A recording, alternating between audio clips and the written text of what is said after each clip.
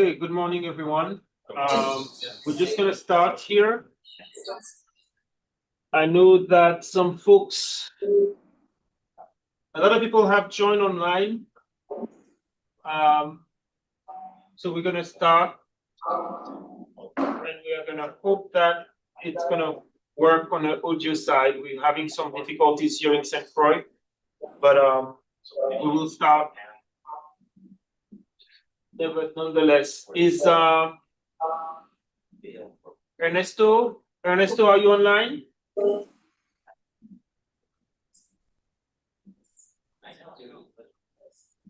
Yes, sir. Okay, very good. We can hear you loud and clear. So, good morning, everyone. Good morning, online. Welcome to discuss the HEAT Summit and HEAT in the Virgin Islands. So this event is on St. Thomas and St. Croix, and we have a good presence online. Kim, are you talking to me? I see you moving your hands. So we're going to talk in the morning a lot about what is happening, what we saw, and then we're going to move very quickly into what can we do about it. We're going to hear from a variety of speakers around those topics, ranging from public health to ecosystem to care for and protection for people and animal and pets.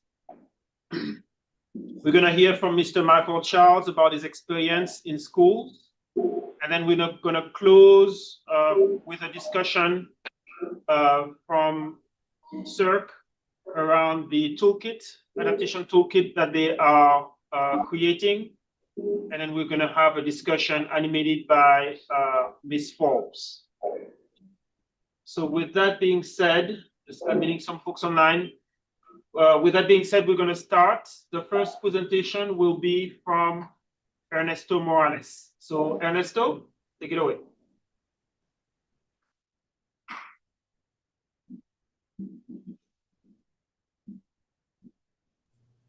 Thank you very much. My name is Ernesto Morales. First of all, Greg, thank you very much for including us on this summary of what's happening with the HEAT program and the US Virgin Islands. Let me turn off the camera. Okay, so my name is Ernesto Morales. I'm the warning coordination meteorologist. I'm going to be talking a little bit about extreme heat in the US Virgin Islands and the products we issue for the Puerto Rico and the US Virgin Islands. We are in San Juan, but part of our responsibility is to work or to make the forecast for Puerto Rico and all US Virgin Islands. So you are as important as everybody else. You know, sometimes we feel that that we only think about us during hurricanes, but we do a lot of products during the year. So next slide, let's start doing this. Okay, the purpose of this presentation is to discuss the heat alert products from the National Weather Service that we've been doing since 2018. Something that I want to remind everybody, we're in the tropics, it's always hot and it's always humid. But there's some peaks we're going to be talking about in the season that we're going to feel hotter and more humid, and that's when we get the major hazard associated to heat. The temperatures are rising globally, but we're going to focus here on the impacts. You know, I'm going to be doing a brief introduction about this, and through the day, you're going to listen from other professionals about experts about this, the impacts of the heat locally. Next slide. As I mentioned, we all don't only work hurricanes, we also work different hazards through the year. Right now, we are during the flooding season, and this is more associated also with the hurricane season that starts on June 1st and ends on November 30. And this is a great time to remember people that the hurricane season is not over. There's a system there is calling our interest, right, for next week. It could be near or over our area. So I just want to take advantage of this meeting so people can pay attention that no surprises, right? There's a could be we could have a tropical system moving through the area for next week. We also have drowning hazard through the year. Uh, this is an excellent opportunity also to mention that we're going to have a big swell affecting the northern beaches of the Virgin Islands beginning on Sunday. So I don't also we don't want any surprises out there. But we're here for talk about temperatures, right? Heat, extreme heat impacts over the human and our activities, and our peak season, right, is when it's really hot between August and October. But we can see the beginning of hot weather as late of April or beginning of May. First of all, because we've been a little bit cool off during the winter seasons, and then suddenly we go to spring and we start getting hot flashes. You know, hot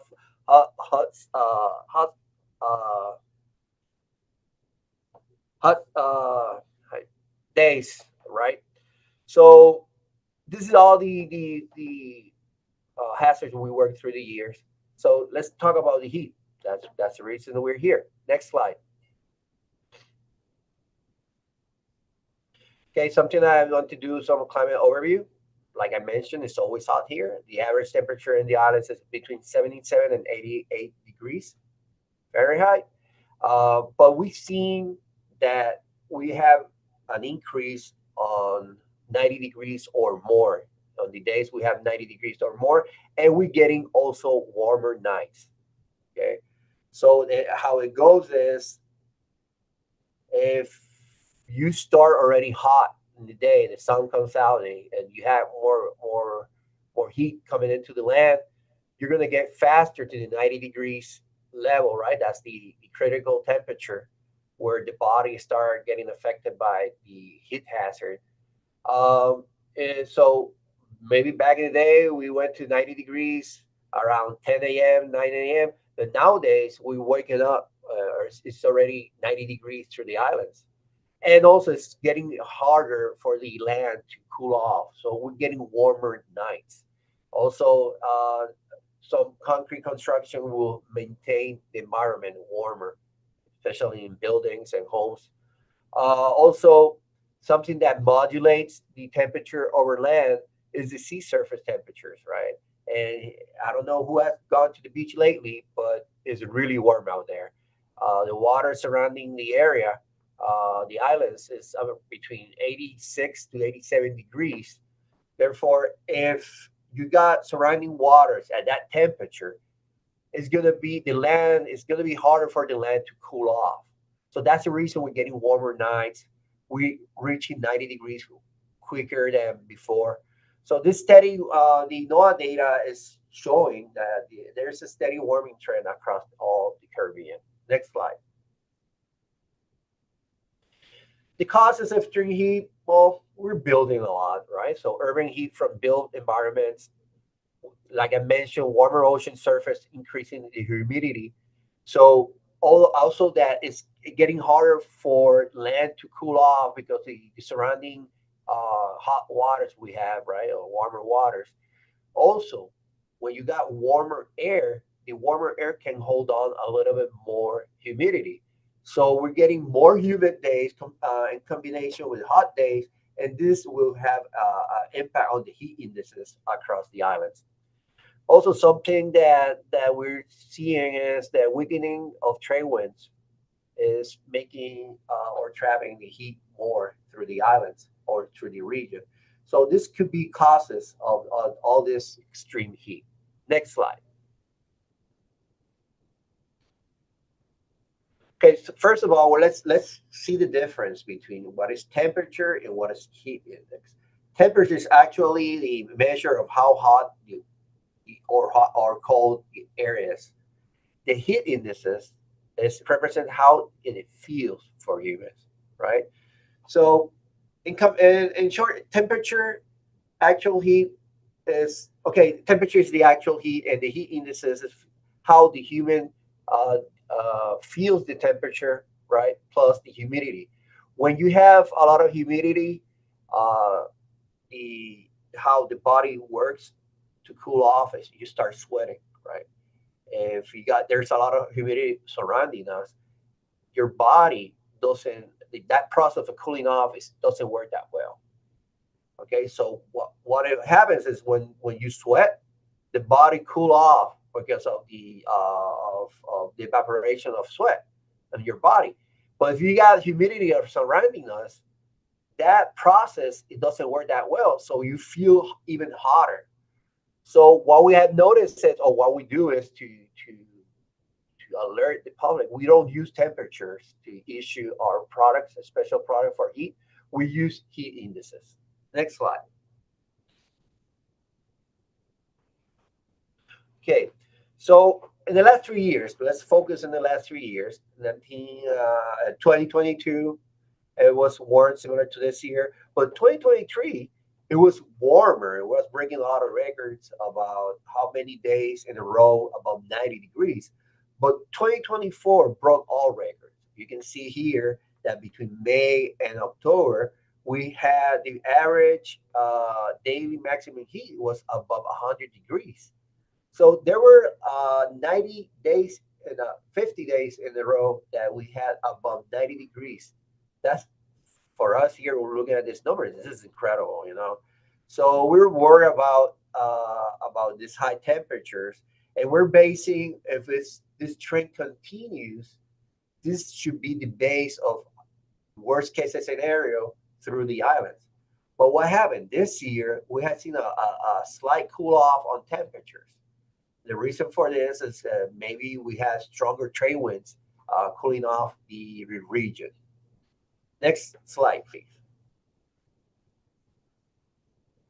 So we know, and I'm pretty sure that we're going to listen to more about this. Heat exhaustion, the impacts on health is heat exhaustion, dehydration, and cardiovascular stress.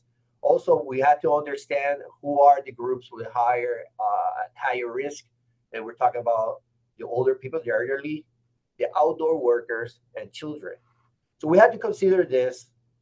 If the National Weather Service here and someone is issuing some kind of special advisory or warning, we have to consider this for the entire population, but these people are the groups with higher risk. Okay, and also this will increase electricity demand and power grid stress, and we've seen this a lot of it here in Puerto Rico. I don't know about the Virgin Islands, but the peak of use of electricity is between 7 p.m. and 9 a.m.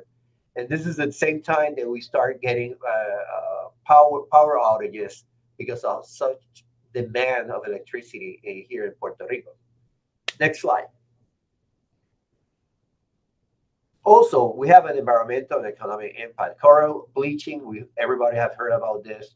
Also, the drought stress on vegetation, disruption in tourism. You know, if we're talking about so much heat in the island, this will go to the media and maybe go globally. And people say, I'm not going to go to the islands because it's too hot. And this could have a direct impact on businesses. Also, having to invest on air conditioning, like in restaurants and bars. So also, this will damage the infrastructure from prolonged heat exposures. Next slide. Okay, so these are the extreme heat products what we use here in Puerto Rico. The extreme heat watch, we can issue this 48 hours before the event, but we use it basically, we focus this product when we know that it's going to be a prolonged event. It's going to last 5-7 days, and we want to give the public heads up. You know, we issue an extreme heat watch. It's up to 48 hours before the heat wave starts. Another thing is the product we use is the heat advisory. This is summer. It's probably we issue this here every day because it's the combination between the temperatures and the humidity is high. So we're going to have heat indices above 108 and lower than 112 degrees. But if we know, and we have done this, this happens a lot when we get warmer waters, the winds die on us, you know, it becomes calm or more from the south. Then we issue the extreme heat warning. This is when the heat indices is above 112 Fahrenheit. So the reason we're doing this type of product is because we want the public to have most of the information so they can make the right decision. If you have an advisory issued in the morning hours, right, or a warning, heat warning, you can sit down and work on your strategy or your day planning, right? So you can make decisions and not expose the public to this heat. Next slide. This is our page. Every morning at 6 a.m., before 6 a.m., we generate our forecast. And you can sit down for the first cup of coffee and make that decision. You can have a understanding what we're expecting on the weather. Also, if you follow, this is the website, weather.gov/SDAU, or you can use the barcode there. But also, we are very active in our social media. The only thing you need to do is follow us, and then you will get infographics that you can easily use, copy and paste, and use it for schools, for your coworkers, right? If you need to make decisions to work on outdoors, you know, to have like a period of more breaks of water and shade. This is a very important information that you can use to make the right decision. What we wouldn't want to do is expose all this live to the heat hazard. Next slide. Okay, so this is the one, the slide showing the difference between 24 and 25. You got cooler waters upstream. So if you have trade winds blowing all these cooler waters, you don't are going to feel as much heat, all right, heat indices as last year that we had warmer water, lighter winds. So therefore, that's the reason 2024 was a record-breaking year.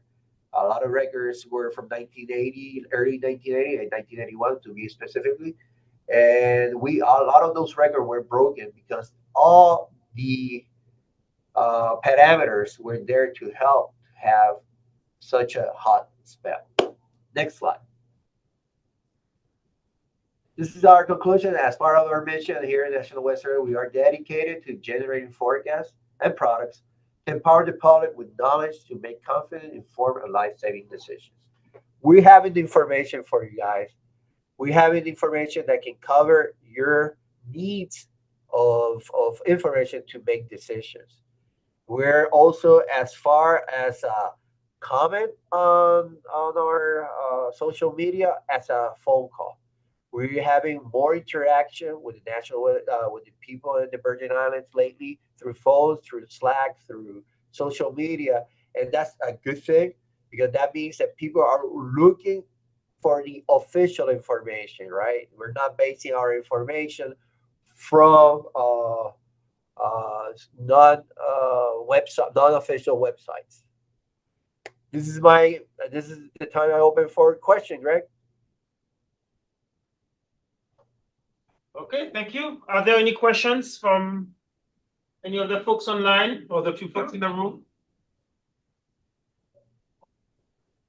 Pablo. Ernesto, how are you? This is Pablo. Can you hear me? I can hear you loud and well. Thank you. Thank you for the presentation. I was wondering if there's some kind of initiative from the side of the National Weather Service to participate with the local media in the Virgin Islands. I know that you work also with a lot of media in Puerto Rico. So given that the National Weather Service is an office responsible or providing service to both territories, I'm just asking if there's some kind of plan from the National Weather Service to do like outreach activities in the Virgin Islands to promote this kind of products and explanations, the ones that you offer here very clearly? That's a great question, and I can see that I've been drinking Diet Coke. Yes, we're participating more in radio station. What we notice is here in the media in Puerto Rico, there's a lot of TV. There's a few channels that we can go, and it's very helpful to go to TV and explain this hazard to the public. But what we're doing in the Virgin Islands, TV is not as big as the radio. Radio is huge down there. So we're participating more on radio shows and having an hour, half an hour interviews.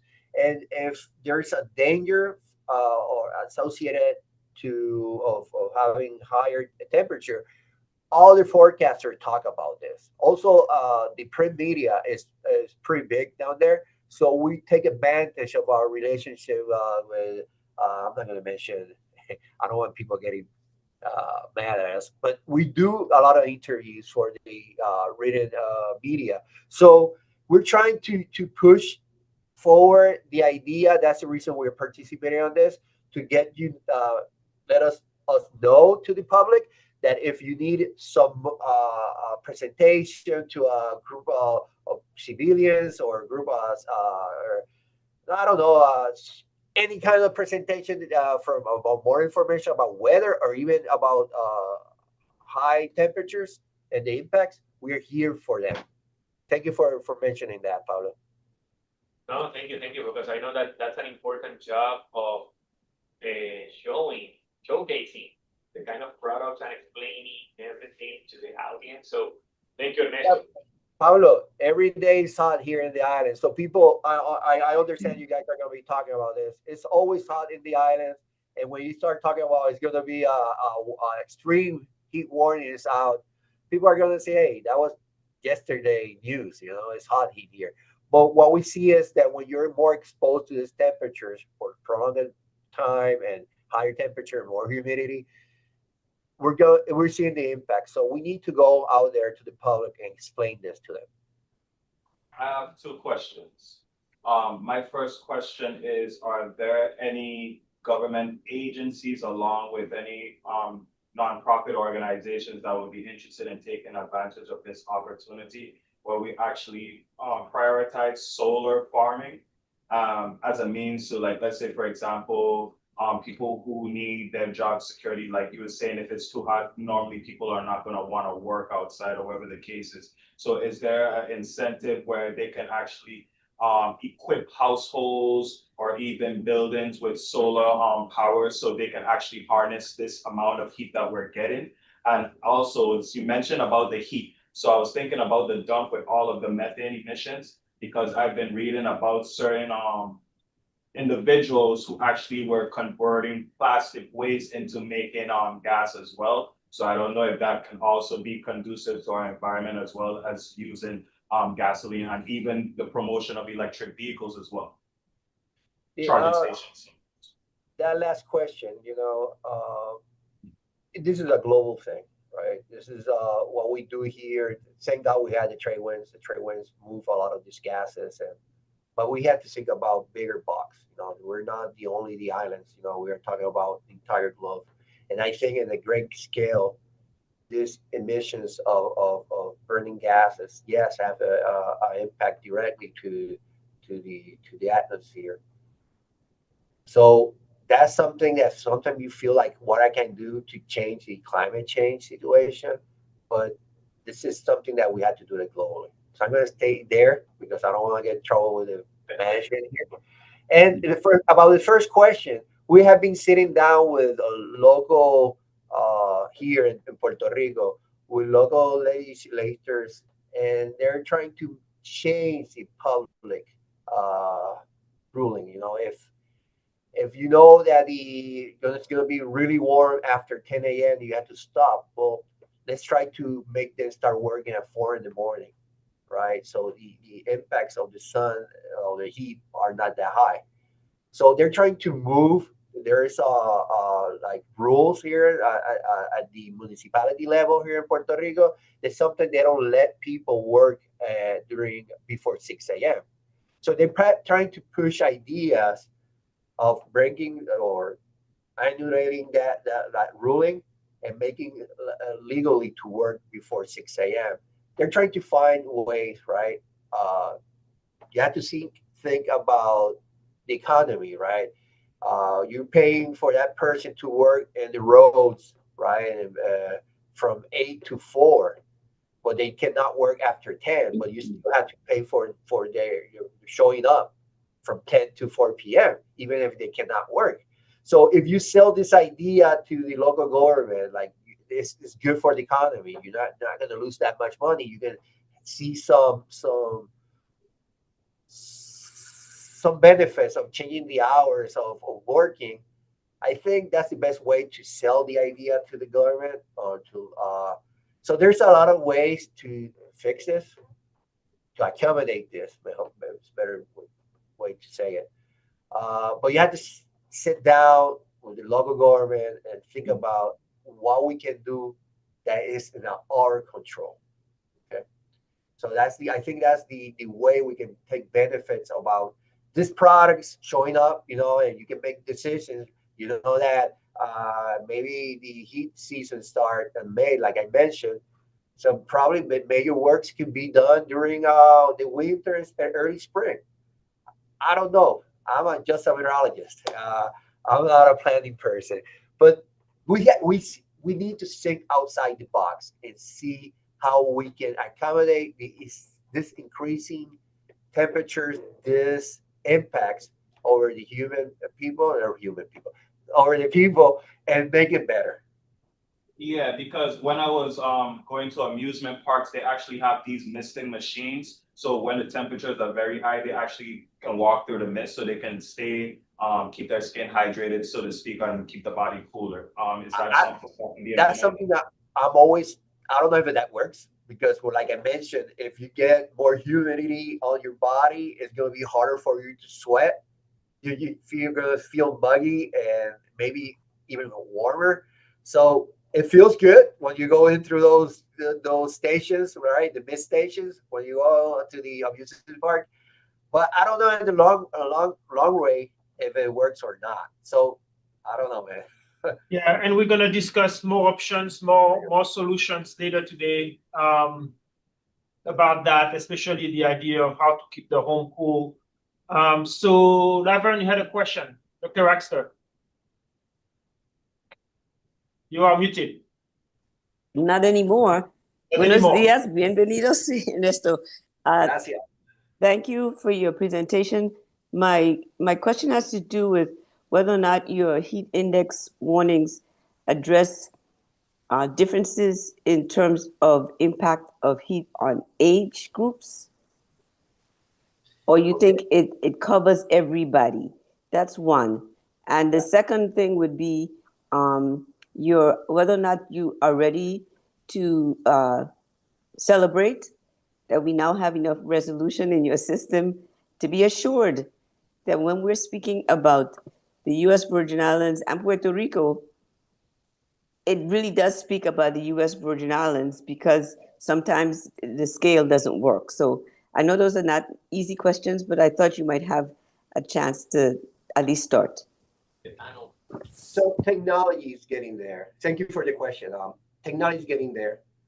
And it's not only technology. Like I always say, we can make a perfect forecast, but if we don't reach the people, it's like the forecast is not there. So first of all, we're working on the science to become better forecaster and be more specific of the temperatures and the heat indices. But we need also to communicate the heat risk to the public. Okay, that's one. The first question was about the elderly. No, this is the problem with the heat indices. Heat index is like a blanket forecast. So what we know is the difference between what is higher risk impacts on the human body. And that's the reason we're talking about the highest risk groups. That is the elderly, the young people, and people working outside.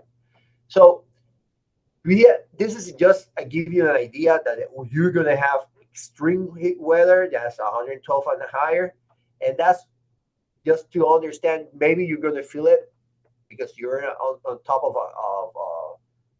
how you say asphalt. You're gonna feel it even hotter. So you have to think. We cannot do a forecast, a specific forecast for each point of the Virgin Islands. So people need to understand that when we talk about the heat, extreme heat, you could have higher temperatures, but at least you get a product that you can have just way before or in the morning hours. Okay, this is going to happen. I need to do this. So, but like I go back again, we can do that. We can share that information. But if we don't have a receptive public, or the public don't understand where to get the information, it's like we're not doing anything. So yeah, we're working. That's the reason we want to participate in this type of activities, because we want to learn more from the culture and the people from the Virgin Islands. That this will help our end product, and better serve our people from the Virgin Islands. Gracias. Sure. Thank you, Ernesto. And you're gonna hear about what's going on in the Virgin Islands in a second. So I hope you're staying for a little bit to hear what we're finding about the VI for the data collection effort. So there was a question online about pets. We have a discussion this afternoon by Dr. Boykins Winrow, who will talk about what are the impacts of heat for pets and how to care for pets. So stay for that. It's going to be around 1:30 this afternoon. I see that there was another hand that was raised, Miss Ekpo, I believe, by memory. Whoever raised their hand, please go ahead.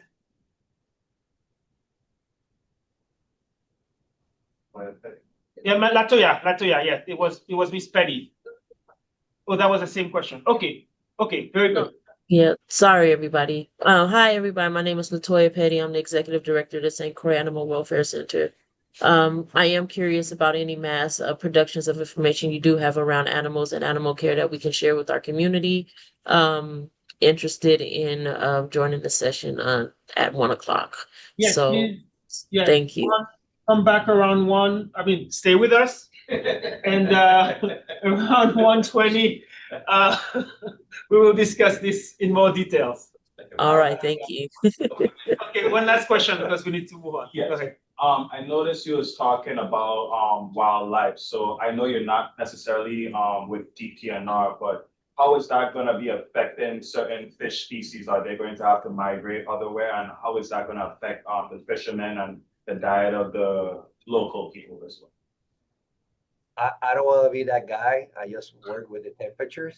I'm not a biologist, but I hope that we can answer that question through the day, right? With the other experts and their material, so we can listen to everybody and see what else we can do from the National Weather Service to reach the public, to reach the government, to reach everybody, right?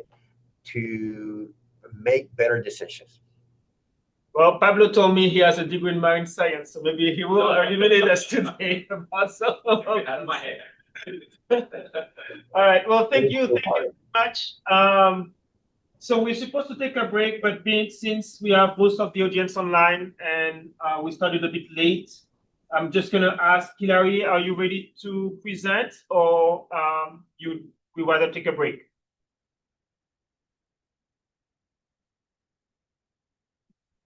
St. Croix?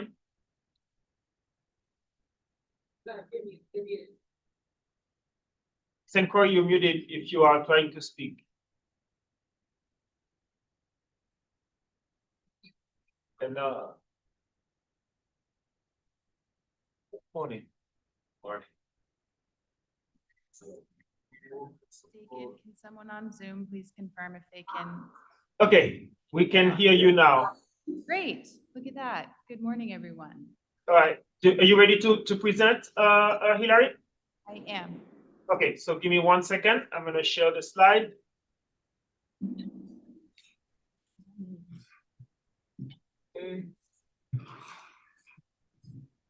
Okay, so now we're gonna have Miss Hilary Lohmann from Department of Planning and Natural Resources. She's the Coastal Coordinator Program Manager, and she will talk about some of the efforts that we started this summer to try to understand heat in the Caribbean. So Hilary, you just let me know what to do. Okay, so good morning, I'm Hilary. Next slide, please.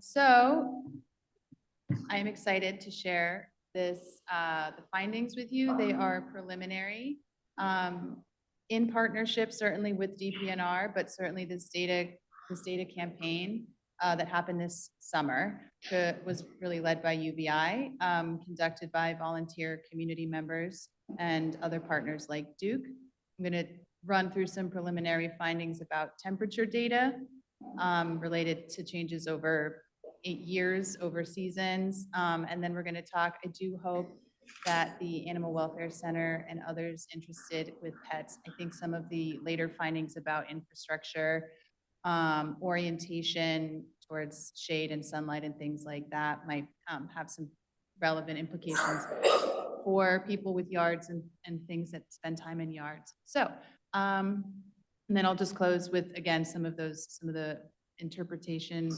and findings. And I just want to give a quick shout out to Nikita Beck and Dejani Laplace for help with the data management interpretation in these slides. Next slide, please. Ernesto really set this up well. He spoke about the heat index, which is really what you feel. It's sort of like the experienced heat. It's a measure of temperature and humidity. I'm going to be using a lot of the findings are going to be discussing heat index. A lot of the findings are in time series where you grab a piece of data every hour or so, and then you present it as the way you present the fluidity of those changes over time in a line. And it's interpolated. Again, this is preliminary findings. We're not going straight from here to publication. And certainly some folks involved in the data collection are here so we can field any questions, but let's get going. Next slide, please. Okay, so I think the areas that are interesting here, again, Ernesto talked about how really hot 2023 and 2024 were, and you can see that in the red, which is like, it is recorded max, but those were the years of 2023 and 2024. And so that's an area, and 2025, where we're at so far is that big blue in the middle. And the trend of the average trend, the normalcy is that band of brown. And so the things that I think are happening here that are interesting, again, Ernesto already pointed out that we're now 3 out of a few years, 4 years out of some of the hottest years ever. What I think is really interesting is that it's getting hotter than the average used to be. And then again, in that bottom, between January and April, it's just not getting as cool as it used to. And you can see that in the data right here. It just was getting closer, to the mid 70s and never down into the low 70s for some of those months. So that's not great. That's not great for plants. That's not great for human bodies and rest and things like that. Next slide, please. So this data was created using temperature grabbed at different points of time at different homes, again, back to this is like a community. There were temperature sensors put at different people's houses that are in different north, south, east, west of St. Croix and St. Thomas that are oriented facing north, south, east, west. And so this is the main point that we're showing here is just generally the way temperatures warm over the course of the summer. This data was started in the spring, and you can see that all of the data is trending upwards. Next slide, please. Which we would expect. That is certainly spring turning into summer, but this is just some of the results of some of the data that we now have examples of captured in the Virgin Islands that kind of complement some of that regional data. And here, this is just a zoom in of that last slide. That's we were talking about the time series. So this is the same data, St. Croix compared to St. Thomas. Again, also sort of homes potentially oriented in different places. This is just showing that there are differences in highs and lows. This is setting me up for the next set of slides. So differences can be due to the location, with the geography within an island, and also the orientation of a building. So next slide, please. Once again, so sorry. So sorry.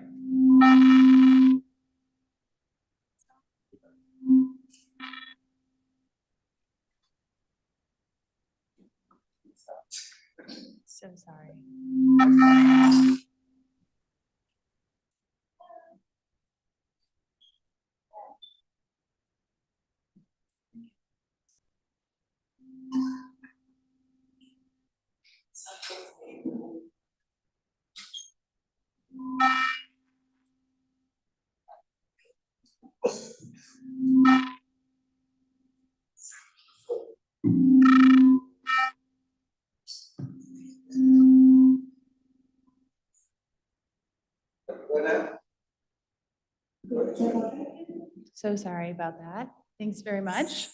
Tech support has arrived and acted swiftly. Okay. So here we have from the University of the Virgin Islands in St. Thomas. Again, this is just locally collected data this summer showing what was described before. The temperatures are high. You can see the temperature data collected in blue. This is just exhibiting that the real feel is even hotter than that. That's that orange line. That's that heat index, which is temperature plus humidity. So again, just a lot of, you can see where that line at 100 degrees is. So while the temperature wasn't reaching it in blue, there were many, many days that the real feel was high above it. Next slide, please.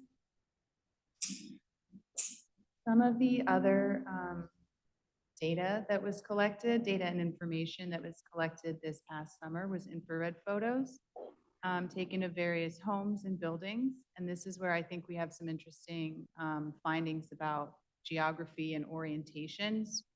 So we live in the Caribbean. All of the breeze, typically most 360 days of the year, comes from the east, heads westward. Also, the sun always rises in the east and sets in the west.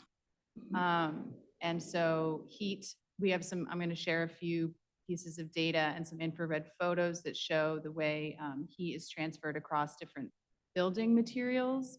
And also across sort of the way we aerate, so across doors and windows. So as you can see, this is the same, the building that's, the photo is then taken, the same building is taken in infrared, and you can see the louver windows and the doors, and you can see where it's cooler is where the colors are darker. And so we're going to be using some infrared photos. Next slide, please. This has been an interesting finding. So it is warmer outside over the course of the day. And it gets, when it cools indoor, and it gets warmer, like the house stays warmer later in the afternoon, then the temperature peaks. So you can see here in blue, where the blue line is outdoor temperatures. So it goes both higher and lower. It gets hotter in the daytime, in the afternoon, and then it will get cooler at night than the house ever experiences, that orange line. And also the orange line, it tends to trend down after the blue line.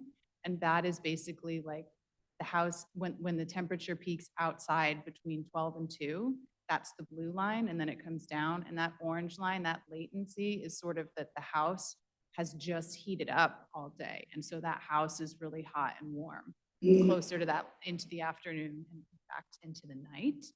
Next slide, please. So infrared photo of this house. So 8 p.m. at night, you can see that it was 88 degrees. It's just like really hot, right? That's 8 p.m. at night. It was, you know, that the thermometer sensor would have been logging 88 degrees closer to 12 p.m., 1 p.m., 2 p.m. that day. And then 7 in the morning, it's cooler. It has actually had that nighttime to cool down. So the coolest it gets before it heats up again is going to be those morning hours. Next slide, please. Another interesting finding, back to the consideration of orientation. So, and the geography and weather of islands. And so we have, again, a building at the same time of day, which is nighttime, which is when you're going to expect it to be baked and warmer. And so, but the north and the east facing are degrees cooler than the south and the west. Again, west is going to be where that sun just set. And if it sets on you, then that's going to be where you feel a lot of heat. We have some data for that coming up. And east is probably going to be where you're getting some cooler breeze. Same with north, and sort of south follows with the west. So I think this does have some relevance. We'll wrap up in the implications at the end. Next slide, please.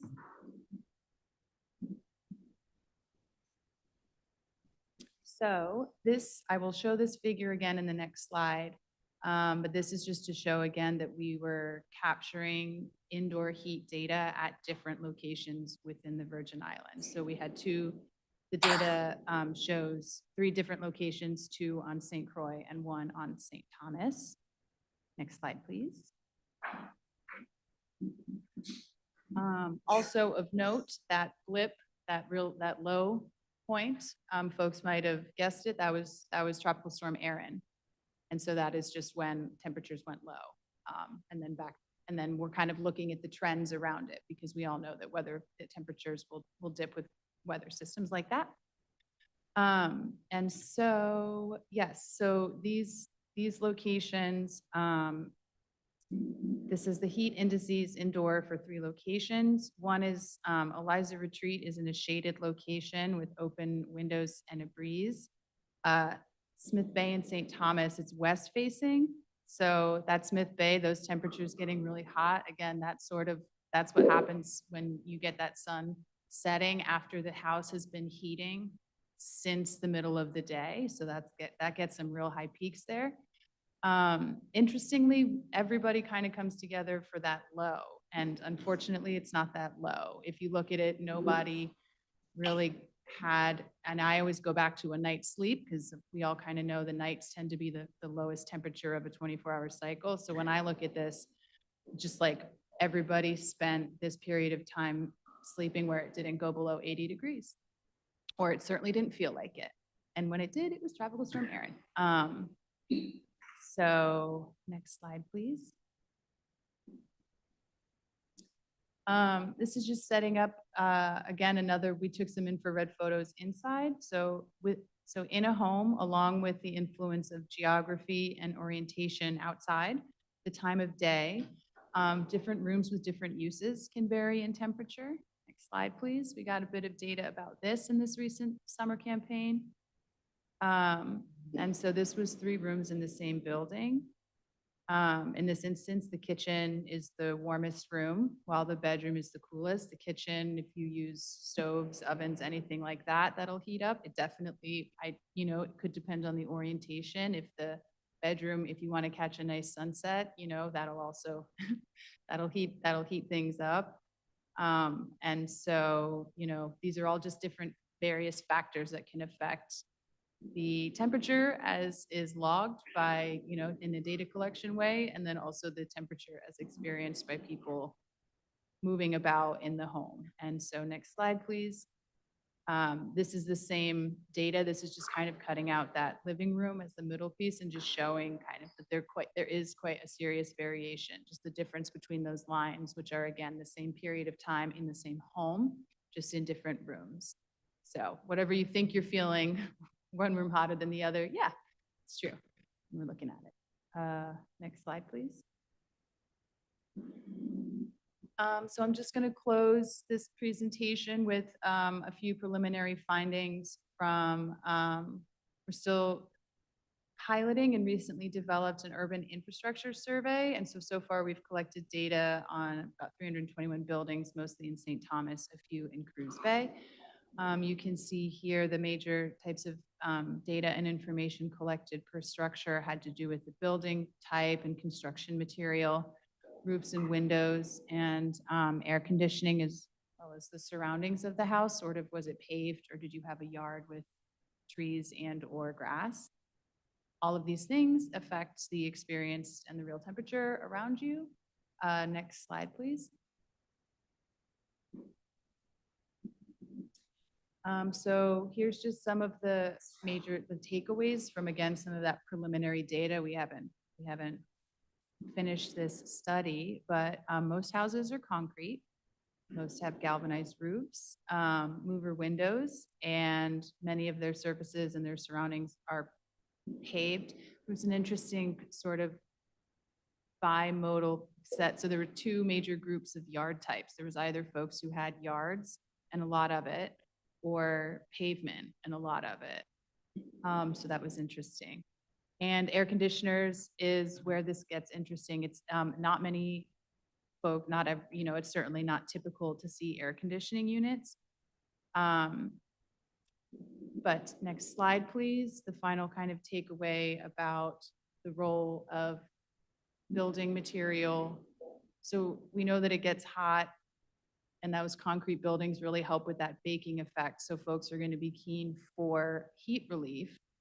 Air conditioning, you know, is expensive and quite an interesting endeavor to take on. And louver windows, which are the most common window type because they really invest in, they really utilize the breeze that is the Caribbean's typical way of cooling.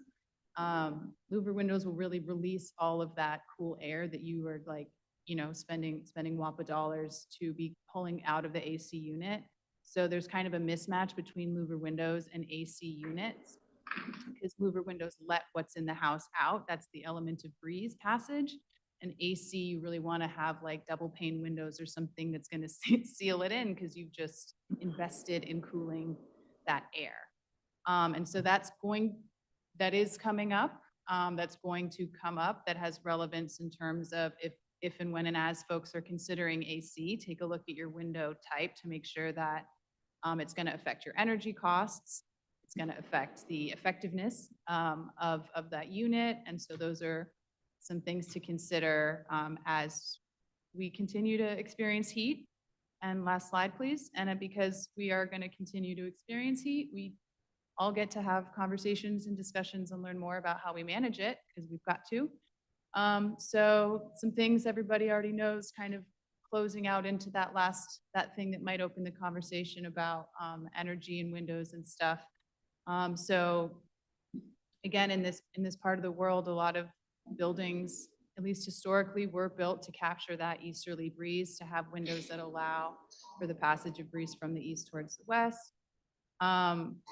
Providing shade from sunlight at windows and doors. Again, when you have that opening space, we saw the effect of sunlight when it's kind of like a direct heating impact. So shade can go a long way. Shade from trees by doors and windows. Artificial shade, you can pitch tents and things like that. That can go a long way if you're using those spaces during really hot periods, or even what you don't consider really hot periods, because it's now the later afternoon and the evening. And then moving forward, you know, conversations at the design scale about if we want to increase airflow, it would be things like higher roofs and windows, and investing in that cross breeze and ceiling fans. And then if it's air conditioning units, then you have a conversation about designing different types of windows that don't invest in the cross breeze, but invest in sort of sealing in what you will be doing, which is cooling the air inside. And, yeah, finally, the role of, we'll continue this data campaign in the future. I think it's been great and interesting to learn, or to put data and local data on the trends and things that, things that folks had known were trends elsewhere, whether it's about building materials or the time of day that it gets hot. I think the implications, you can walk away with some implications about how you manage, where you spend your time and how you keep things cool over the afternoon and evening. And I also think there's some wider conversations about better planning and investments in the future. So this is it for my slides. Thank you. Thank you. Thank you so much. Are there any questions? What's the question in the chat? From Figueroa. For both the indoor and outdoor heat indices, the hourly time period is calculated with humidity. Yes. Heat index considers humidity and temperature. There another question? Yes. Yeah, so you mentioned that the kitchen is hotter than the bedroom, right? And she mentioned about cooking, and we're not cooking as often every day. So is the actual cooking or is the devices like the refrigerator and the microwave which are producing electromagnetic signals, which is actually heating up the kitchen? So I don't know if St. Croix, you understood the question, but the question was, is it just the cooking or is it just all the other electric items in the room that warmed up the kitchen? So I think it's a combination of other things. So this is in my house. And so I think it's the orientation. It's west facing. It doesn't catch the breeze because there's no other window facing east. And it's also the fridge and all the other items in the kitchen. But it's also, if it's anything, it's the fridge because everything else is, when we don't cook, nothing else emits heat. So I think it's orientation and potentially the fridge. Yes, there's a question on St. Croix. I saw a hand raised. Yes. Yeah, I just had a couple questions. So what kind of equipment are you using to temperature monitoring? And is it continuous monitoring and it's sending you the data like via Wi-Fi?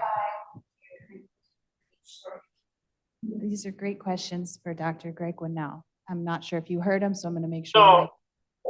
Yeah, go ahead. Share the microphone. Okay. I was asking what kind of equipment you're using for the temperature monitoring and if it's continuous monitoring and if it's sending you the data through Wi-Fi or how you're collecting the temperatures in all these locations. And yes, the outdoor temperatures were collected using a hobo station and we connect to them via Bluetooth. And the indoor temperature are collected using a tool called the Blue Maestro. It's the size of a coin. And it's also via Bluetooth and it's continuous. You can set the sampling frequency.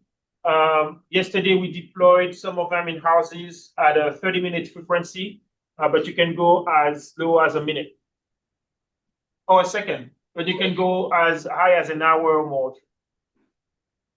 okay, and then I was wondering if the data that you have for the St. Croix Airport, if you have the same data for the St. Thomas Airport.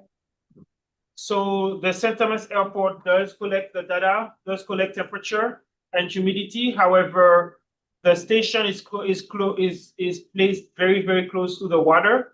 And so it is not representative of anything on land. It's more representative of temperature above the sea. So that's why it does not capture as well what's happening on land. Okay, thank you. And then my last question was just, and this will probably be in your like publication or whatever, your formal report. Have you also compared locations where you're measuring the temperature and it's mostly surrounded by concrete versus locations that are more lush with vegetation, you know, to show recommendations for the future too, that it's going to be lower places that are greener? Yes, so to some extent, but we're not done yet. There was a graph that we didn't show because of time that compares location around the island. Higher elevation have cooler temperature, surrounded by vegetation has cooler temperature. However, sometimes the heat index can be similar because of the humidity. So it depends on the time, but overall, higher temperature and presence of a canopy does help. So we're starting some of this as well, and we have limited data on that for now. Hi, mine is a comment really. So this really highlights the need for public education where we need to get back to probably the lost knowledge of designing your home, buildings for the property and its location rather than having a dream of a building and just plopping it down on a property. So with the, you know, the type of materials, what might be more appropriate for a certain location, how to properly orient the home so that they don't have the future issues of so much heat. So I think this is really good for, public education for builders, people building in the future. Yes, that's a good comment. Yesterday or the day before, when we were installing some of the instruments in some homes, one person made a very astute comment, which is we build for the view, we don't build for the wind. And that's true on St. Thomas. I don't know for St. Croix, but on St. Thomas, we build for the view. So whatever people can do to orient their home so they can, look at the water, even if it cuts the breeze, that's what we do. And to your point, we need to figure out a way to still build for the view without sacrificing the passive cooling. My question kind of bounces off of Leah's question and Dr. Ellis's question, actually comments as well. The AC is not always something that everybody can do, but the screening, home screening, back in the days, they used to have the big open windows and they integrated screens east to west, so you could pick up the easterly breeze, which flew through your house to the west and cooled your entire home really well. So Leah is correct, we really need to get that education back out there. And my question also goes back to the gentleman who was doing the comparison for 2022, 2023, and 2024, or 23, 24, 25. Have we looked at the canopy reduction in the large canopies throughout those 3 years? Because we lost a lot of canopy when we had Irma Maria, and so the heat index went up. Are we looking at any of that comparison to what canopy we have now and if it's coming back in order to create that correlation?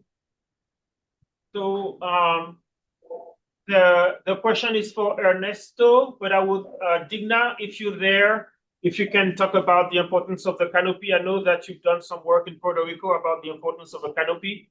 But Ernesto, I don't know if you're still there, if you can discuss if canopy is something that you take into account when you looked at the years. Hi, everybody. I'm Digna. I'm from the University of South Florida, working with Dr. Frank Muller-Carger. We work with satellite imagery, and we did an analysis for Puerto Rico where we used the land surface temperature, satellite land surface temperature, and we compare it with the normalized different vegetation index, and we did a correlation between them. And we observed that in the majority of the big cities, the correlation was inverse. That means that the more greenery, the less land surface temperature. It wasn't the same for every part of the island, but in the cities, it was very, very clear that yes, greenery helps with the land surface temperature. Thank you, Digna. And hopefully we can do the same in the Virgin Islands. So before you, I think Stephen had a question. So Stephen, and what's your name? Charmaine. Stephen, Charmaine, and then I see Imani has a question online. So Stephen, oh, you're good? Okay, Charmaine, go ahead. I wanted to know if you could speak a little bit more about the some of the comments that were made and the comment you made about the orientation of homes on the property and how to capitalize on the wind and building houses and designing houses to accommodate for them. So we're gonna hear some of it from Dr. Masoud in a minute. But the idea is you want to have as much wind circulation in your home as possible, as much airflow as possible in your home. So you want to have windows as big as possible facing east. The winds in the territory goes east to west pretty consistently. Sometimes it comes from the south, sometimes it comes from the west, depending on the presence. Like right now, the past few days, even the last week or so, we had a lot of wind coming from the west, but that's because we had a lot of storms and a lot of disturbances. But the idea is that to maximize airflow in the home, so as many windows as big as possible. Sometimes I see people building a big house with tiny windows. Maybe they are planning to build for AC, because that's something I see a lot. People like build big houses and AC at the same time and everything remains closed. But if you don't want to make that expense, because it comes with a serious expense from an energy standpoint, you want to maximize airflow in your home. Hot air rises, so you want to figure out a way to have windows that are high. I see sometime in some old buildings, they have a bit of a construction at the top on the roof with doors. If you open those doors, air can escape through the roof that way. But those are rare. But otherwise, just take advantage of the fact that, get wind, get air moving through the house, and that will cool off the house tremendously. But Dr. Masoud is going to discuss more of this. Yeah. Greg, can I also add to that, I think one thing we found here is that to close that loop, west facing.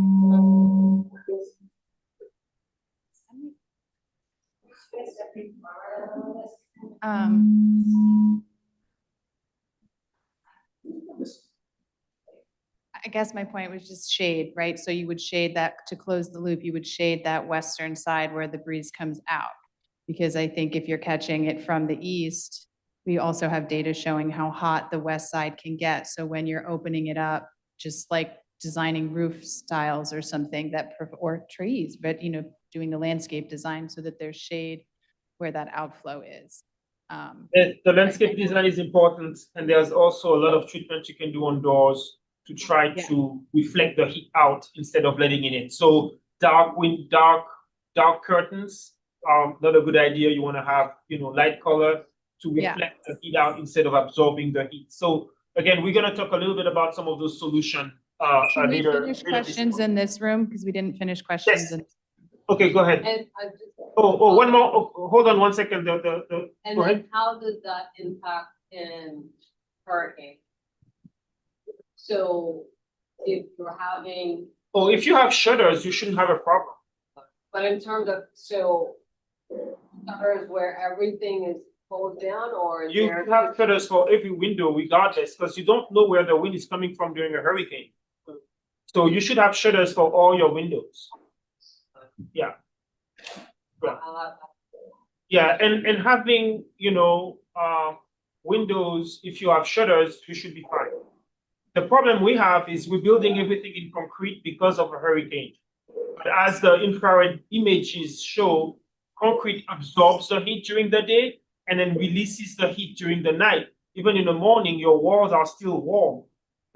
And so that's the problem we have. If you don't have any airflow, you live in an oven.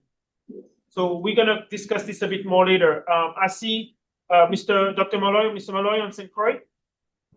Good morning, beautiful people. Thank you, Ruben Malloy, Department of Health, along the same lines of education and with a large number of construction projects going on since the 2017 storms. Have you been approached by, for example, the Office of Disaster Recovery or any of the architectural firms to present your data so that your findings can be implemented wholesale throughout? This is unprecedented times. Yes, thank you for the advice. We're glad for your presence. We are glad we see Director Jashan present, and we are more than happy to continue the conversation with others in the territory. A good point. Yes, agreed. Just to close that out from here, I think that's a great point, and that is what we can put on our things to do next. This feels like this feels like hot off the press kind of data, but already in this preliminary analysis for this presentation, we came up with such salient findings, things that have implications, that I think thank you for that, and it's exciting to hear that others agree that there are relevant things we can do with this post haste. So I don't know who came first. I think Imani was first, and then Dr. Ragster. Okay, so Imani, go ahead. I'm totally fine. Imani, Daniel. I'm fine. I'm totally fine with deferring to Dr. Ragster. Go ahead, Dr. Ragster. You're very kind, and good morning to everyone.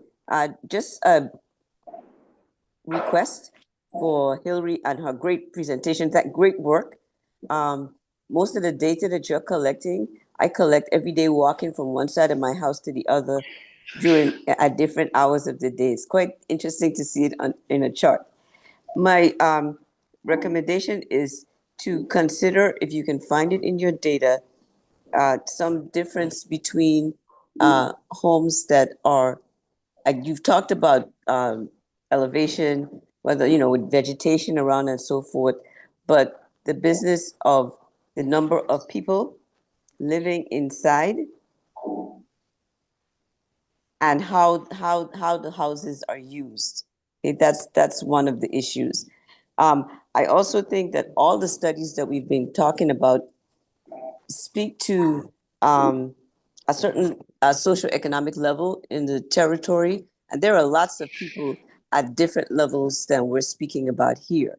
And I hope that at some point somebody will begin to do some work that will give those folks some additional suggestions as well. I liked your list that included the fans and so forth, but we need to talk about, if you have 5 people sleeping in a room, it matters, yeah? It matters if the walls are concrete or if they're wood, and all of those things you're beginning to look at. But I hope that the data that you have will have 2 presentations, one for the scientists and the other for the people who have to use it and learn from it on a very basic level. Because there are some important things that you're sharing there that need to come out. So thank you.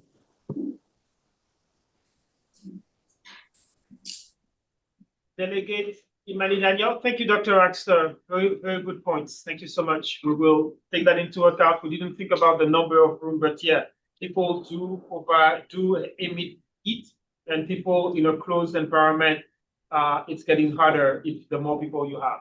So thank you for that good observation. The other thing that we found is that some of the data is limited, even though we looked at close to more than 300 homes. In the nicer, let's say, neighborhood, in the more expensive neighborhood, it was very difficult to see the houses because they were behind high walls, or, you know, they were far away in the yard. And so the data is biased toward medium to low income neighborhoods. So your point about the socioeconomics, not only for the solutions, but also in our sample of what is a typical house is a good point. Imani? Yes, good morning. Thanks so much for that, Greg. And thank you so much for the presentation, Hilary. I think this is fascinating to see the data all together. So I totally get that this is fresh off the press. Today, I am wearing my delegate hat from the Constitutional Convention, and I've noticed that a lot of these recommendations are at the individual level, which makes a lot of sense.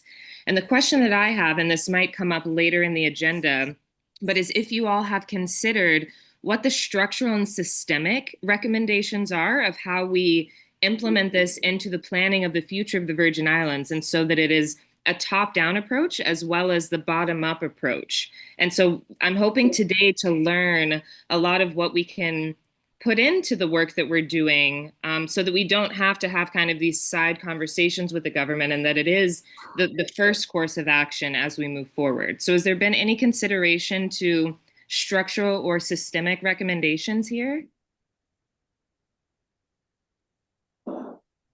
This is a tough question. It is tough. And if the answer is no, which makes sense, I'm happy to like work through it, but I am genuinely curious of how we take this data and use it in the future. I would just, if I may, just, good morning, Imani, and great point. And, you know, food for, gosh darn it, food for thought at this point because of the timing and how much we have to go versus what we've just done. But I'd point out that it was the director of zoning, Leah Laplace, who made one of those first comments about what the implications of this could be. And so I think it's, that's as much as we can do is start somewhere, but it's, you know, the government is here and that's neat. So thanks, Director Laplace, for making us look good. And the rest is, there's definitely a lot more to come. I just wanted to everyone's point about how like salient these things, like it just takes a little bit of data and there's already some like relevant stuff showing up. And I think the point of meeting with people who are doing building and planning makes sense as well, for how we, I think there's building and planning implications, and then there's health implications. And the goal will be I guess, getting this packaged right so that folks who are doing things can use it the way can use it in the flows that they're already working on, let's say. So just I want to add to this because there are things that can be done at the individual level. So for example, as Hilary mentioned, one finding is that we find that either people have a yard with a lot of grass and trees, or they pave the whole thing. There's not a whole lot of in between. We didn't see like a normal distribution. We just saw two extremes. And this, I'm not too sure if, how much the code or the building permits can prevent or allow or encourage people to not pave their yard so much. But those decisions that, let's say, are made at the individual level, there needs to be some communication. Same thing for the architecture of a home. If somebody wants their home to be a bunker, I believe it's up to them. But the implications need to be clear. At a territorial level, I think we need to think about what Digna was saying and what Vanessa was mentioning about the importance of a healthy tree canopy. We have neighborhoods. Yesterday we were in Tutu. There's barely any trees. It's just homes after homes after homes, and it's up to the individual homeowner to plant or not plant. But there is nothing at the neighborhood level in terms of maintaining a tree canopy and stuff like that. We went to hospital ground, on the other hand, behind DHS, and they have a very healthy tree canopy. It's a lower sort of more socially vulnerable sort of a neighborhood, but they have a very, very good tree canopy that can help potentially balance at the neighborhood level what's happening in terms of the heat, because it's an urban area. So I think that at that level that there's some thinking that can be done or could be done. The other thing that could be done is thinking about the cost of electricity and affordability of electricity. It's at some point, it's just very hot. At some point, there is no wind, and you have to turn on the AC. However, at 42 cents a kilowatt hour, it's a very difficult decision for some people to make. The other thing I would say has to do with the dilemma that we have related to the building code encouraging and only allowing, if we're talking about insurance, building with reinforced concrete. Concrete, absorbs heat and emit the heat back inside the home. We don't really have a choice. If you have a wood structure, you don't get insurance anymore in the territory. So what can be done on the building code to incentivize people for at least, having airflow in the home and stuff like that. So those are top of my head, a few things that can be looked at territory-wide. But I'm sure as we continue and engage you all in conversation, we can come up with new ideas. So Mimi, you have a question, and then we're going to take a break. Yeah. Oh, thanks, Greg. I just wanted to add in response to the comments by Dr. Ragster and Delegate Imani that this data that you're presenting and the participants today are part of the Caribbean Collaborative Action Network. And we also have social scientists, and our next steps in the work we're doing are to try to take this kind of scientific data and bring it into more meetings with the people who can take action of different kinds. And we're doing that already in Puerto Rico. And in the coming year, we're hoping to bring that more to the US Virgin Islands. So there hopefully will be plans to bring together both the sort of government level, different agencies, as well as community actors to talk about how to move this forward and to publish around it also. No, thank you, Mimi. Very good point. SICAN, we're going to continue to work on this effort throughout the year, even in a cooler season. and bring some of those recommendations and ideas forth. So thank you for your point. Very good reminder. One last question, and then we go for a break.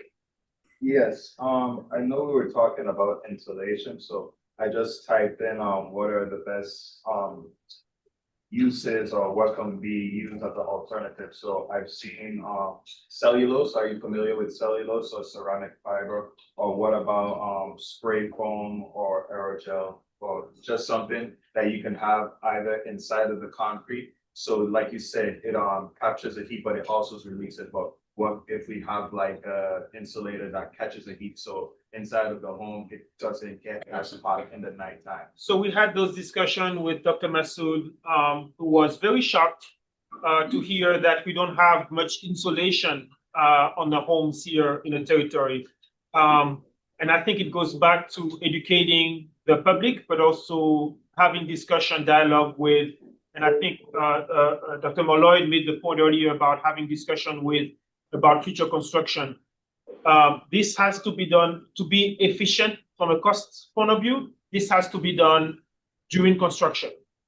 After the fact, it's very difficult. You already have your wall set, you have your room painted. You're going to have to do extra expenses to do it after the fact. Unfortunately, a lot of people, including me and many in this room, I believe, purchase homes that are already built or move in homes that are already built. And so the question is, what do we do for the roof? What do we do for the walls in a cost-effective manner? So this is one thing that we're going to be starting to think about, for the territory in the coming year, as Mimi Scheller, Dr. Scheller mentioned earlier. What are those solutions that can be offered at an individual level? I believe we have Assistant Director Mike. I believe you are the Assistant Director Jaffers. I know you're on the line, and I believe you also have a weatherization program that you're going to roll out. I don't know if you are able to speak. Assistant Director Jaffers, Mike. No, he's not. Oh, yes, So, he is. I'm here, Greg. Sorry, repeat that again. If do you have? Can you speak about the weatherization program that the Energy Office is rolling out and how it can help with providing affordable ways for people to start, cooling their home? Yes, absolutely. Mike Jaffers, I'm the Deputy Director here with the Virgin Islands Energy Office. When we're discussing the Weatherization Assistance Program, it's different in the Virgin Islands, obviously, as it's compared to the States, and that's something that we've been working with on a regular basis. Ultimately, the Weatherization Assistance Program is designed to reduce energy consumption, increase energy efficiency. Heat efficiency is a very large part of it, but that's something that we have the difference with the standard stateside model, which is more about insulation. And this is something that Dr. Gwinnell and I have discussed in the past, and leading up to this summit, kind of understanding how insulation and all of those other factors can come into play here in the VI. But ultimately, the Weatherization Assistance Program in its current iteration here is mostly geared towards reducing energy load by having more energy efficient appliances, LED bulbs, as well as water efficiency that comes in.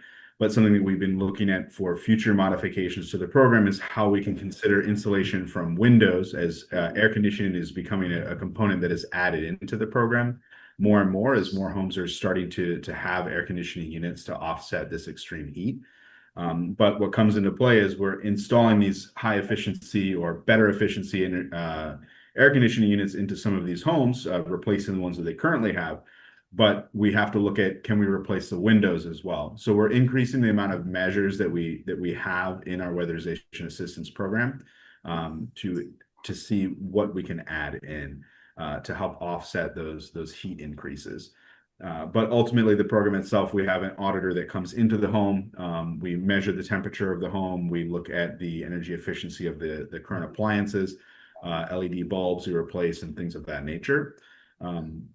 But it's part of the reason why we're excited to have this heat summit come up, is looking at some of this data combined with some of the information that we have, how we can look at future measures that are very specific to the territory.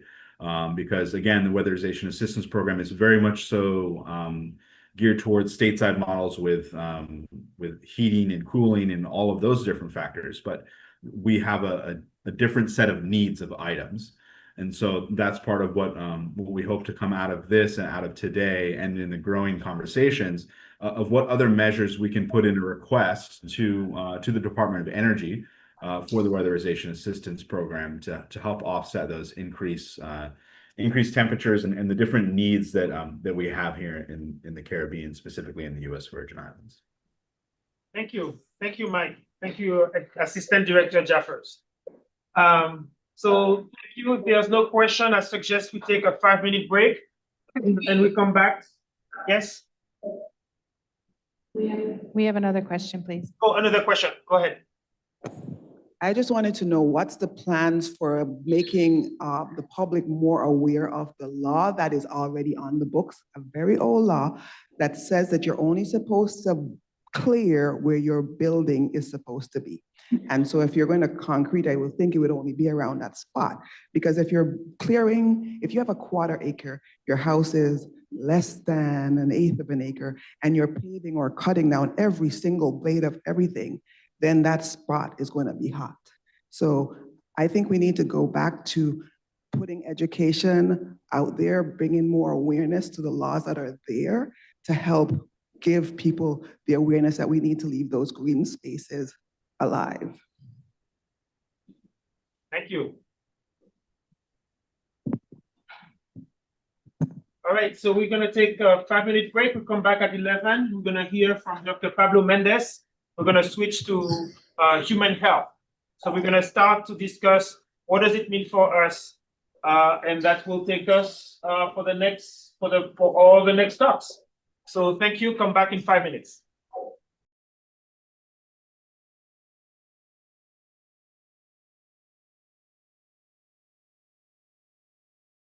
Okay, so we're going to resume very shortly. We have some great talks coming.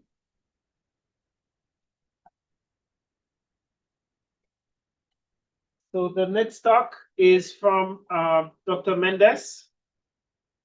Dr. Mendez is the principal investigator for the Caribbean Collaborative Action Network, which we are part of.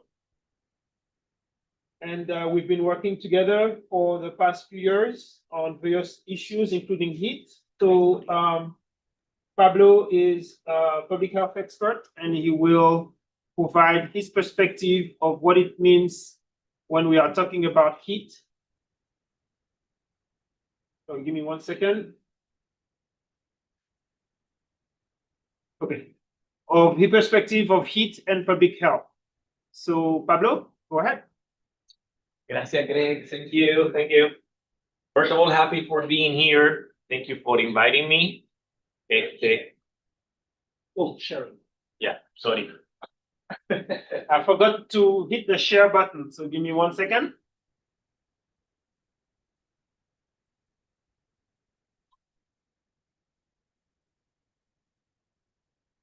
Okay, Pablo, go ahead. Okay, thank you. And I'm really happy to see that this is a topic of interest, of real interest.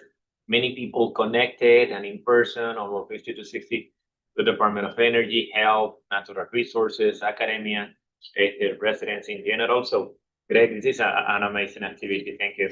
So, I'm going to be very quickly talking about the relationship about heat and health.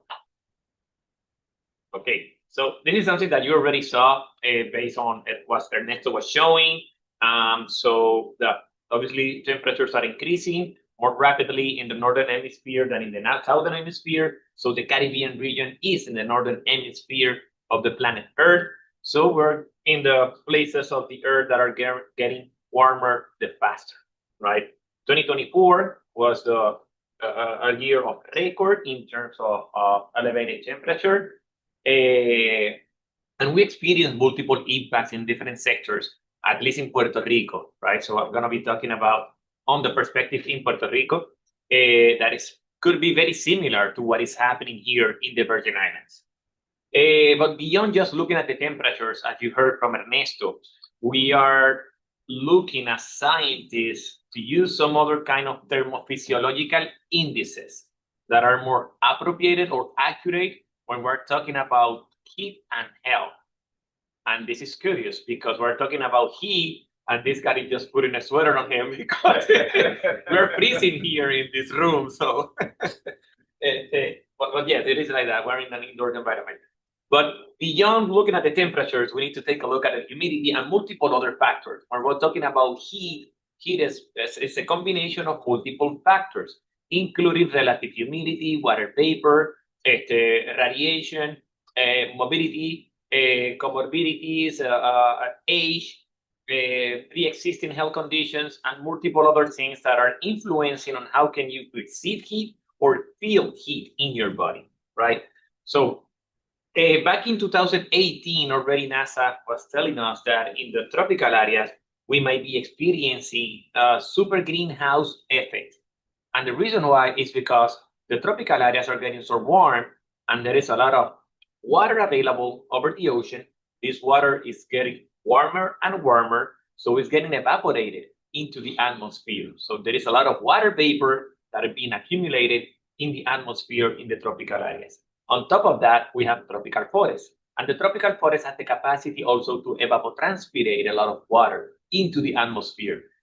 30 to 40 to 70% of the water that is precipitating in tropical regions are being evapotranspirating again back to the atmosphere. And this is representing 80% in the atmosphere, right? This water vapor.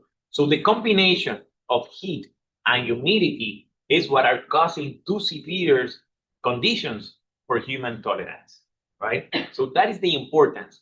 Back in the 1990s, in early 2000, we were only talking about temperatures. Temperatures are good and are great to characterize weather conditions for the National Weather Service, but are not necessarily meant to measure the impact or to quantify impact on ecosystem, on human body, on human health, mortality, and multiple other sectors, right? So the reason why we have been working with the National Weather Service mainly on heat index, but also thinking on using some other kind of indices that are more appropriated when talking about climate and health, okay?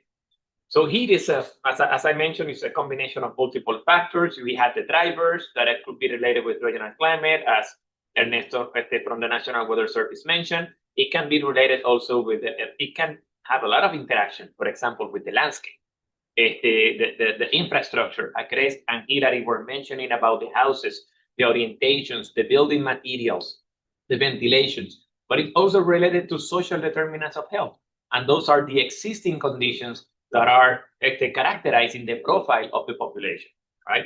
And I'm going to be talking about that more in detail. It's also related to the thermal comfort, and each of us have a different thermal comfort based on our age group, our sex, our pre-existing health conditions, the clothes, the metabolic rhythm, and multiple other factors as well. Exposure, if we're getting exposed to these extreme conditions or not. For example, we are right now in an indoor environment where probably the temperature is like 65 right here. I don't know. I don't have a temperature, but we're not being exposed right now, right? Even if we can have an advisory out there, it's not impacting us right now, right? And then it can have consequences and multiple impacts in food security, human health, marine and terrestrial ecosystems, learning environments, energy, water availability, water quality, and so on, right? So heat is a very important issue when we're talking about climate and health.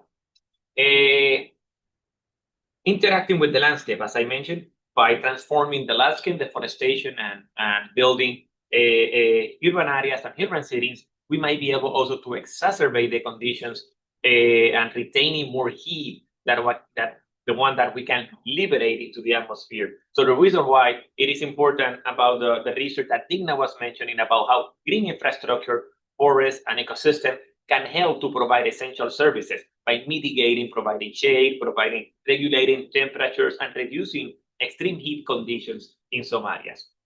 There are vulnerable groups identified by the cherishers and also by the official agencies, such from pregnant women, newborns, children, elderly, and people with chronic diseases and illnesses, but are not the only one. And the universe is huge when we're going into the details inside of each of these groups that we're seeing here. For example, right? The literature is saying that heat is a silent killer. It's the most prominent and important climate hazard when we're talking about health, right? There is no other climate hazard that is so important as heat, right? No hurricane, no tornado, no other one. Millions of people are dying because of extreme heat conditions around the world, not only in tropical islands, right? But it's been confirmed that it's happening in tropical islands as well. Back in 2022, we already confirmed that not only temperatures are increasing in the Caribbean region, but the conditions for heat stress that are the combination of multiple factors that are changing as well in the Caribbean region. And this is impacting and creating dangerous conditions for residents in the Caribbean region.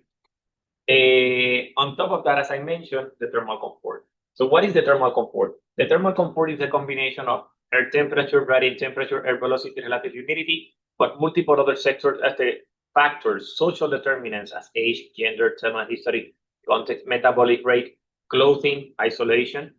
And the combination of all of this then can have an impact in productivity, in your mental health, in your physical health, in different kind of aspects, from cardiovascular diseases to diabetes, kidney disease, including up to mortality. When we're talking about mental health, yes, mental health is important as well, emotional health and mental health. And the reason why is because if you need to cope with an extreme heat conditions, and for a certain reason you are unable to mitigate or to cope that extreme heat condition that is affecting you or your family members in your residence, that can give you some anxiety, some stress. You don't have the economic status to pay for the electricity bill. You don't have your income to buy an air conditioner and to keep it on running for the whole summer season.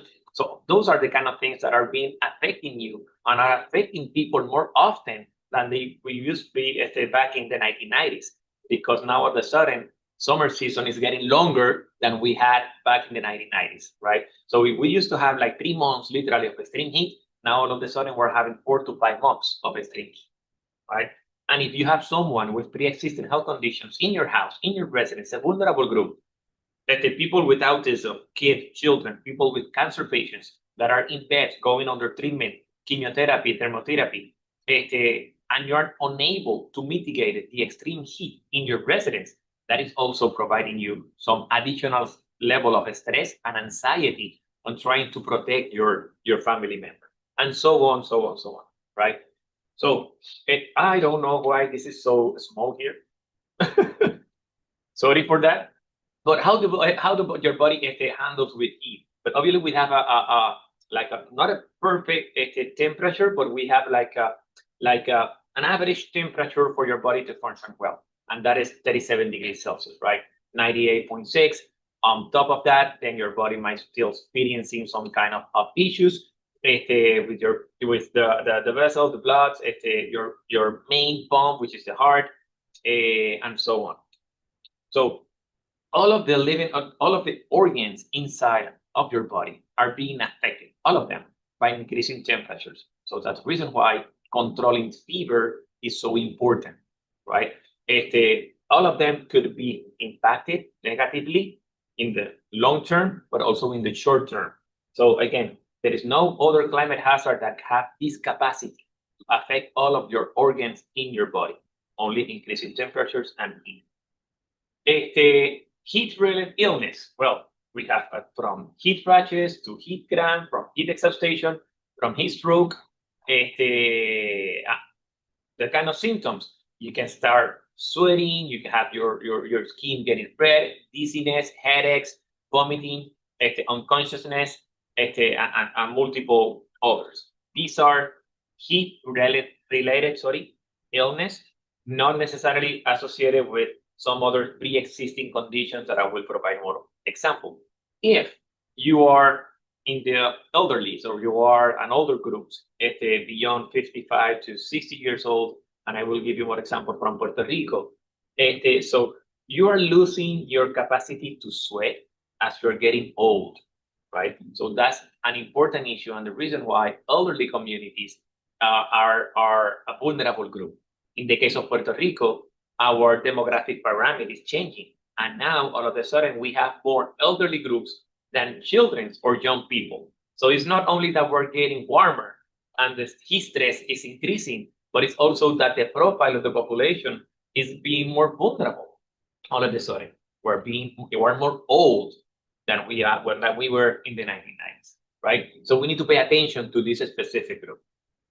Cardiovascular diseases, again, another issue. If you have a pre-existing condition from cardiovascular diseases or condition, you are more likely to suffer an impact from extreme heat. Your main pump, which is your heart, is making more effort, right, to put your blood into your organs, up to twice or even 4 times more pumping under extreme heat conditions. So the reason why people with cardiovascular diseases are more at risk during extreme heat conditions. Kidneys as well. Since you're sweating so much, you're losing a lot of electrolytes.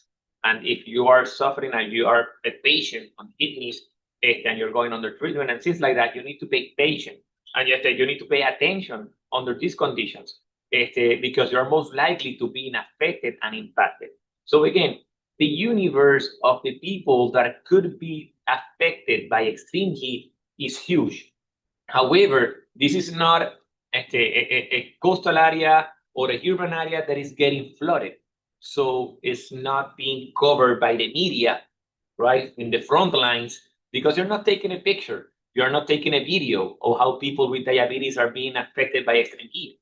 You are not seeing or you're not documenting how the people are dying from extreme heat, right? Those are the kind of things that we're not covering. So we're not seeing the impacts. That the reason why we're seeing is a silent killer. The impact is there. We can quantify it. We can document it. But we need to have a very robust process on how to collect this kind of information. So as Ernesto mentioned before, so we have seen up to 4 to 5 months of extreme heat conditions, at least in Puerto Rico, that are, again, impacting the population, as I mentioned already, with pre-existing health condition, but also exposure is important. So what kind of work and how can you get exposed to this kind of extreme heat? So then considering your labor exposure, what kind of work and how can you be exposed to this kind of extreme conditions that may be affecting your health as well. So you could be a worker, but on top of that, you may have diabetes, or you may have a pre-existing cardiovascular disease as well that can be exacerbated by the extreme heat conditions. And on top of that, you're being exposed in your labor, in your work environment, but also in your residence, you lack the capacity to mitigate heat. So you're being accumulating that stressor that is impacting you.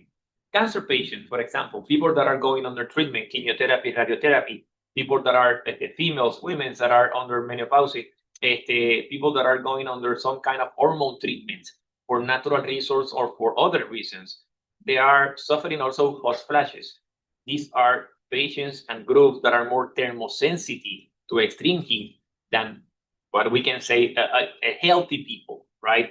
So it's important also to consider that when we're talking about heat, probably young people, healthy people are not being affected, high income communities are not being affected, but multiple other groups are being affected and we're not documenting that information, right? So very quickly, we have a lot of evidence at least of what is happening in Puerto Rico with the heat spread, with mortality, with urban islands, as Greg mentioned, so we can identify the patients and vulnerable groups that are being exposed to multiple other areas. And I know that the Greg's team is interested in also doing this kind of information. So more recently, unfortunately, we are providing evidence to the agencies, to the communities that at least in Puerto Rico, which is the island 40 miles to the west of San Thomas, unfortunately, people are dying under extreme heat conditions. And we're talking about thousands of people, right? This is a research that we were able to do in collaboration with the Department of Health.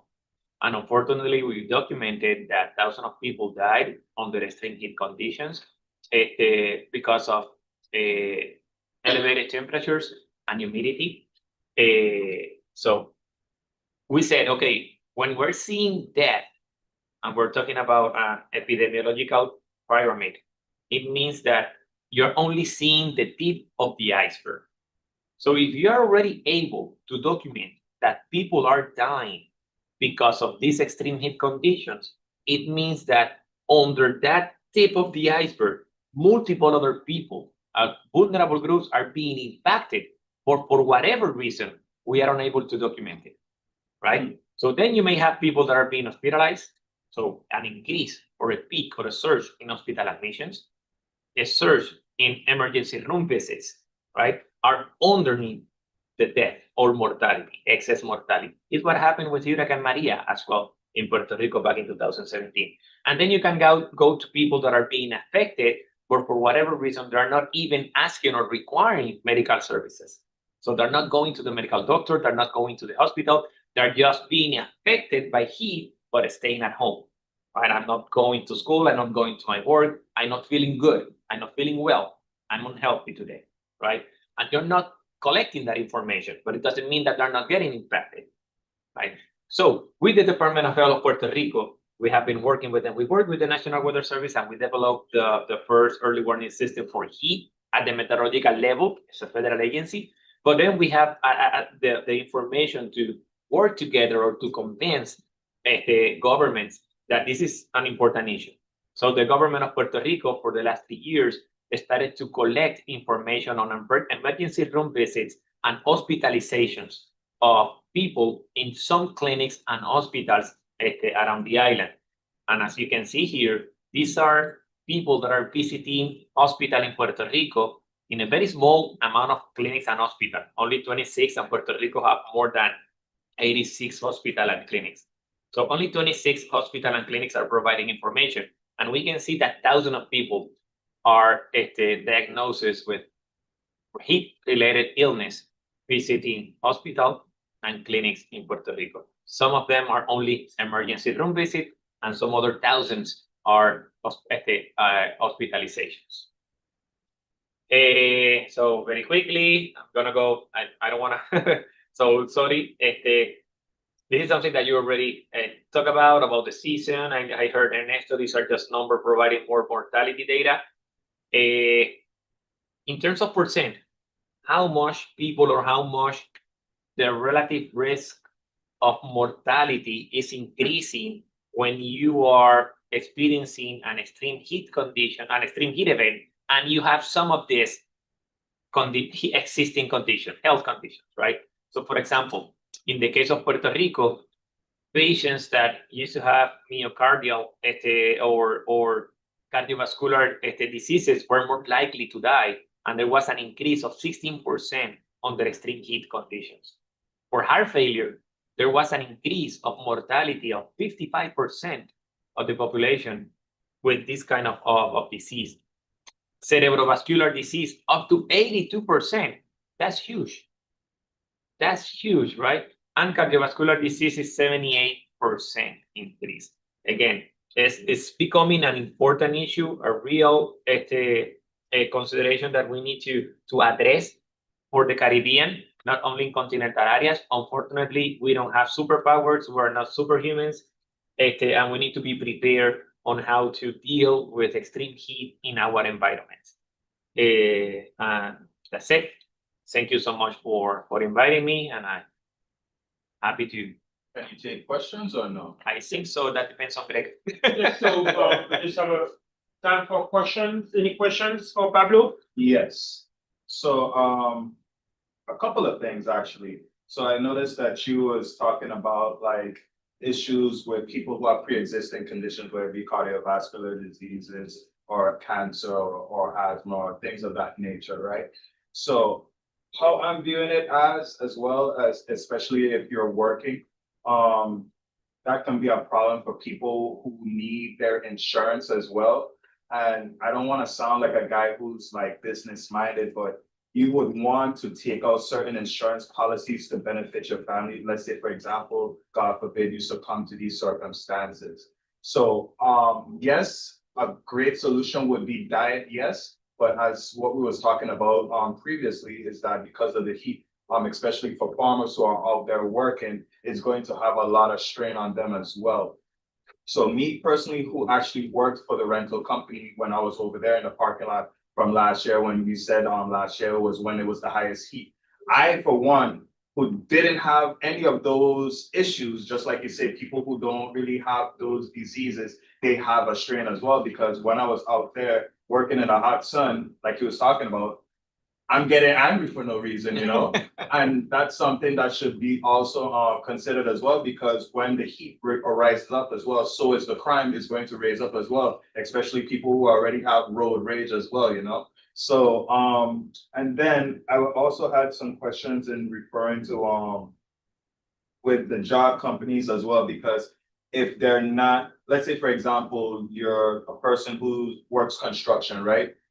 If you're not actually making any money, then your business is gonna go down. So that is also gonna cause layoffs. And then when they're getting laid off, how are they gonna be able to afford their insurance? So I just kind of see it's like a grand scheme of things where yes, the heat is a problem, but at the end of the day, it's like, what is the businesses and what is the government doing about to make this not a hindrance on the people? Because at the end of the day, government don't make it people, the people actually makes it government, you know? So that's why I see for myself, working out there, is that certain businesses are already incorporated artificial intelligence. So that's why what I was talking about with the massive layoffs as well.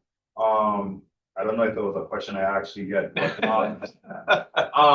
I'm just basically confirming your statements, because me, for myself as well, because I get water through WAPA, and you was talking about the heat as well, but I noticed when it's around certain times of the day, when you're running your faucet, let's say like around this time or 12 p.m., or let's say you want to take a shower, you'll notice that the water itself is already heating up as well. So I'm seeing it in real life action, you know? And then the last thing is water cycles. So we all know about evaporation, condensation, all of that good stuff. So what is slowing the process with the humidity from having more rain coming down? Because normally when it heats up, you know, people get the impression it's gonna rain soon or whatever the case is on. What is slowing the process of forming the clouds for the precipitation?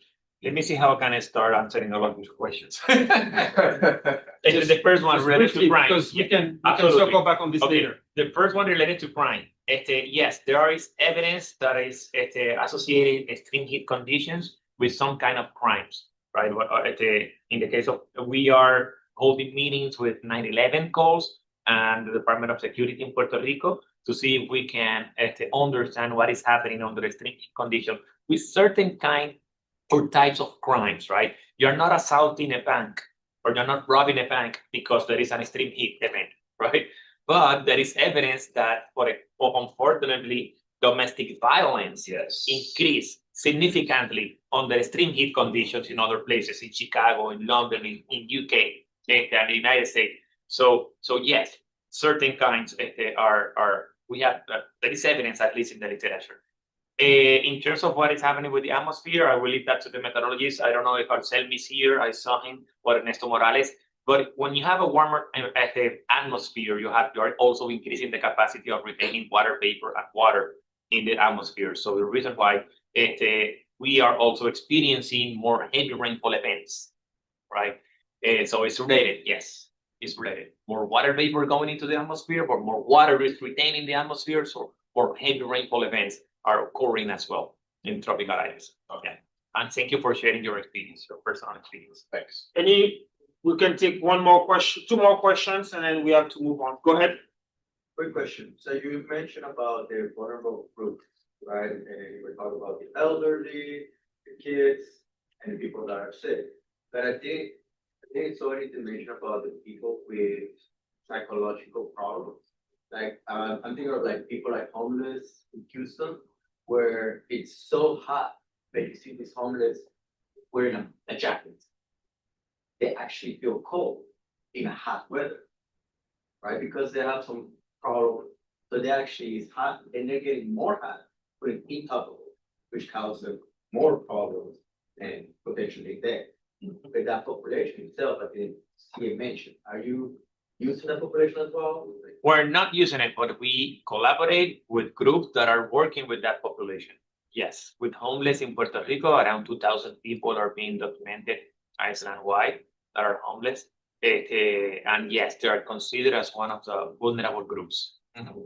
Or even it worked with the program that is called in Puerto Rico, the Whole Resilience Planning Program, that it was done by Foundation for Puerto Rico. Soledad Castambide was the leader, and SIC, we were one of the partners on working with them. And one planning report was done specifically for people, for homeless, for climate-related events. Dr. Victor online?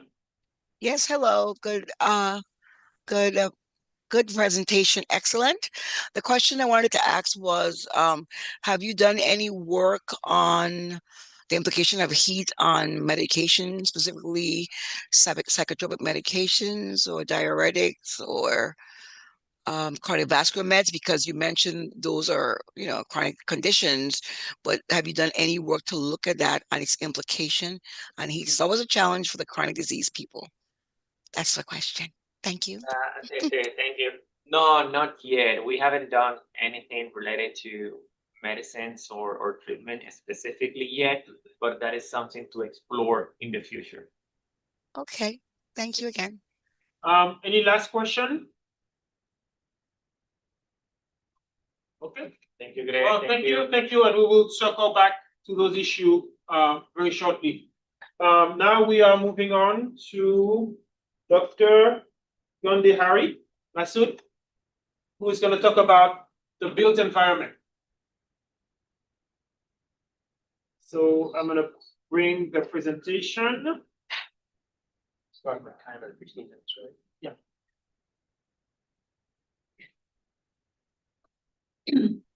While you bring up the presentation, I had one question about, well, several questions about from the last presenter. What division within the Puerto Rico Department of Health conducted the study? What was the time frame for the study and data collection? And was that initiative grant funded? Yeah, thank you.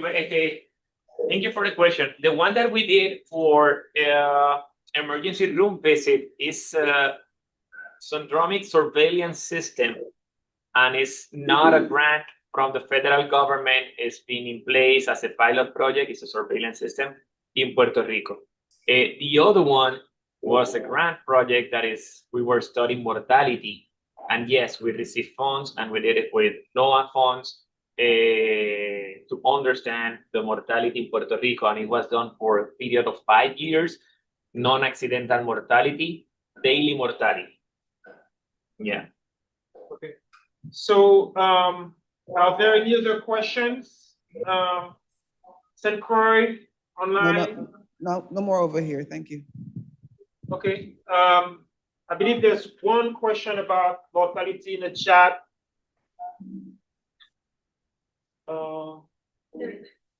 What's that? There's not? Okay, good. So, okay, so Masoud, go ahead. So give me 1 second.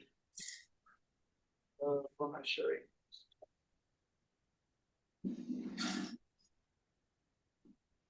Okay. Here. Push the press down, right? Yeah. Okay, great. Thank you very much, Greg. Hi everyone. My name is Masoud Ghandehari.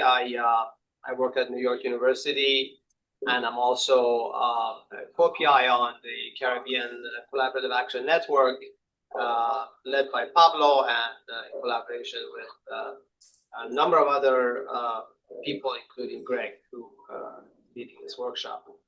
I mean, there is, I have to acknowledge Greg, who's not in the room right now. You're gonna have to get the dinner arranged, that, and I will add Pablo to the same, because both Puerto Rico and the Virgin Islands, the collaborative piece of this endeavor is definitely alive. It is definitely with the collaboration with the government agencies and the citizens of these two islands, that the work has really, in my opinion, scientifically is advanced.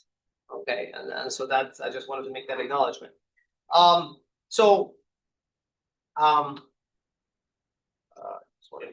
work. Oh, the mouse, okay. Got it. So my my pitch here is about the significance of simulations, right? Significance of simulations, because there seems to be, we have the global weather. We can, log on every morning and get the information about the air temperature, the humidity and wind speed and so on and so forth. And then we want to know how it impacts us or our loved ones or whoever it is that we care about. And it is mediated by this environment that we have constructed, right? It is mediated. And then there's a range of personal variables that Pablo, thank you for that, referred to. So my point here is that it is a very complex situation in terms of getting from one point to another point, getting from the global scale to the local individual scale.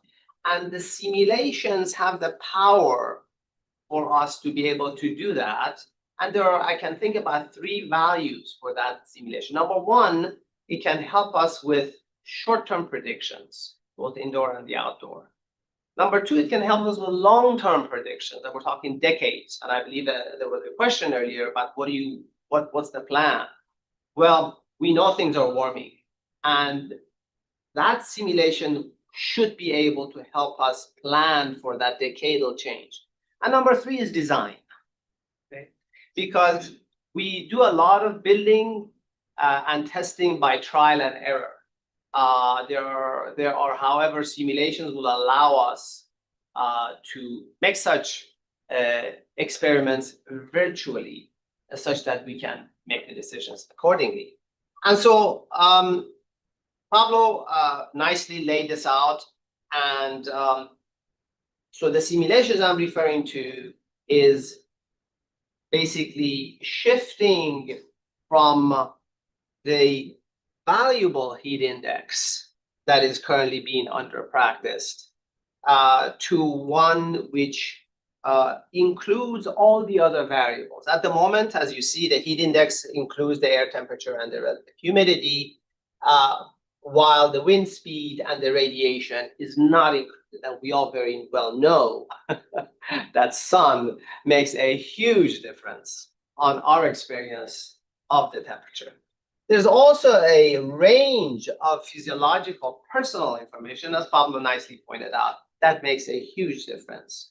And these include our baseline health, all the things that was mentioned, and age gets in there, the level of activity, if you're a worker outside, if you're not a worker outside, and so on and so forth. So this can also be simulated along with our physical environment. That is the point I'm trying to make.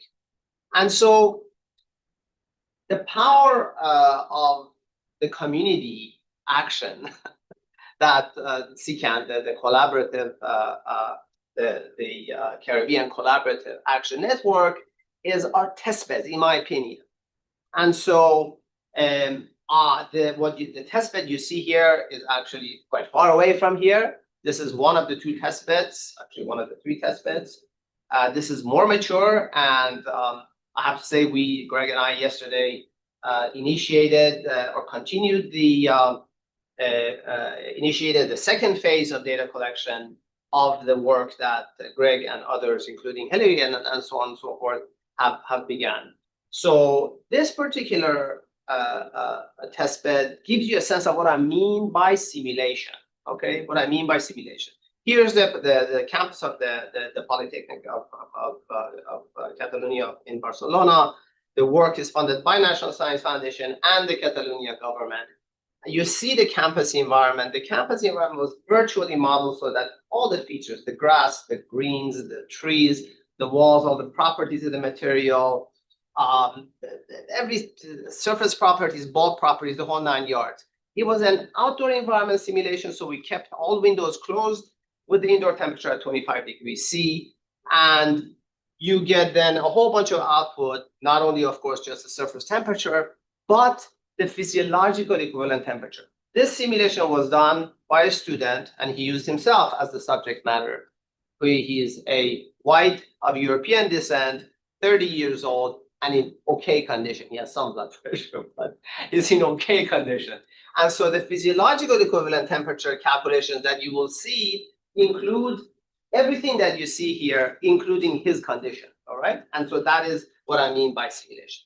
Well, number one, there's only have two charts, and actually I have a total of 4 more slides, so I'm not gonna keep you here forever. There's a couple of points that I want to make that is basic outcomes of this simulation, which is the vertical axis is PET, the physiological equivalent temperature, which is how the person is experiencing it.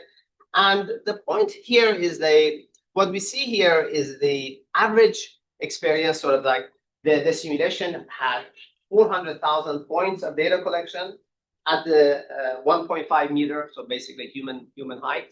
And so a campus was resolved at about 1 meter resolution. So you had all of these variables included. And the point is that there is significant variations in the outdoor environment. And so a mean value is not always going to catch. And why am I saying, why is it important, this question of mean value? Because the vulnerable people would, oh, this thing is touch. So if you are Masoud, I'm sorry, can you show with the sorry. the people online? Oh yeah, sorry. So yeah, that was a nice screen. I had to take that screen home with me. All right. So there is a range here. So if you are a vulnerable part of the population, you don't want to be up here. You see, Matthias maybe can. All right. But so the point of aggregating information, so highly resolved information, is essential. That's point number one. Point number two was that we actually did a little. Matthias did all this work. I didn't do anything. He looked at what is the difference if we were to use the heat index, let's say, as provided by the National Weather Service. And what if you were actually going to put all the details that I just spoke with you about? The high resolution, the simulation took 1 week on the supercomputer. Okay, so this is nothing that is done quickly. So the question is, what is the value? Is there a way we can go from super highly computationally intensive simulations to one that can be used for rapid prediction of tomorrow, for example, such that it is of value to human beings? So that's the point. Well, the point here, the results of that particular spot for a particular day for a particular person is as follows. The heat index does not make a huge amount of difference during the day, largely because the effect of radiation was counteracted by high velocity of the wind. Wind was high on that day, in the middle of the day. However, in the evening, the PET is significantly high. In other words, including the radiant heat, all the sidewalks getting hot, all the walls getting hot, made it so that the experience is far more than if you were to use heat index. Okay? And so, by the way, we've all experienced at our homes in the summer, the walls getting hot, and it's like, kind of an oven type of an environment. And so this is a work in progress in the sense that we are trying to figure out if we were to use weather stations, can we get to a point where we can provide this level of information, prediction for tomorrow? It'll probably take us a couple of years to get there. And the last test bed here is continuation of what I just, that Greg and company has already started. We visited 14 homes yesterday and installed sensors and met with the residents. It was, I have to say, it was quite, as someone who has been doing this kind of work for a long time,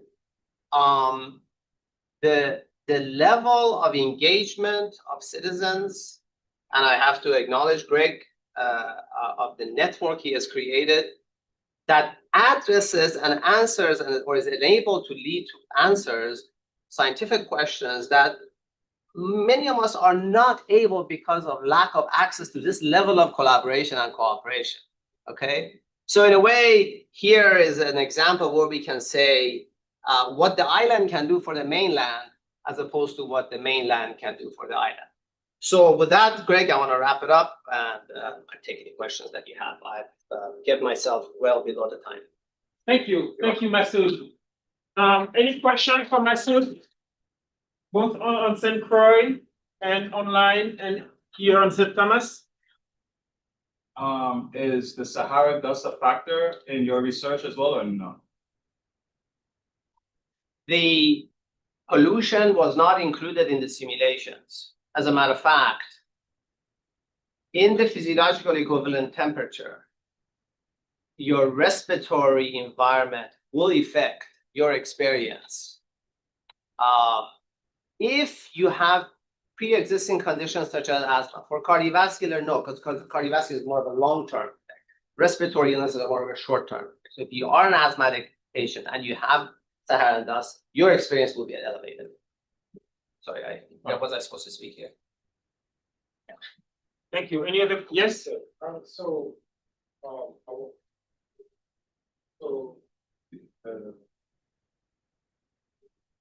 The observations that are being carried out within the local community, going back to what you said with regards to the island, when in the day, when the sun is when it's hot, and going into the evening, that heat is still contained within the structure, right? And that's the heat.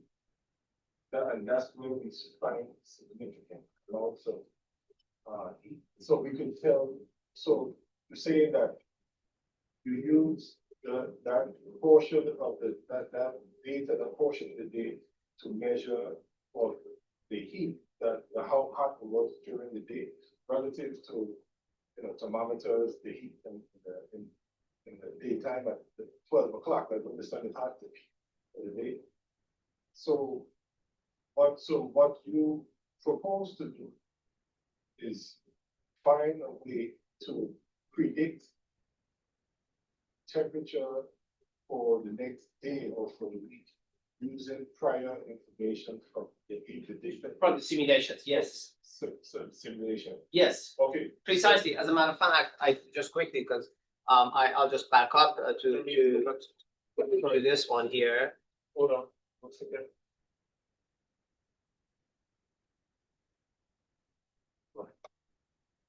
Can you go back? Yeah. Yeah.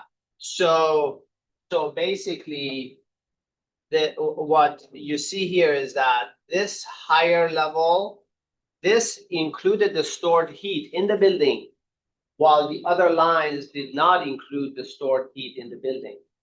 You see, at night when you're sleeping, that's the early morning, late evening, early morning.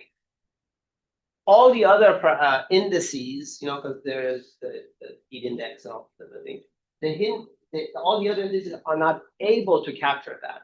And so the simulation basically the idea here is with all these 17, 18 holes we're carrying is that how can we model typical building environments? Because you cannot get too far into this. How can you, because here all walls are concrete. Most roofs are so fairly typical. What is the typical environment? How can you simulate the typical environment, such as the Virgin Islands, such that you can capture that? Okay, and give a prediction. I give a prediction, and the prediction basically comes from the National Weather Service tells you tomorrow's relative humidity is this much, air temperature, this much wind speed, this much, and solar radiation is this much. That solar radiation plus the characteristics of your house will give you that information. Oh. You see, so it's not like massive amount of things. We would like to go away from simulations, but we need to start with the simulations to get a sense of the environment. Oh. Okay. Well, thank you. Any last question on St. Croix or online? There's a question. Let me see if your line has a question or St. Croix. Okay, go ahead. So just to piggyback on all points, how does that inform how you would design? Yeah. So yeah, the three value propositions. The question? The question was, her question was, how does, she's saying that you mentioned that this will help design. And yes, and that was the third item. It was short-term prediction, long-term prediction, and improve design. And so if you can virtually build a house and test it, right? Subject to the environment that we just mentioned, tomorrow is going to be this hot and this wind and this much solar radiation. And you see that the internal environment is unbearable, then that can lead to better design, right? We do know that some of the current designs, we are designing for hurricanes. I mean, that is a concern that is well taken, right? But can you do other things? And Hilary mentioned stuff, Greg mentioned some stuff. And by the way, you all know better than I do what the situation is here, right? So I'm no one here to preach what to do. All I'm saying is that the power of simulation helps you build things virtually such that you can test hypotheses of best. What tools are there To do that? Well, the simulation tools that I'm using are called multi-physics simulation tools, which brings to you sort of all the thermodynamic properties of your environment, including the buildings and the grass and the trees, and as well as all the convective properties, the wind speed and the solar radiation and so on. And so these tools, these simulation tools are available. It's a high-end kind of a thing. This is not for citizen science. This is for sort of research. And I'm glad you asked that question, because our goal is how do we go from the research-oriented simulations to be able to provide guidance for citizen and government guidelines. One very last question, because we are behind schedule. Very quickly, but I think that her question was very important because it's also how to translate this into policies or actions later, or to importance of residents, right? And there is no majesty to solve this issue. But I think that what Masoud is showing here with these simulations can help us also to identify short-term solutions and long-term solutions. And a very simple story, for example, if you have we know that green infrastructure, forests, and vegetation can help in mitigation, right? But you can use that in certain environments or in certain conditions. But for example, if you have a cancer patient, right, that is in bed, going under treatment, it's not worth it to tell them, you know what, I'm gonna plant some trees here, and you will need to wait for 5 years to see if it works, right? Now, so if this kind of simulation can help, I'm going to the extreme, obviously, right? Can help in where and how and what kind of solution can help, and where are appropriate and where are not. Thank you, Masoud. We're gonna move on to David on St. Croix. Are you ready? Yes. Dr. Hensley. Dr. Hensley approaches.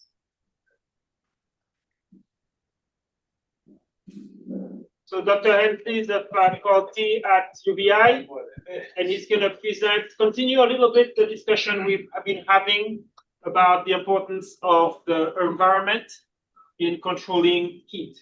So David, let me know what to do. Okay, so you'll move the slides for me, Greg? Or? Yes, I will move the slides for you. Okay, good day, everybody. Yes, I'm David Hensley. Let me move away from that. I think that'll be better. Okay. I'm at the School of Agriculture at UVI, and I do research related to soil and water. But the topic today is how ecosystems and heat interact. So I just wanted to give a kind of really basic explanation of the the factors at play. There's really a few highlights that I want us to be aware of, and they relate to some of the things we've already talked about. So you can go to the next one, Greg.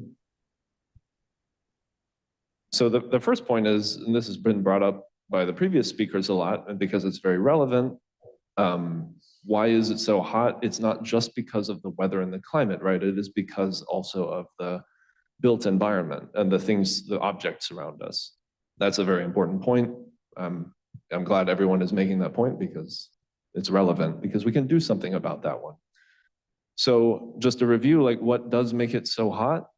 Yes, the heat of the sun, but that heat is then absorbed, right? So the built environment is what's doing that absorbing. Not every material absorbs heat in the same way.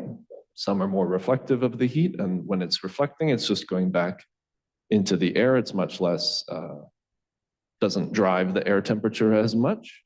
So of course, unfortunately, concrete, metal, those are pretty bad for that. That's why it is so hot in cities a lot. But I'm talking about ecosystems, so I also want to point out that bare soil and rock do this as well, right? If you ever go sit on a boulder in the sun, you'll know what I mean, of course. So the key point to this, though, is that when that heat is absorbed, it then gets radiated back out over time. So that's what does contribute to those nighttime temperatures. The pavement is still warm after sunset for some time, right? So that can be quite a big issue. And then this isn't ecosystems, but it's worth saying that there are other sources of heat in built up places besides the sun. You know, you've got kitchens, you've got air conditioner units that put out waste exhaust heat into the air outside. And if you have a lot of those in one place, and even engines, all those things can contribute as well. So that's kind of that's what we're dealing with, as we know, right? And we have plenty of places like this. This is not just big cities. It can also be even just around one house. These things can play a part. Okay, next slide, please. And this one, we'll just skip over this one, please. I forgot to delete this one. Okay, so if we're talking about ecosystems, the big question is vegetation, obviously. That's kind of the crux of this. So what can vegetation do? I think it's common knowledge to most of us that greenery helps. You saw slides showing kind of how parks are cooler than downtown. Everybody knows that. But exactly why and how, this can be kind of important. There are really two ways that I want to talk about. One is shading, which you'll probably find fairly obvious. But then there's also evaporative cooling. So we're going to talk about both in turn. Let's go to the next one. Oh, that's odd. Did we go back or forward, Greg? There we go. Okay. That one. Yeah, there it is. Good. Okay. Yes. So yes, shade is fairly obvious, but I wanted to talk about what is that really? What's happening? Yes, it's cooler in the shade. Everyone knows that. But why? So basically, yes, the sunlight is being blocked. So what that means is that either it's being reflected back into space and away from places where humans live. So that's great. So there's that reflection of light. That's very important. And it's not just plants that do that, of course, canopies of other kinds, right? And so, but why is that such a big deal? If you look at this picture, this is one of the kind of classic pictures you'll see in a discussion like this. The pavement and those radiating surfaces under the shade are cooler because that thermal heat, that radiation was blocked. And so therefore, they don't radiate the heat back around you. That radiation is happening up above you, away from where you actually are standing. So where you stand, the temperature will be more comfortable just because of that, basically, reflection, right? So that's obvious, I think, but it's worth remembering that it's kind of like a feedback loop, or it has a lot of knock-on effects. It's not as simple as just, I'm not standing in the sun. I'm standing in an environment that's not in the sun. Even if it's just a few feet wide, that can make a big difference over the course of the day, of course, right? Okay, next one. All right, so this one though is maybe the less obvious of the two, that we can't see it as well, right? But it can be very important. So this is the evaporative cooling that plants do. And this is what a artificial canopy is not going to do, just like a roof or something. So plants, of course, have leaves, and that's what's doing the shading. So thank you for those. But leaves are also full of water, of course. And so the plants are always taking water up into the leaves. They need to do that for their own reasons, photosynthesis and everything. But when that, bright sunlight hits the top of the tree canopy, it's doing that shading for us, but it's not reflecting everything. It also absorbs a lot of light. And so what keeps those plants' leaves from frying, from just burning up in the sun? Water, of course, right? So that process, that cooling process that the plant, to some extent, does it for its own self, but also when it does photosynthesis, it opens its pores and kind of allows that water to evaporate. And that evaporation causes the air around the leaf to cool. So that's evaporative cooling. And this is a general process that you see all over, in all of life. The sweating that we do as well that's the reason why when water evaporates, it causes a cooling effect in the air around it. It draws that heat out of the air, basically. And so there's a few important points to make about this, I guess. What comes to mind for me is that, as some other speakers have mentioned, yes, this brings the temperature down, but it would also bring the humidity up, wouldn't it? Because that's evaporation happening. So I don't want to blow past that point. I think that that's important to remember, but it does bring the temperature down. The other kind of reality to this, and this is also true if you have like a machine that cools the air based on evaporative cooling, swamp coolers, we call them. They don't work as well if the air is already humid, right? And our air is fairly humid a lot of the time. So this process is, I will say, is a lot more important in drier times and drier places. That is true, but that doesn't mean that it doesn't cool our air in the Virgin Islands. It absolutely does do that. And then the other point too is that, I study the water cycle and things like this. We have dry and wet seasons as well. So how much will this be affecting the temperature in dry season? Well, a lot of the plants, they drop their leaves because there's not sufficient water to do this. They'll die if they don't. So a lot of the local plants do drop their leaves in dry season. So this process kind of will change with the season as well. But I'll come back to that point. But anyway, so this is the second most important cooling effect of vegetation. Okay. Next one, Greg. Okay, and then I have to talk about soil moisture because this is what I do. But it is about plants and leaves. Yes, that's the key thing with the ecosystems, but they have an effect also on the soil and the ground.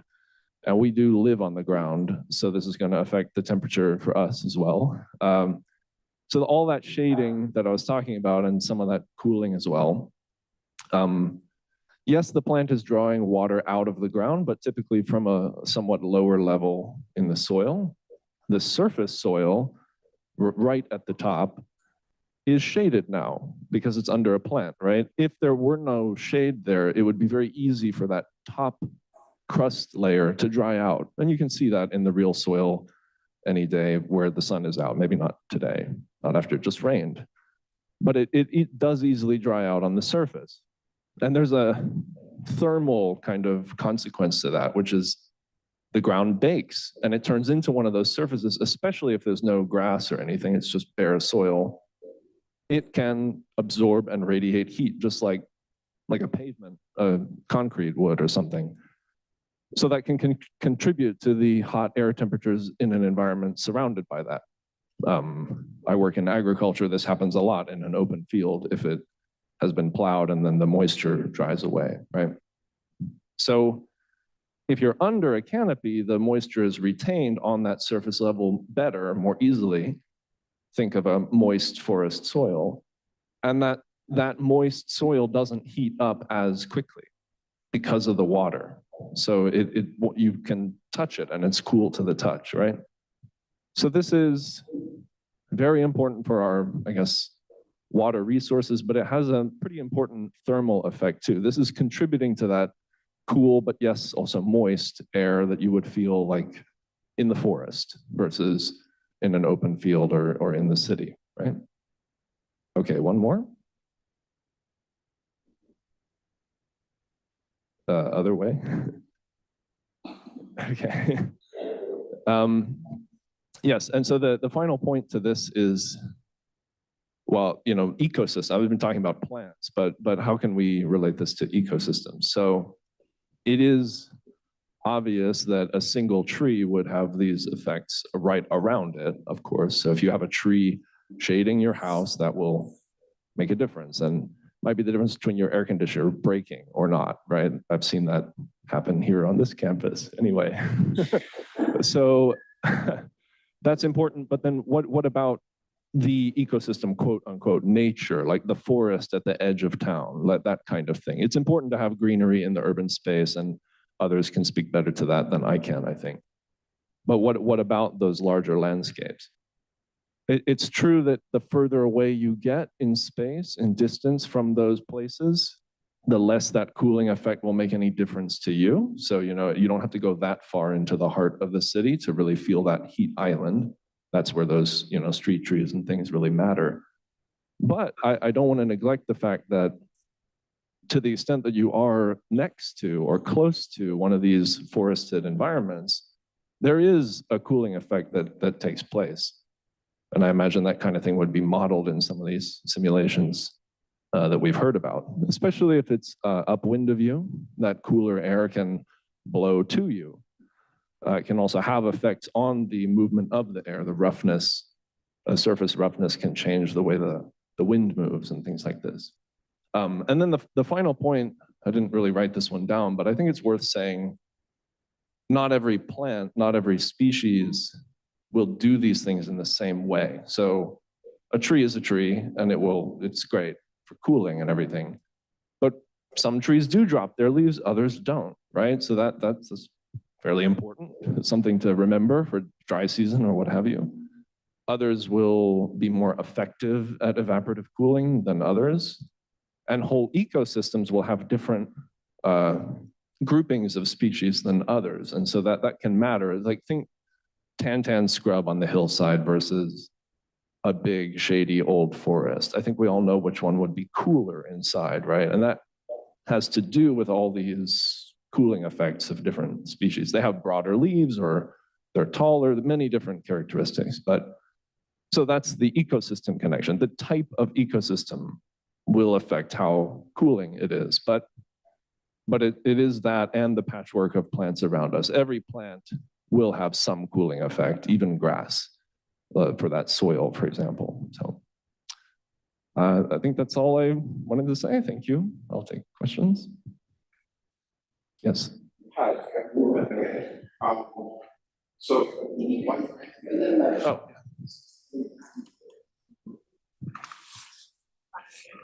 Thank you.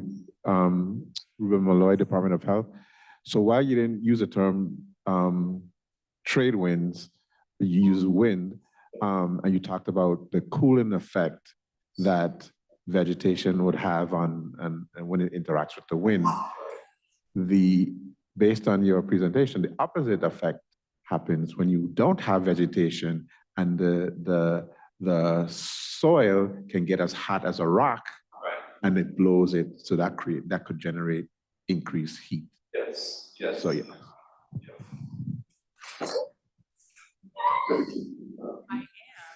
I don't think they should do that. Now we all know. All right. Yes, I can speak to personal experience on this one, actually. I used to live downwind of a very large cattle pasture, and it was just, you know, flat and open, and then there was my house. So that meant that the wind moved pretty freely across it, but because it's a pasture and it's not, you know, there was quite a bit of bare soil here and there, that warm air radiating from the ground on that surface is then swept along into my house. And you could feel, the wind's blowing, and I'm grateful for that, but it's hot air, right? There is a trade-off though. If that was a forest, tall, right on the edge of my house, instead, there probably wouldn't be as much wind blowing in because it's being blocked by the forest. That's true too. I don't want to kind of neglect that reality, but air that would come in would be cooler, wouldn't it? And so I actually do live in a forest now, so I can feel that. It's when the air moves in, it's quite cool, but it is more calm in general inside that forest. So there is a trade-off, but I guess I know which I prefer, but that's personal. Maybe that's personal. I don't know. Any other questions? Steve here on St. Thomas, go ahead. Go ahead. Okay, so mentioning about the factors and the evaporative cooling of the plants, but I didn't saw anything about the spectrum of light. So for say blue light and the red light, the plant eats it, absorbs that light, right? And the green light, it gets reflected. That's what we see. So there's different plants and different type of plants that may absorb more of that type of lights. So those factors, actually less blue light and less red light, is causing us cool down because there's less waves to us, less heat coming in, right? But I didn't saw any dimension of that. I saw mostly of the evaporative cooling, and the actual process of how the plants are eating that light, that sunlight light that is actually getting us to us. So it's not that cooling, it's just the absorption of those lights that it gets us less heat. So the darker the leaf, the less heat is radiated back? Yeah, so that there's different plants, for example, they grow taller because they like more of the red light spectrum, which is between 600 to 700, the blue light between 400 to 500, and the green light 500 to 600. That's the one we see. So some plants might want a more red light, so it's called taller, right? So these plants might actually produce or help us get cooler to us because they're getting more of that higher weight things. So is that also a factor included, or is that something that we're not looking at here? Good point.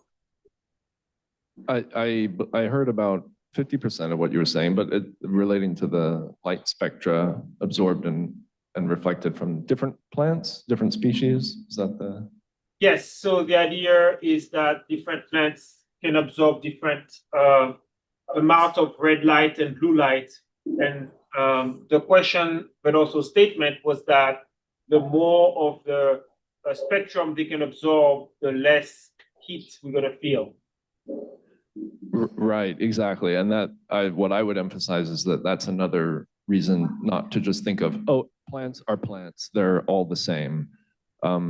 Different plants react to light and interact, I should say, with light and heat differently. And some will be more effective at, I guess, let's just say cooling, the part we care about, right? Then they're not all the same. And that's not just because of it's tall, it's short, it's grass, it's tree. It's also things like literally the color of the leaf. Good question. Masoud, have a question here on St. Thomas. Go ahead, Masoud. David, thanks for the presentation. Can you hear me? Yes, go ahead. Question is, what is the mechanism by which evergreens do not lose their leaves while other trees do? Great question. It's going to depend, but just as a general answer, yes. So the deal is for a leaf to do photosynthesis, it has to open up its mouth. You could think of it that way, the pores, the gas exchange with the environment.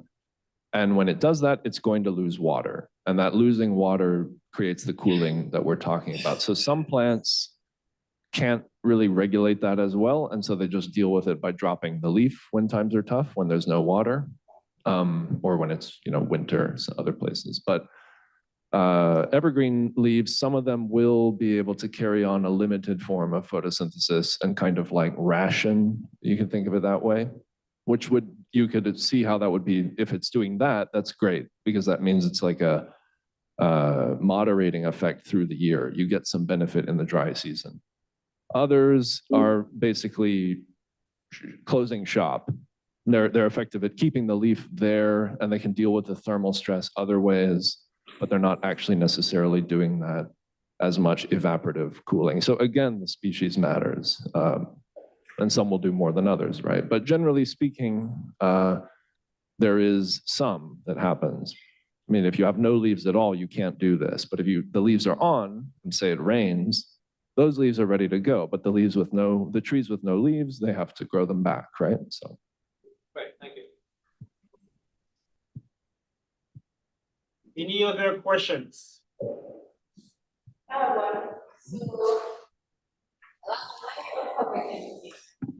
Along the lines of public education, would there be like a guide created of the best type of trees or vegetation to use as part of building design to get that maximum cooling effect? The answer is that yes, and that such guides exist, but what we don't have as much of is the specific species here in the VI. There are some kind of here and there, but I think what would be great for us to have is like a full inventory of all the species that you're likely to run into, not just, I guess, the more famous ones, or, you know, the ones that you may actually have, not just, oh, I have this one tree, but then I have 3 or 4 other trees that aren't on the list. I don't know what they're doing, right? So, but the general principles are there for sure, like the guides about, you know, height of the tree. Then that's other things I didn't even say. Like if you're thinking a homeowner at that level, things like where the tree goes, east, west, that makes a huge difference, of course. And those things are well developed, and there's a lot of really good resources on that. And that I have to say, I would argue that those things probably make much more difference than some of these small species by species differences that I'm referring to. So there's a lot of ground we can cover just from that. So that they also need to take into consideration is native trees. Native trees, yes. Yeah, and that is. Can you repeat the question or the comment, David, so we can hear? So the comment was that native trees play a big factor on that. If you clear your land and you have nothing, then you have nothing to work with. But if you work with the landscape that's already there, especially if it's a landscape that hasn't been cut down by a person to just sell the land, you have trees already there to work with. And a lot of times they're trees that are accustomed to the drought and the rainy seasons in the area. I just wanted to add to that. At least I'm from the Division of Fish and Wildlife. In addition to having like native plants in an area, I think having an idea of like what's in your area will tell you what kinds of other plants that you might want to add, or if you can add them, because depending on how it will like affect the ecosystem too. Because I know we have a lot of plants that like you put in the ground because they're pretty, but they may not necessarily be good for the ecosystem as a whole. So then you run into issues later.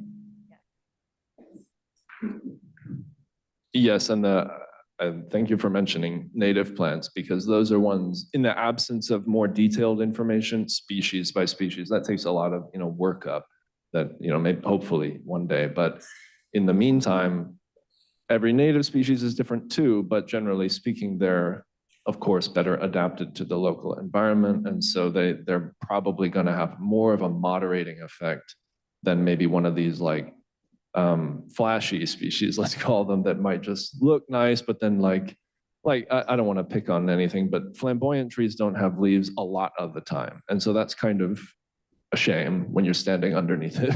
You're like, I wish the leaves were on this tree right now. But anyway, you get the idea. Thank you. All right. Any questions, comments about anything you've heard so far? I know it's time for lunch, so maybe we can continue after lunch. Okay. Well, thank you, everybody. We'll come back at 1 p.m. From a construction perspective, when doing construction of these large buildings, large facilities, usually.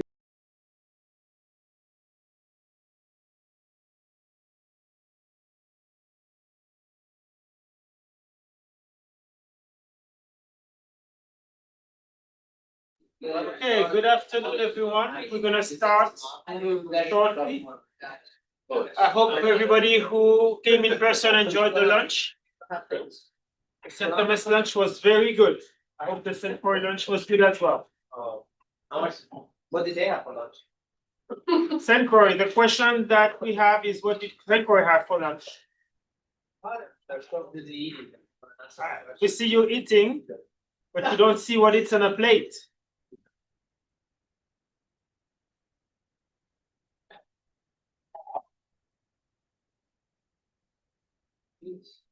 She's sharing what she's eating.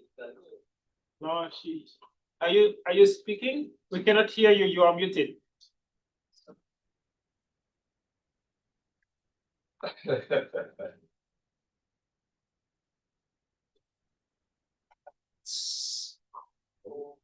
All right, good. We get some bush tea. Bush tea's not as strong. Yeah. That's juice. Oh, that's juice. Okay. Yeah. Oh, bush tea. Oh,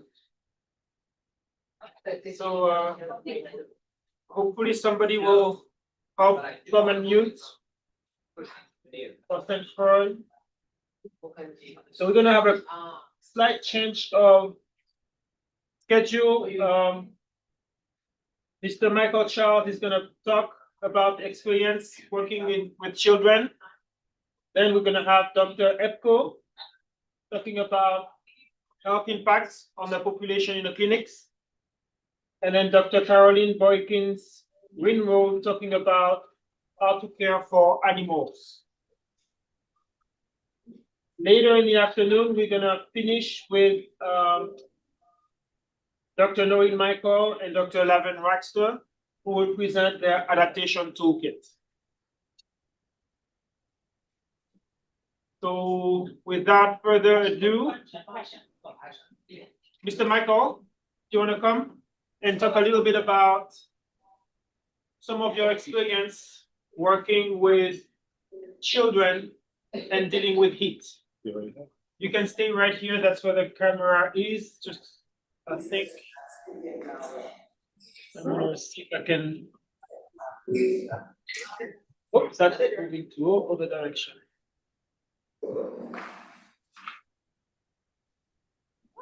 Sorry, guys. I'm learning this machine.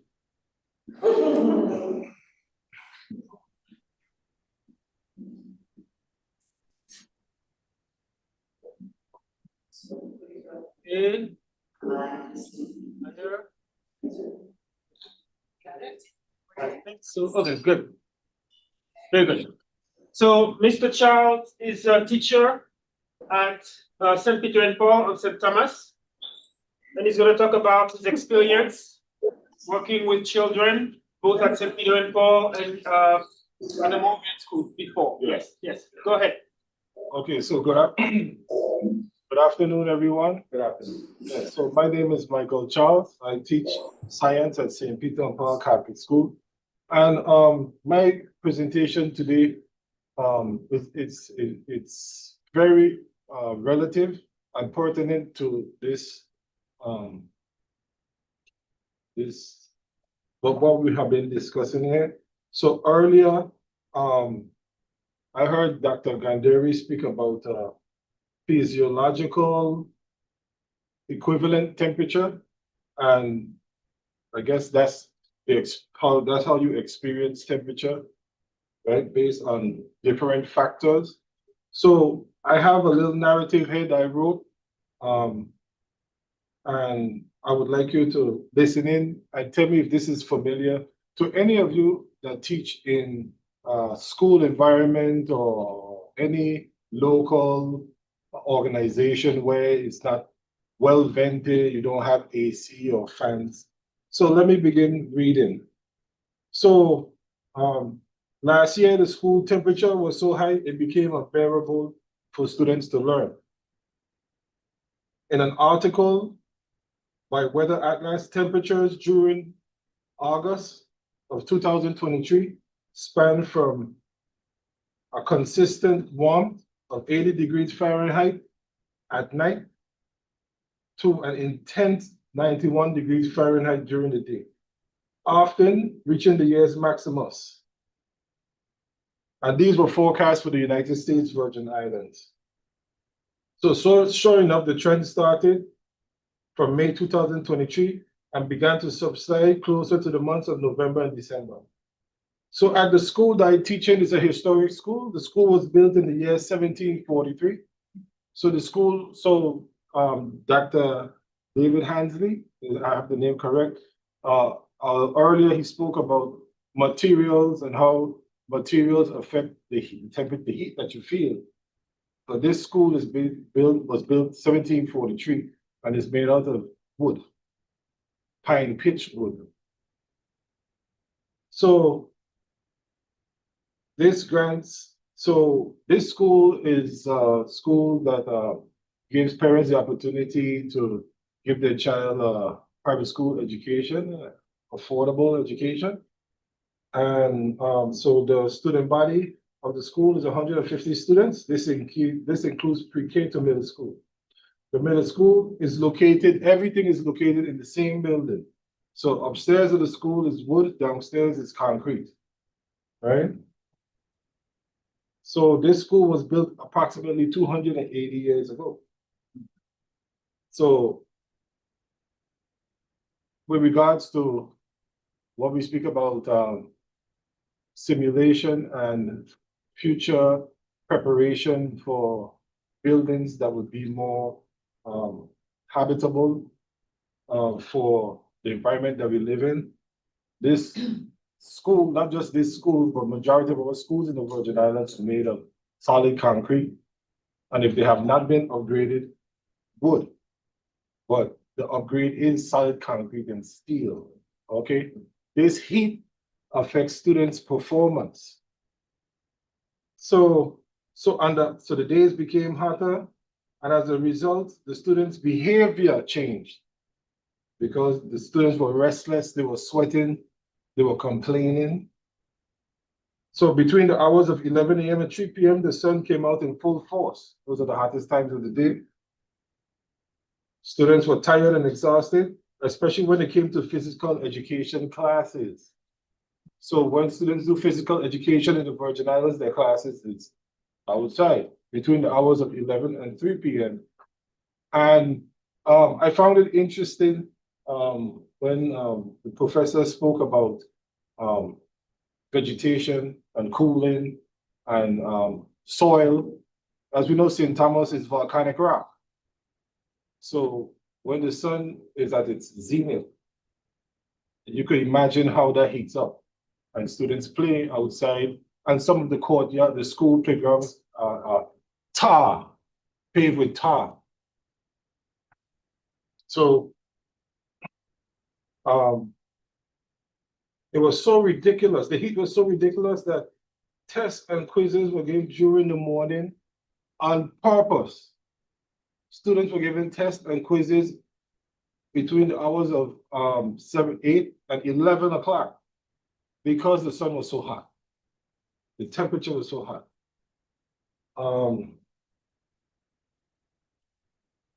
The coming afternoon between 4 to 5:30 became something to look forward to because the sun would not be out around that time.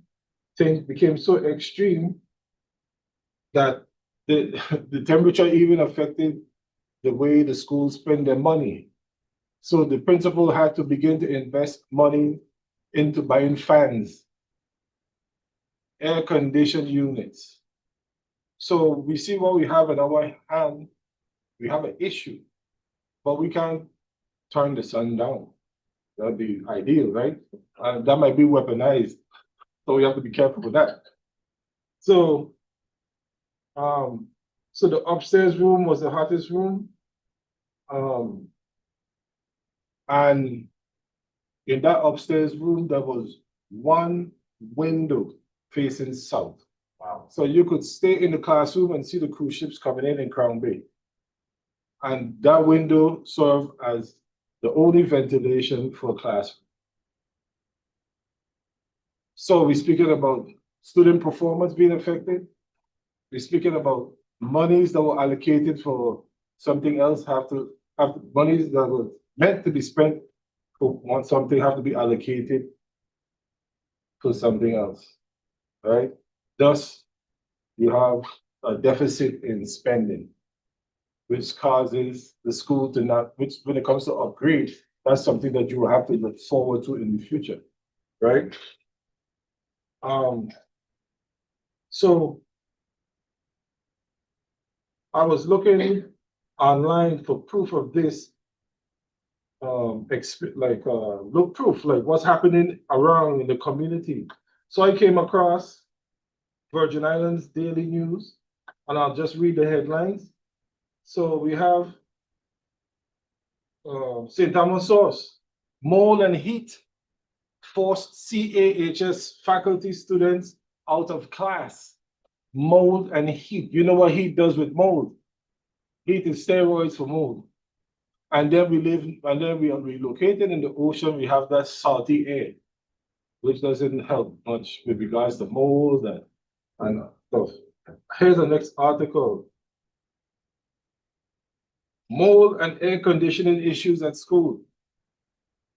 Teachers protest and walk out because of heat. So like I was saying earlier, Dr. Ghandehari was, sorry for butchering it, but Ghandehari was speaking about physiological equivalent temperature. So I guess what I described has fallen in that category of, we're speaking about wind speed clothing, right? So majority of the clothing that students wear here, we don't wear school uniforms are not 100% cotton. It's mixed material, which observes the heat rather than repel the heat. We're speaking about air temperature. We're speaking about relative humidity. As a matter of fact, during certain times of the year, if you look outside on the hillside, it's brown. So those leaves don't have water inside of them. Even so that process, the humid process to even begin, is like desert, arid, dry land. See? So I'm sitting in the back and listening to the presentation about simulation. I hope that one thing someone in the room can think about is perhaps developing an app where we could just take a picture of the building and tells you what to do, what materials to use, how much will it cost, where to go, Costco, whatever, Home Depot, blah, blah, blah, blah, blah. Right? That's an idea, $1 billion idea. Right? That's my experience being a teacher here in the Virgin Islands with limited resources. If I could, I would dip in my pocket. Well, I have bought fans for my classroom. Parents have fans. But you know what the fans do? They blow hot air. Yep. See, the fans don't cool in our AC units or split units, right? So I think that conferences like this are very important, and that the community, the government, academia, the whole community should try and look in and think about future improvisations that we could do to make the place more productive for our students, more comfortable for our students. I know in academics, we don't like to think about the word comfortable, right? But I mean, we're not in 1943. We have to make things comfortable, right? And yeah, so any questions? Anyone, questions? Was there any fights in your classroom due to the heat? No. Okay. No, there were too hot to fight. Nobody will fight. No, not at all. No. Any more questions? Any questions from St. Croix? Yes, Doctor. Did you actually see changes in scores? Yes. I know you referred to it, but is there a number associated with that? Oh, I did it. Yes, I saw a change, but I don't have the. Okay, got it. Yes, but there were significant changes in school. Students with asthma, the asthma, Significant. yeah, significant. The asthma was, I mean, students were falling apart. Yeah, It's really good. that's it. One in St. Croix. Is there a question on St. Croix? Can you hear me? Yes, we can hear St. Croix. Thank you. Hi. More a comment along the lines of the government construction projects. We have to think of the schools because I know right now, I think it's Central and Complex have shortened days because of the heat. So we have to think of, all these new schools are being built, how to properly build them, not to rely on AC because we know a grid can't handle that, but how to properly design them so the kids are comfortable and are able to learn. Maybe we might even have to think of shifting the school year where we're not starting school at these hot months. So just a thought. That's an interesting thought about shifting the school year. Really interesting thought. Starting maybe in September instead of August. It used to start in September. I agree.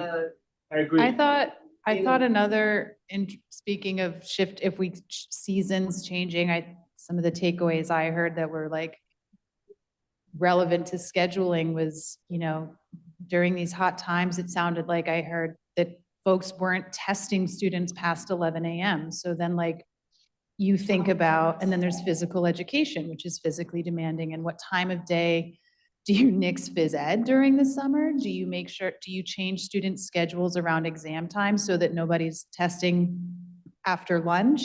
These were just really interesting things. Yeah, exactly. Correct. Yeah. What do you do in phys ed? Where do you do phys ed? What does it consist of? Tai Chi, let's do it. Meditation would be great. So yes, this was a very interesting presentation. Thank you very much. So one quick thing, I would say that academics talk about comfort. I don't know where you thought we don't talk about comfort, but we like to be very comfortable. Yeah. Yes. But joking aside, the new schools, I haven't seen the plans for the new schools, but we need to be careful thinking that air conditioning is going to be the answer for everything, because with air conditioning comes from dependence on electricity, and we know that WAPA can be unpredictable. So we need to think about that. And then we also need to think about the fact that you need to maintain those machines. If you don't maintain them well, you can have serious mold issues. And so it's not the solutions that solve all problems. It can create more problems. Dr. Victor Online, you have a question, and then we'll go back to the room here. No, I didn't have a question. I just think it was good that this topic came up. Because in speaking to some of the teachers from the different schools, this is an issue due to the implication of the hurricanes and then COVID-19 with kids having challenges. And if children, and teachers have, asthma and other respiratory issues, that impacts how good they do in school. In speaking to a physical ed teacher, she said she moved more towards them learning a little bit more about the reasons why they should be more active, etc. Let it be less physical when it's during very, very hot times. But I think it's really important to think about, as you create schools, the children who are more prone to these conditions, how do you manage them in such conditions? That's it. You're welcome. Thank you. Thank you for your comment. Your question, St. Thomas, and then you, and then we go back online. I have more of a comment. I'm sorry I came in late. I am a Virgin Islander. I grew up in the public school system. I also used to teach at USVI, and I continued some of the elementary school. I was surprised when I came home after years of living in the States that the schools that I grew up in which they had first, windows were all shut down and they had plastic over them because of the air condition. I found it, if I like sunlight, I found it to be very hazardous for the students and very difficult for them to pay attention. That was my read because that's also my preference. We live in the tropics. And you made a comment about building codes. And I'd like to submit, which I've never heard in the territory, that we need to start looking at building smart buildings. We need to be looking at the LEED standard, which is energy efficient buildings. They're smart buildings. And they are going to address all of the issues that we're talking about. And also, we have the wrong windows in the territory. Jalousies, louvers, they are the windows that we should see in all of our buildings, both residential and commercial.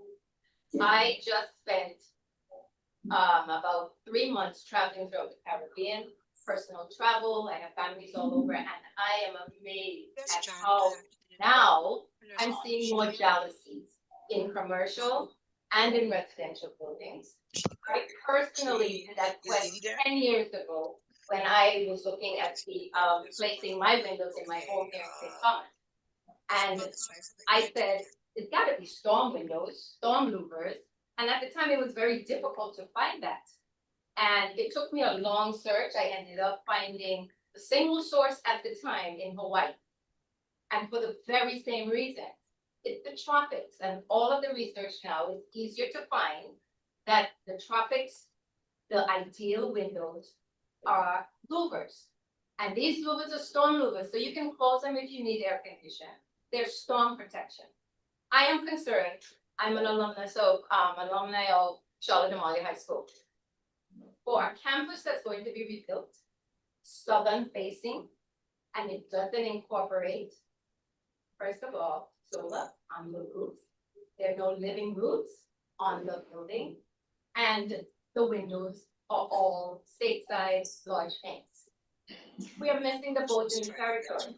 I have said this before, I have brought it up to leadership. And this is going back when I first saw the plans for Charlotte Amalia High School in 2022. Everybody was we had a reunion, everybody was oohing and ahhing. It looks wonderful. Nice go back to the red roofs and all of that. But the first thing I saw, it's not a smart campus. And this is it's a lost opportunity. We should be teaching the children. We should be putting them in an environment where they are learning about energy efficiency. So we will. Installation also is something we don't do. Yes.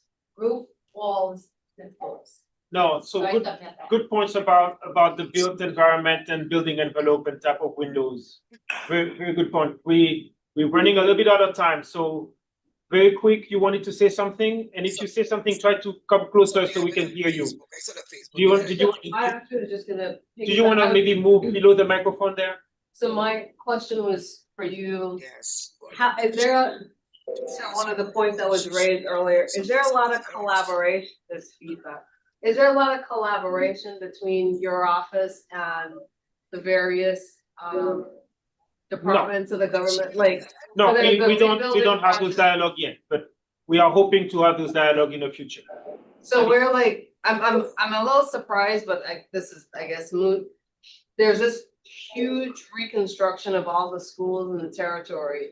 You've been doing all this research for the last several years, and so I haven't been doing the research for the last several years, but Masoud and others have. But we hope to have those dialogue in the near future. That's what I can tell. So very quick, Ms. Lopez Gonzalez, then Ms. Claremont, and then we're gonna move on to Dr. Ekpo. And there's some feedback coming from RT Park, I believe. So Ms. Lopez wanted to say something? Yes. Hi, everyone. A very interesting presentation. Thank you so much for sharing. Hope you can see me.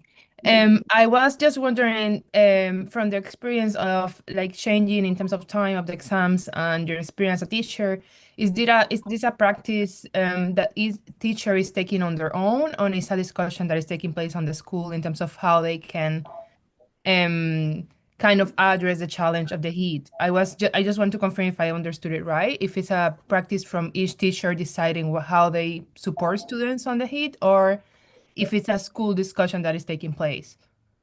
No, the teachers took it as their own initiative. They decided to do that on their own. Yes. So each teacher is deciding how they manage the heat. Okay, great, thank you. Thanks for clarifying. Ms. Claremont? Yes, I just wanted to point out, I don't know if you've had the opportunity to visit Claro Marcos School and how that school is designed.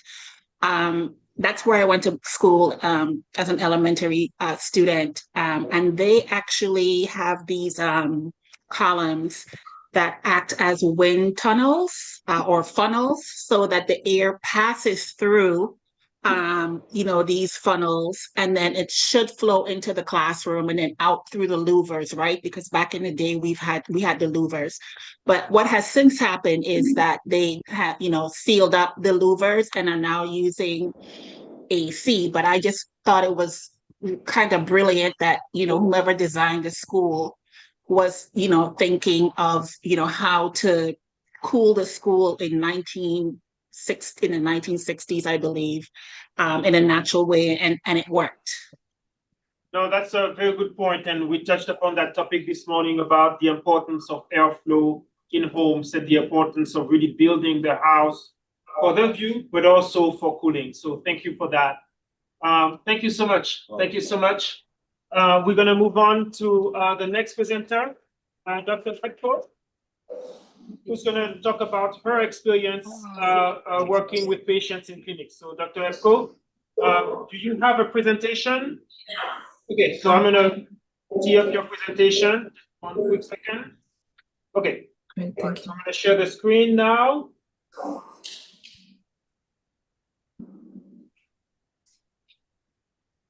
Okay, go ahead. And you tell me when to switch sides. Great, thank you. Thanks for having me. Really happy to be here. I'm Dr. Lisa Ekpo. I am the Deputy Territorial Epidemiologist with the Virgin Islands Department of Health. Before we jump in, I just want to thank everyone from the Department of Health who may have joined in the conversation today, with special acknowledgement to our Health Commissioner, Justa Encarnacion, Assistant Commissioner, Dr. Nicole Cregwell-Sims, Assistant Commissioner Ruben Malloy, and our Territorial Epidemiologist, Dr. Esther Ellis. So some of this material may sound familiar from earlier presentations, but we'll briefly revisit, reinforce, and then build on some of these key points to further discussion on heat and population and public health. Next slide, please.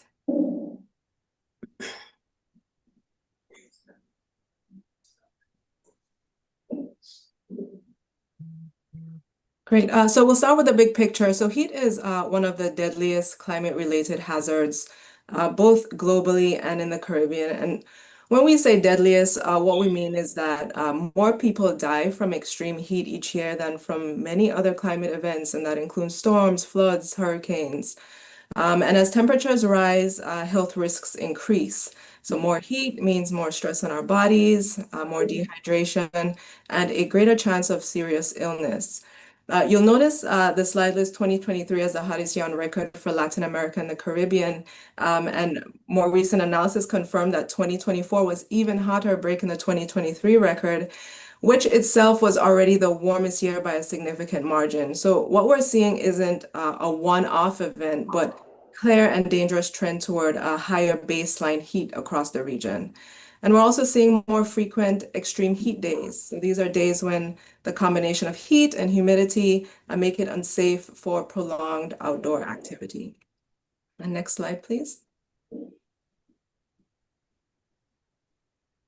And these next slides will go pretty quickly. So extreme heat has graced the headlines more often than we'd like. We've seen repeated alerts from the National Weather Service warning of dangerously high temperatures, flooding, and tropical waves that really only briefly interrupt the heat. The Department of Health has also been issuing frequent advisories, urging residents to stay hydrated, limit outdoor activity, and take precautions. Next slide, please. And even when rain brings relief to the region, we see some of our islands continue to experience drought conditions, which shows us how uneven and persistent these heat impacts can be. Next slide. Next. So what we're seeing as these headlines build on each other, they reflect what many of us are feeling. Longer, hotter days, warmer nights. And when our health commissioner has to remind us to stay safe and hydrated, it's a clear sign that heat is no longer just a weather story, but more a public health story. Next slide, please. So we've already established that heat is one of the deadliest climate-related hazards. But what makes it especially concerning is that unlike hurricanes or floods, its impacts are less visible, but as we've seen in previous presentations, more widespread and longer lasting. This type of impact that quietly affects our health on a day-to-day basis. Yet globally, our public health systems are still catching up. So we're not fully equipped to track, prevent, or treat heat-related illnesses at the scale that we're now seeing. Next slide. So just a bit about what's actually happening inside the body during periods of high heat. So first, sweat doesn't evaporate efficiently. So this means the body can't cool itself well, leading to heat stress and dehydration. And as we lose water and salt, we start to feel dizzy, weak, fatigued, some of the early warning signs that the body is under strain. So the heart, lungs, and kidneys have to work harder. The heart pumps faster to move more blood to the skin to try to cool us off. Our breathing speeds up, and the kidneys lose more fluid and electrolytes. And for people with heart disease, lung conditions, or diabetes, this added strain can quickly become dangerous. And then when our temperatures climb above 102 degrees Fahrenheit, we see exhaustion, so fatigue, nausea, confusion, and if those body temperatures exceed 104 degrees Fahrenheit, the body's natural cooling systems fail, which then we see heat strokes, which are really serious medical emergencies. Next slide, please. So some more of the early symptoms, things usually start very subtly. So we'll see muscle cramping, heavy sweating, shortness of breath. And as dehydration worsens, you may develop dizziness, headache, weakness, and nausea. And then when the body can no longer keep up, symptoms get more severe, confusion, fainting, and these are signs of heat exhaustion, potentially heat stroke as well, which requires immediate medical attention. So key message here is by the time someone starts to feel faint or disoriented, it's already pretty serious. So recognizing these symptoms and responding early can prevent a medical emergency. Next slide. So not everyone experiences heat the same way. Some groups are much more vulnerable. So older adults are especially at risk. Their bodies don't cool as efficiently. Many take medicines or live with conditions that make it harder to stay hydrated. Infants and young children also struggle to regulate their body temperature, and they rely on adults to keep them cool and safe. Folks with chronic diseases like heart problems, diabetes, or kidney disease face added strain, and the heat forces these organs to work even harder. We had a previous discussion earlier in the day about outdoor workers, so construction crews, landscapers. This group face constant exposure with very limited opportunities to rest or rehydrate. And many of our homes here in the Virgin Islands without AC and sufficient coolant access, whether that's due to unreliable power, which we're all very familiar with, lack of air conditioning. These households face higher risks of heat stress, especially during prolonged heat waves. And then we have groups like athletes who are vulnerable when training, and pregnant women who can overheat more easily, which can affect both their own health and that of the child. Next slide, please. So beyond dehydration and heat exhaustion, rising temperatures also infect infectious diseases, especially those spread by mosquitoes. So what we see when we are faced with higher temperatures, they speed up mosquito breeding and shorten their life cycle, meaning mosquitoes bite more often and spread viruses like dengue, chikungunya, and Zika more efficiently.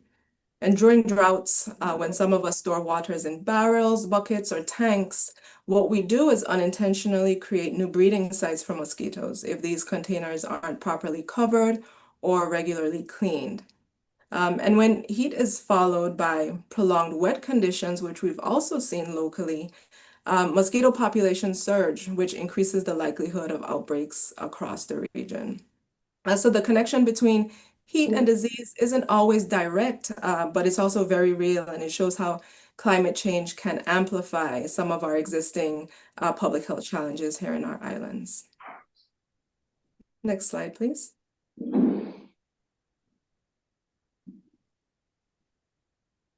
So what we also see is some effects on water safety.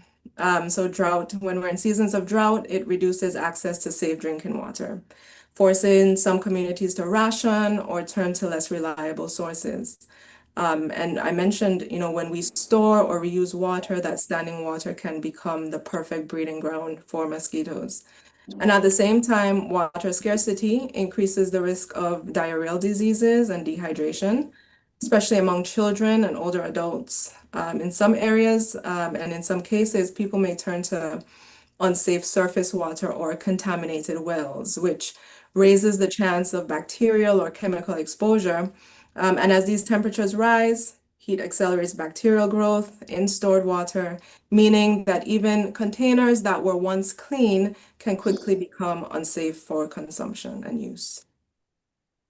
Next slide, please. Text completion. So heat and drought also have some serious impacts on food safety and disease risk. So when we see temperatures rise, we'll notice even personally in our own households, our food spoils more quickly. This means higher risk of gastroenteritis and other foodborne illnesses. During a heat wave, and even sometimes when we're not in heat wave situations, our frequent power outages, makes things worse. We lose our refrigeration, our food warms, and in that process, bacteria multiplies rapidly. Higher temperatures also accelerate the growth of bacteria like Salmonella, E. coli, and both in food and water, increases the risk of contamination there. And when we have flooding that follows periods of heat or drought, those same pathogens are so concentrated in the runoff that they can contaminate not just water that we used to drink, but recreational and swimming areas, creating new exposure risks. Next slide, please. And we also touched on this in earlier sessions as well, but heat also takes a toll on our mental health. We have very hot nights, disrupting our sleep patterns. We're tired, irritable, less able to focus at school, as in the discussion in our last presentation, or at work. And over time, those effects add up. Studies also show that extreme heat increases stress, anxiety, and even aggression as the body struggles to stay regulated. And in our islands, where communities already face significant economic pressures, disaster recovery stress, this constant heat can deepen those existing mental health burdens. Next slide, please. So across the Caribbean, especially in the Virgin Islands, we are all very much aware of our high energy costs. This means many households simply cannot afford air conditioning. Or I know a lot of folks who have air conditioning, but are very judicious about when they use it. Many of us don't have backup generators or solar backup to help offset some of those costs that may be associated with cooling. This turns into a climate justice issue, right? So people that are least able to adapt are often the ones most exposed to the risk. So when we have these discussions about protecting public health, population health, we also have to talk about access to cooling, reliable power, and other safe living conditions. Next slide, please. So we've talked about how heat affects individuals, but it also puts pressure on our health system as a whole. It starts with extreme heat, so more frequent and prolonged heat waves, which then leads to increased health demand. So we see more people showing up with dehydration, heat exhaustion, and worsening chronic conditions. And as the demand for health care rises, it puts a strain on the system. So we'll see emergency rooms and clinics becoming a lot busier. In some cases, we may experience some supply shortages and even staff fatigue. And then the infrastructure disruptions come in and make things worse. So power outages, water shortages, equipment failures, all limit the ability to provide care when it's most needed. And all of this together adds up to poorer health outcomes, especially for those populations who are already at risk. Next slide, please.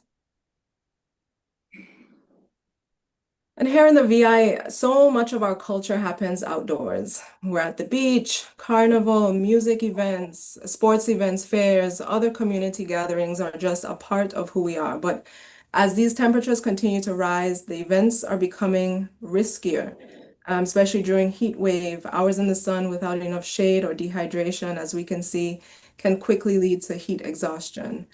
So there's a growing need for event safety planning. So things like mandatory cooling stations, shaded rest areas, and first aid access.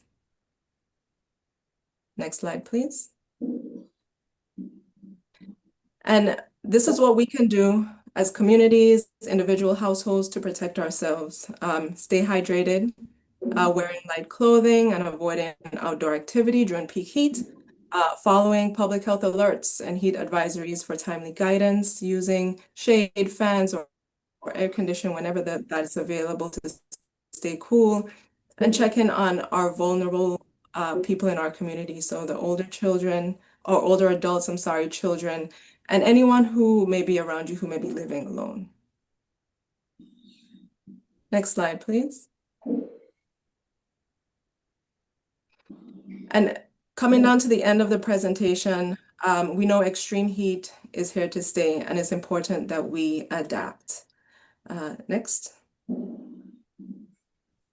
Heat is a growing and ongoing public health threat. Next. Public health and health systems must strengthen preparedness and resilience. Next.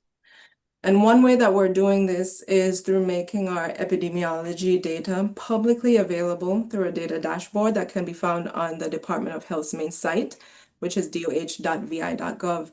So what you see on your slide is a screenshot of our dashboard showing our dengue cases for the last 12 months in the territory. And in addition to the dengue cases, we include data on reportable conditions from multiple program areas, including other vector-borne and food and waterborne illnesses that we previously discussed. Next slide. And finally, everyone has a role. So this isn't the job of one government entity or one private partner or one university. It's up to us all to protect ourselves, family, and our community. And that brings us to the end of this short presentation, and I'm happy to take any questions if anyone has any at this time.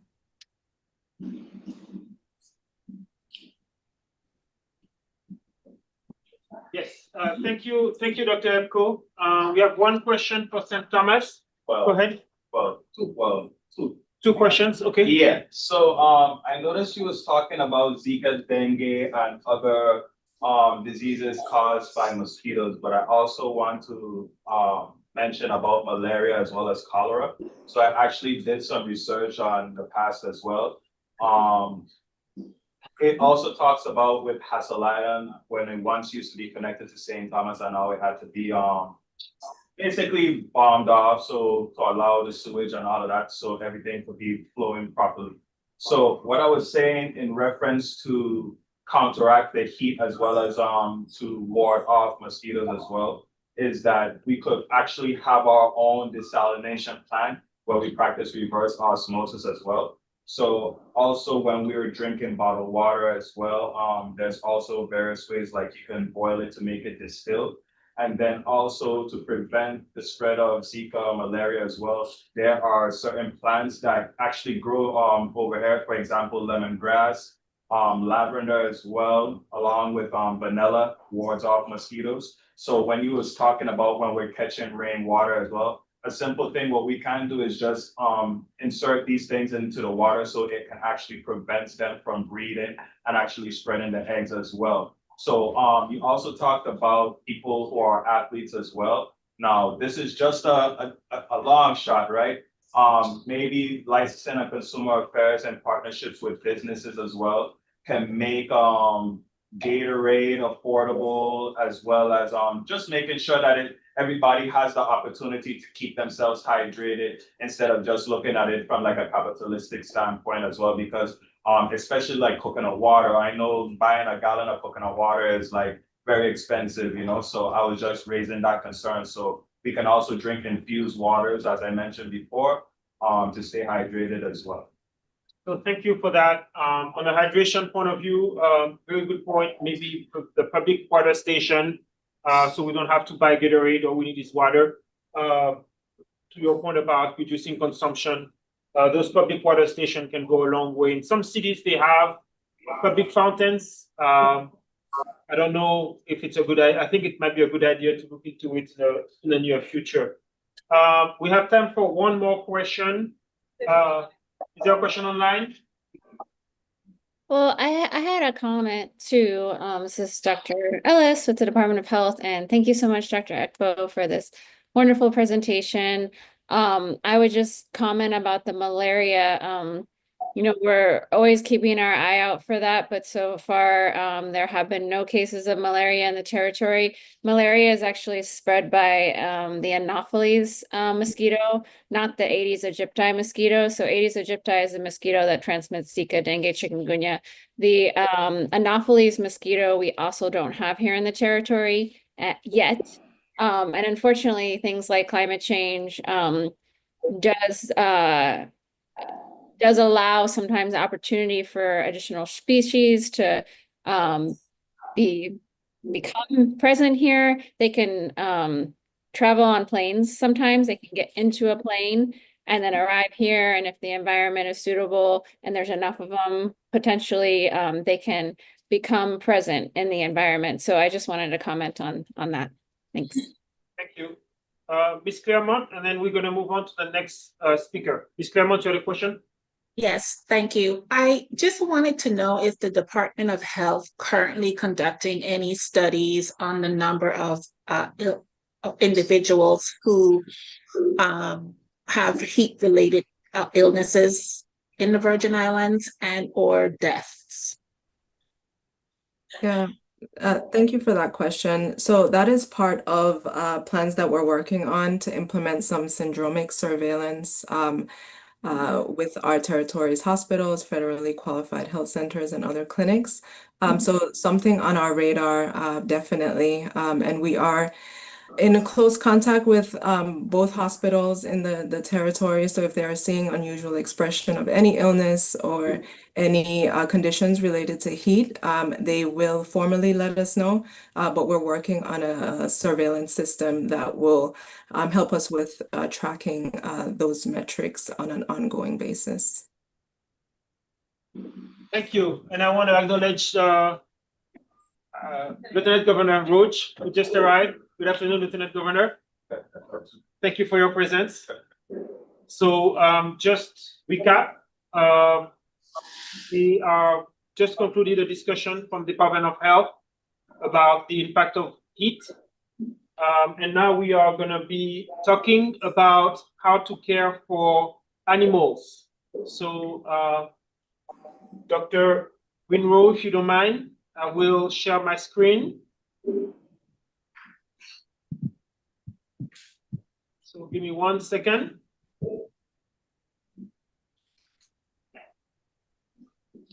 Okay. So Dr. Carollyn Boykins Winrow is a professor at UVI on the St. Croix campus, and she will talk about how to care for livestock and pets. Go ahead, doctor. Yes, good afternoon, and thank you very much for giving this opportunity. As you can see in this first PowerPoint, the animals look very stressed, but you'll notice that they are similar in their look. Next slide, please.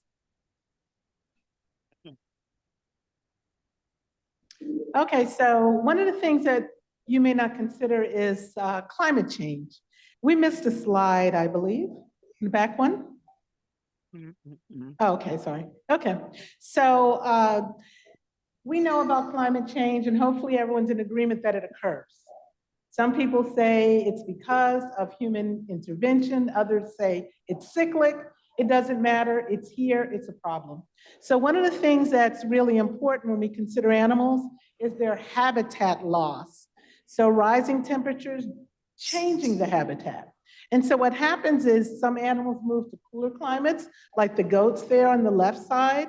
Other times the habitat is gone. And you've seen videos and different pictures of the polar bears and the fact that the polar ice cap is melting.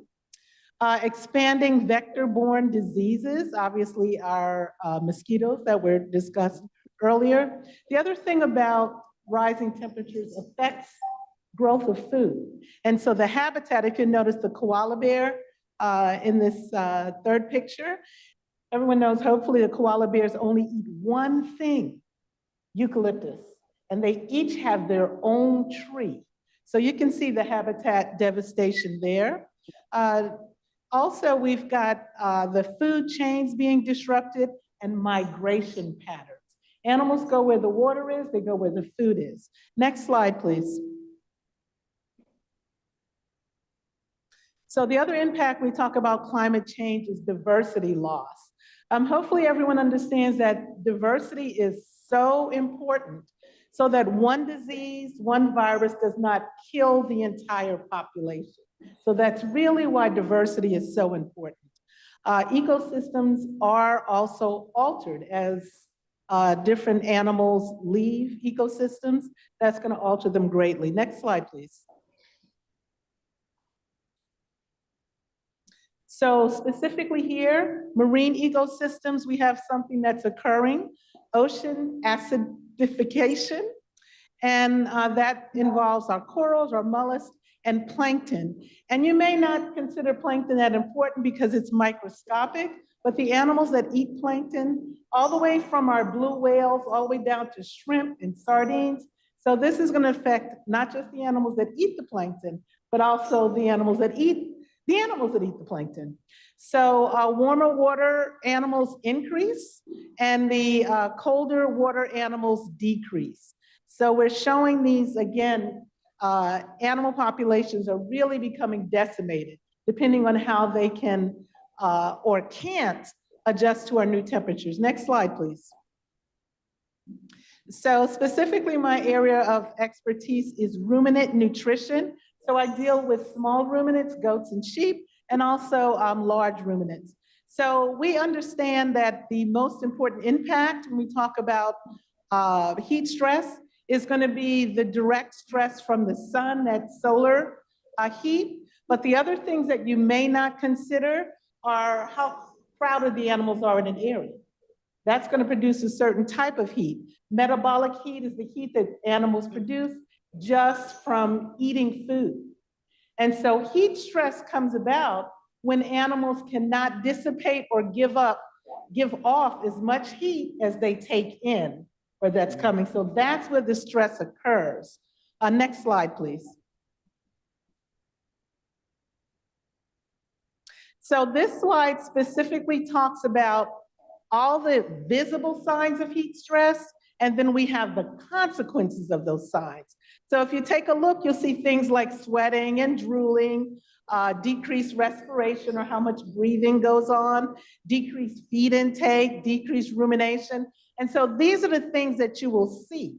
Decreased activity, increased standing around, increased restlessness.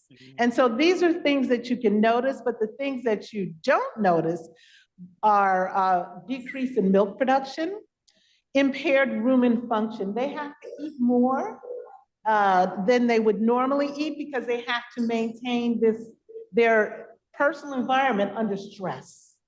Health problems and mortality. Next slide, please. So these signs are similar for all the species, including humans. We talked about humans earlier. So some of the things that are possible under, this one is for goats, reproduction, so fertilization decreases, behavioral changes, meat production. So you may be sitting here going, I don't have a flock of sheep, I don't have goats, why should I care? Because as meat production decreases, what's going to happen?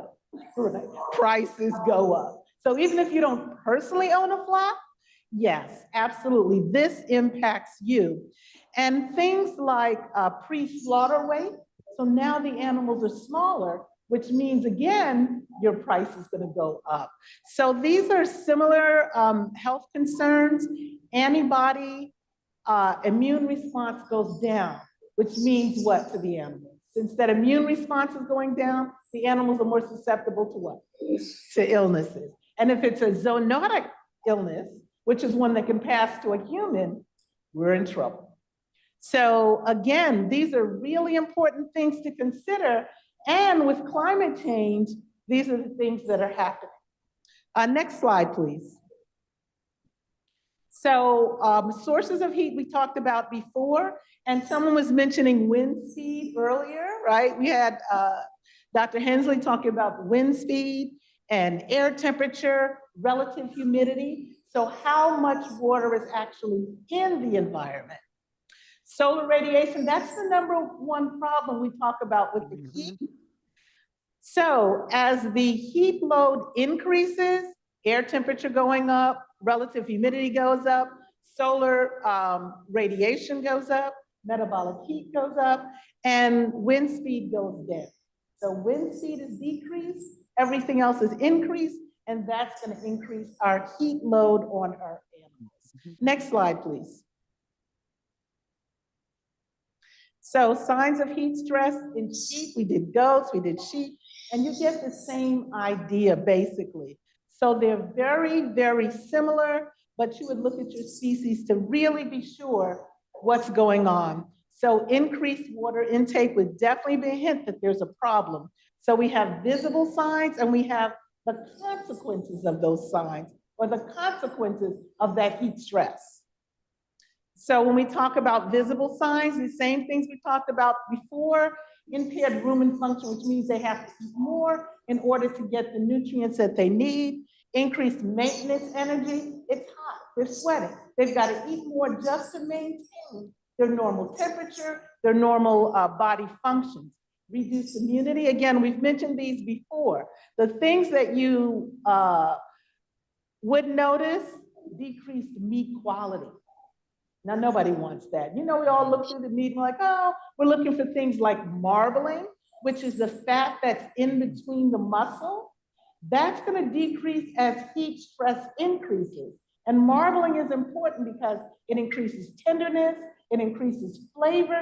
So now we've got the quality of the meat going down. So even again, if you're not that concerned because you don't actually own any of these animals, you need to be concerned because you're going to be paying for it in the market. Next slide, please. The other way. Okay, so chickens, and you may say, well, yeah, we get the general idea. They're hot. So if you look at the picture on the top to the left, you'll see something that's called wing spreading. What we want you to do is notice when the animals are first becoming stressed so you can help them, you can assist them. Behavior responses decrease again in our quality of eggs. And if you say, well, I don't have layers, I've got broilers, which are the ones that we eat for meat, breast quality goes down. So the decreased body weight. So your price in the store goes up and you're looking at this, where did they get these tiny chickens? What is this about? I'm paying more and the chickens are tinier. So the reality is this matters to us. So increased water intake, wing spreading, general weakness. And again, this is similar in all the species. Next slide, please. So now we're talking more about the companion animals or your pets. One of the things that's important to note is your species. So something called brachiocephalic means that they've got those squashed noses.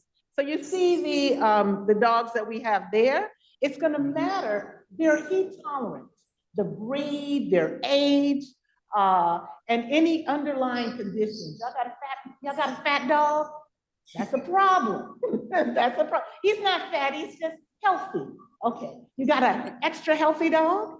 Then yeah, that's gonna be a problem when it comes to heat.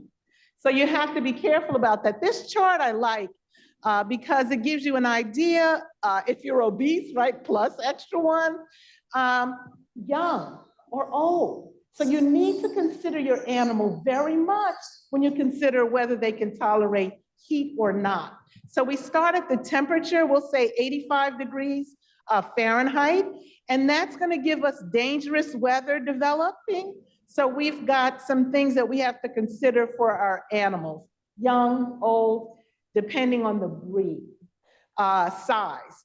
If your dog snores, which my dog does snore, we think it's the funniest thing. But now, after doing this presentation, I'm like, oh, we better be careful about our dog and heat. And true story, my husband had filled up the car, had the dog in the car, and he parked away from the pump station to go get something inside. Someone called the police on him. They called the cops. I got a dog in here that could die. And it's like, it was like maybe 5 minutes. So the reality is, though, you have to be very careful with the dogs and heat. Next slide, please.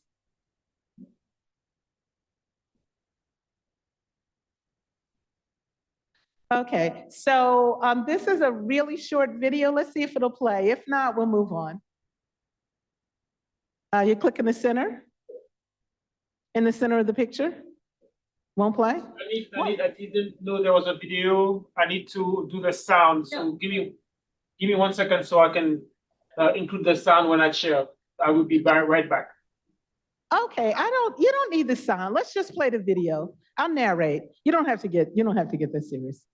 Okay, sounds good. Yeah, I can narrate. It's okay. And so what I really want you to see with the video is what they look like. So that's why we don't need the sound. It's what they look like. So you'll notice panting, sweating, things of that nature. See the dog's tongue? So hold on, because on St. Thomas, hold me 1 second. Okay. Here we go. Go ahead.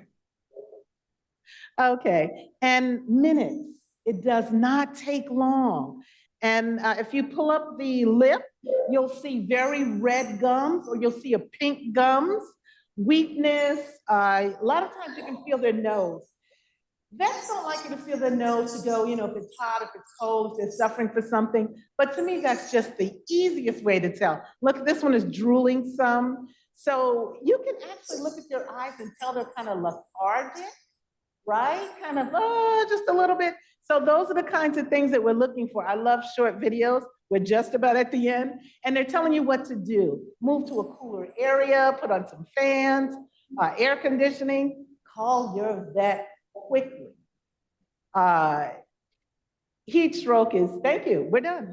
Quick video. But I really just want you to get an idea for what they look like. Next one, next slide, please. Okay, so heat stress in dogs. We've talked about some of the safety tips previously. No parked car. Don't be like my husband. He didn't get a ticket or arrested, but someone did call the cops on him. Walk early or late. These are the same things you would do for yourself. You don't want to be out there the hottest part of the day. Cool water, not ice water. So a lot of times people want to put ice in the dog's water. That's fine, but you don't want to give them ice cubes. Shade, always. Check the pavement. I hope this is something, if you have a pet that you take outside and walk, I hope you check the pavement. And not like, with a knuckle or something, check it and see if you can put your hand and leave it there, because that's what they're gonna be doing. So really careful about having your dogs walk on cement or concrete or something like that. Stay inside during heat advisories. We talked about this one before. Over 90% of dogs survive if treated early. You want to look at the signs, you want to make sure you understand what they're like, and you can see the pictures that are here showing you different things. Severe, vomiting, blood, passing out, those types of things. Next slide, please.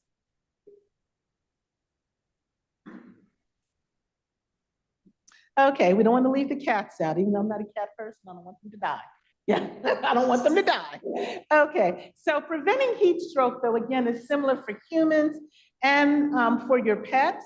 You want to give them plenty of water. You want to ventilate the house where they are. You want to provide shade, no unnecessary travel. So it seems like, cats are a little more susceptible than dogs, right? The dogs, you don't want to leave them in the car. The cat, you really don't want to take them out too much. A lot of the cat breeds, lots and lots of fur. Check sheds, garages, and greenhouses. Make sure if you've got an outside cat that they have a place to be cool and that it's really cool. Like it's a cat, be strong, but you have to be careful. Next slide, please. Okay, so horses, because we've got lots of horses on island. And so the signs for your horse and for your rider. So temperature over 103 degrees. Hopefully nobody's out in this kind of weather. And for the horse, you're going to be careful. If you notice some of these signs, you're going to stop riding. You're going to let the horse drink water, splash cold water onto the horse. So horses can take cold water. Your smaller companion animals, not so much. You want to be careful with cold water for them. Horses, you need to cool them down quickly. No problem with cold water. Monitor your horse. There's no scientific evidence to support the myth that letting a horse drink cold water will lead to colic. So cold water is good for horses. I don't know where the rumor got started about the colic, but that's not true. Cramping, those kinds of things, cold water is good for your horse. If you've got a horse under heat stress, please do give them cold water. Prevention, the same thing for most of the animals. Next slide, please.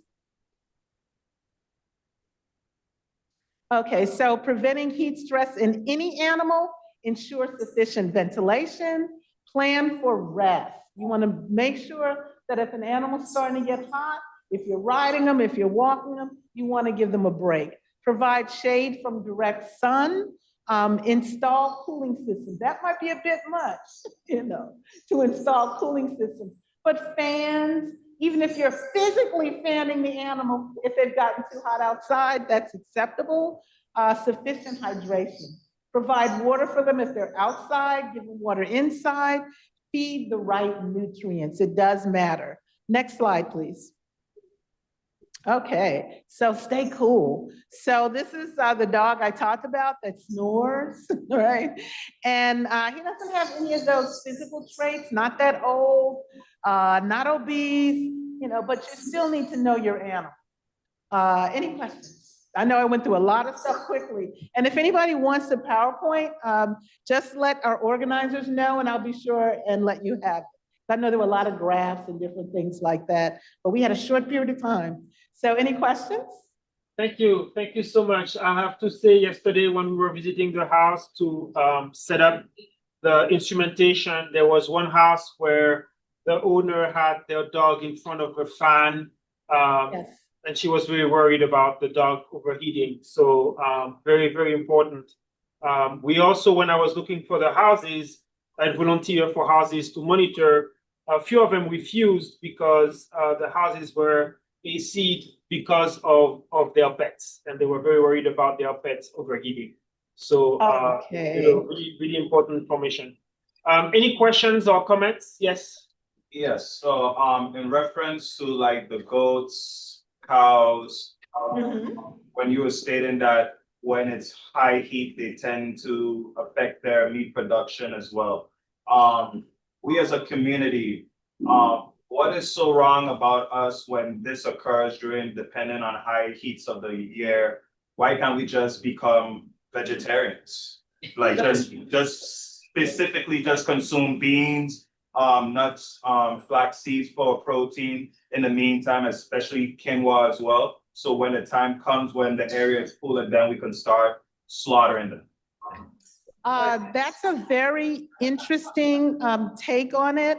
Hopefully, and no offense to my vegetarians in the room, but you need to understand that 5 ounces of protein from a meat source is a lot more nutrient dense than, cupfuls of beans. So I'm not saying that maybe our westernized diet, we eat too much meat. I'll just start there. So we definitely could eat less meat. I think most people, though, are not going to be okay with not eating meat at all. So going vegetarian during the summer or something. I don't see that as a real possibility, but definitely we can consider for health reasons eating less meat. So that's all I've got for you. I can't imagine just going cold turkey vegetarian, and I think I've got some supporters. Well, I guess part of the question, what I hear is that can we somehow delay the slaughter of meat to cooler period of the year? Can the animals recover? If during the heat season, which now is July to October, can is it possible if an animal suffers from, constant heat stress, can it recover, say, in November, December, if we resume the normal diet and the temperature go down? Most likely not. It's going to be dependent on the age of the animal, and typically, depending on the animal, we're going to slaughter them anywhere from 6-7 months to a year. And so they usually are not going to recover the marbling, the fat placement, and things of that nature. So the answer to that is no, they will not recover after the heat stress. Okay, thank you. All right. Yeah, I see another question on St. Croix. Do you have a question? Thank you for your presentation. My question comes from my background, which is more with like marine species. And when they get exposed to heat, they also, the correlation is that they become more susceptible to diseases. So I'm curious how, and I'm sure in the agricultural community, are there typical diseases that like the trends change with heat, or like, and then are there any, either here in the region or literature, are there any like diseases that you guys are looking out for because you just know that there's trends heading towards, I don't know, any data that shows that there's particular things that show up when immuno and other things are just compromised? Yeah. So one of the things, thank you. One of the things we're concerned about is someone mentioned cholera and malaria earlier, and I was like, wait, what did I miss? I never heard of that. So what happens is as the temperature gets warmer, species that are not normally found here become more problematic. So the animals themselves, actually, their immune system decreases. So the problem would be, are we getting mosquitoes, the Anopheles, and I forget who mentioned that one, but absolutely, are the Anopheles mosquito more apt to travel here and survive? Yeah. So, yeah, I don't know so much about fish, but the mosquitoes. So what happens is not so much the diseases being present, but the animals actually not being able to fight them off. So they're decreased immunity. Thank you for that. Thank you. Thank you for your excellent presentation. In doing some research on climate change, and it's relevant here, is the effect on the coral, and white coral, and that ecosystem. So I don't know if we're going to have a discussion on that, because it's particularly relevant for us, because we're in the Caribbean and we're coral, but that is climate change is having a severe effect on the coral. Absolutely. And I probably need to leave that more to my coral. You got that?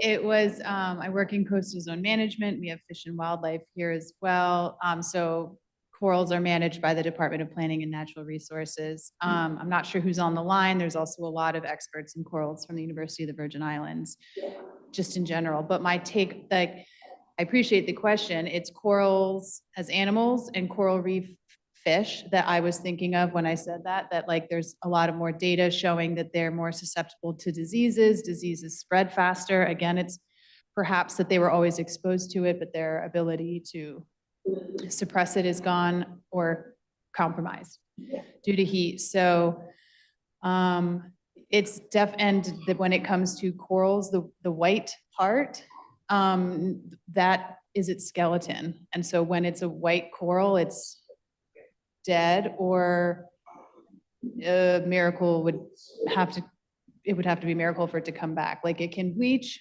but we're not seeing the return post-bleaching anymore because again, it's pretty much a compromised, immunocompromised specimen at that point. So heat stress is a huge problem for corals. It has been for decades, and heat stress causing the corals to become extra sensitive and extra susceptible to other threats to corals is something that has been like studied and documented. And our corals are in very bad shape. We have had 0 to 9% coral cover across the territory for several years now. So and I think the conditions facing corals are pretty unlivable. Yeah.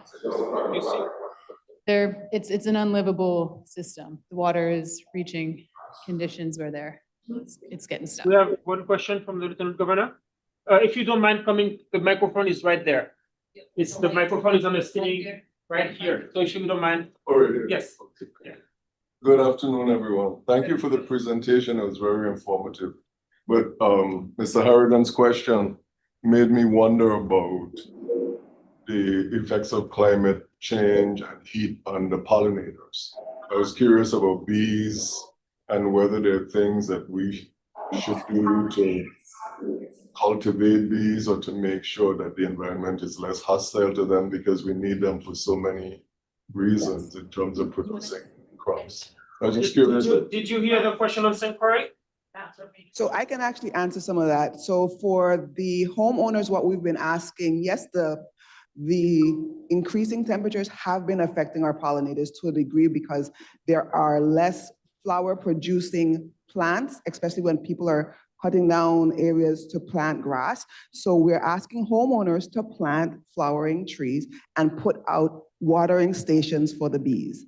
So if you're interested, you can actually Google it, bee watering stations for homes, which is actually very, very much appreciated by the apiarists here in the Caribbean and in the Virgin Islands.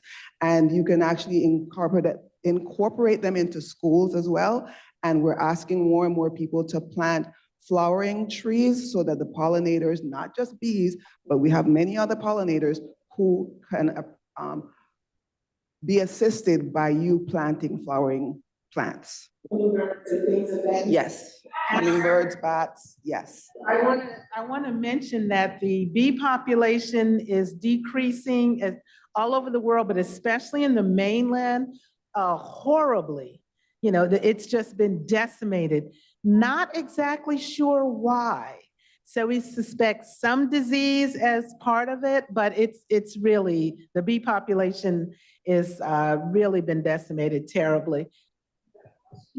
So my question, actually, my comment / question is, one of the things that as an environmentalist, that to the gentleman's question about eating less meat, is the study towards entomophagy. A lot of people are looking at entomophagy. Africa is looking at entomophagy, and other European countries are looking at entomophagy. Entomophagy is the eating of insects. You can grow a huge amount of insects, which is highly protein dense and does not produce as much heat and does not require as much space to create a large scale protein production.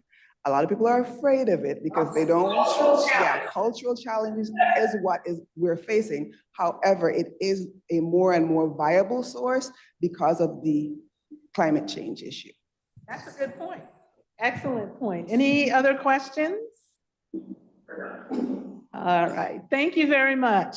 Thank you. Thank you so much. Very good presentation. So we are almost done with our we have one more presentation from Dr. Ragster. I want to take a pause for a second though. So Lieutenant Governor, there was a lot of questions that came up in our previous sessions about the plans for all the reconstruction that the territory is currently undertaking, especially for schools and other buildings. Have they thought about the need for insulation to really meet? Because we had a lot of good presentations about we build ovens.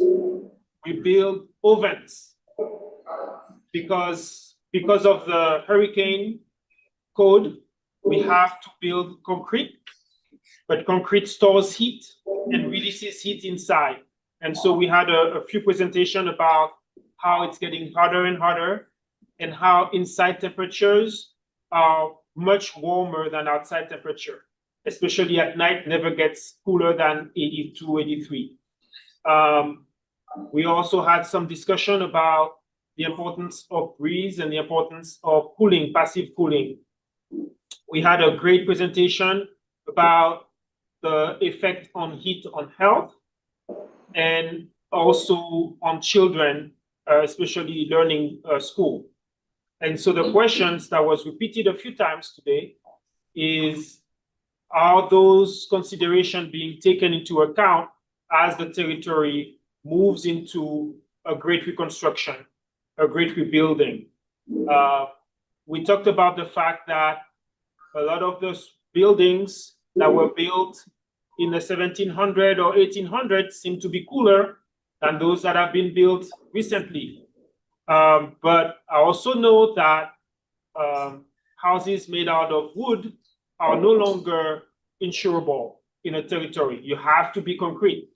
So there was a lot of discussion about the need for education of the public and construction to discuss how can we build in a way that does not create negative conditions inside the homes, inside buildings, for elderly people, for people like me of middle age, for people who are younger, and also for children. So I don't want to put you on a spot and have you answer all those questions. I just wanted to bring up to speed, since I know that you are in charge of insurance and you're also in a position of leadership. Those were the issues that have come up. There was a very, very vibrant discussion on all those topics, because ultimately it's about our health. So with that being said, unless you want to say a few things. Well, I'll just say, I just thank you for the recap. I really was trying to get here earlier, but I ended up at the ACC as well, so that took a few more minutes. So a couple of things. The school reconstruction is actually going to be headed by, or at least she's going to play a very prominent part in it. A Virgin Islands, Can you come closer to the microphone? Virgin Islands architect by the name of Chanel Calwood. And I know that the plans for the schools have included more open spaces and flexible interiors that could, if you could see some of it in existence right now at the Wheatley Skills Center, where they reconstructed that after the hurricane. A lot of attention to comfort and multiple uses in the spaces. The concern with the internal temperature is also a legal thing, because most of the unions have in their contracts a temperature that the room should not exceed. So it is an important consideration both for the instruction of children and for the employees, you know, as well. It's a big concern. I'm sure that they would be willing to also present some information about the specific concerns and how we're going to deal with them in the construction of schools. The issue that you raised last, wooden construction and insurability, we brought that up to the conference of National Association of Insurance Commissioners, and we are not the only one as a jurisdiction that deals with that. It's the Caribbean and places like Florida on the US mainland. We've pointed out that if just by anecdotal reference, you can see that a lot of the wooden structures, if you do the coast like Frenchtown, that still have some of those vernacular houses, that they have survived some of the major hurricanes. But a lot of people might be familiar with reinsurance, and the reinsurance is like insurance for insurance companies. And a lot of that is coming from the reinsurers. The concern with risk, the redistribution of risk, because there's so many catastrophic events that the price tag just makes the reinsurers concerned about risk. And they may take some measures like that without evidence to support it. It just might appear to them that wooden structures don't survive. The same thing happens with wood and masonry, so there are concerns there as well. But I just want you to know that we are concerned about it. We're engaged in dialogue about it, but it really has to do with a lot of the reinsurers that support the risk distribution for the insurance companies. Thank you. So we'll see what happens. Thank you. Thank you so much for those comments. Dr. Ragster? So now Dr. Ragster is going to present the adaptation toolkit that they have developed. Right, who has them? You have them? I need for you to give those people. Can I speak here for a second? Yeah, go ahead. All right, one of the Why don't you things- come here, because the camera, unfortunately, easier? yeah. So I will spotlight. And you find I need help with. What's that? The slides. Yes, I will do that right now. Okay, just go ahead and skip without look for yourself. Okay, great, thank you. Good afternoon, everyone. Just a quick addition, please, to what was just offered by the Lieutenant Governor. I think we have met almost everybody on this, at this session this morning and right now have been to a number of these types of activities. And it seems to me that we're dancing around a hard place, yeah? And one of the things that we have to deal with is that we say it, but I don't think we quite understand it.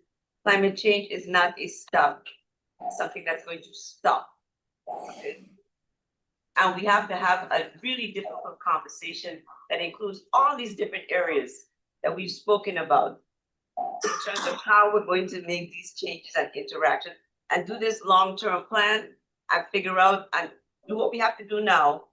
Some of this stuff is going to be for our children, not us necessarily. The challenge as I see it is that we tend to take things in pieces based on how much money we have.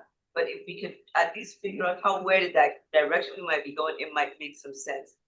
If the Virgin Islands, like every other small island in the world, does not come to grips with the fact that we are a small island, the people on the Maldives have to get the hell out of there. They don't have any home anymore on some of the islands. They're gone. There are Virgin Islanders sitting in here who could not imagine that we would not have the waterfront. But it is going to come. Okay? It's just a matter of time. It may not be our generation, but the question is, can you help the next set to get ready? So anyway, that's where then I start and we go.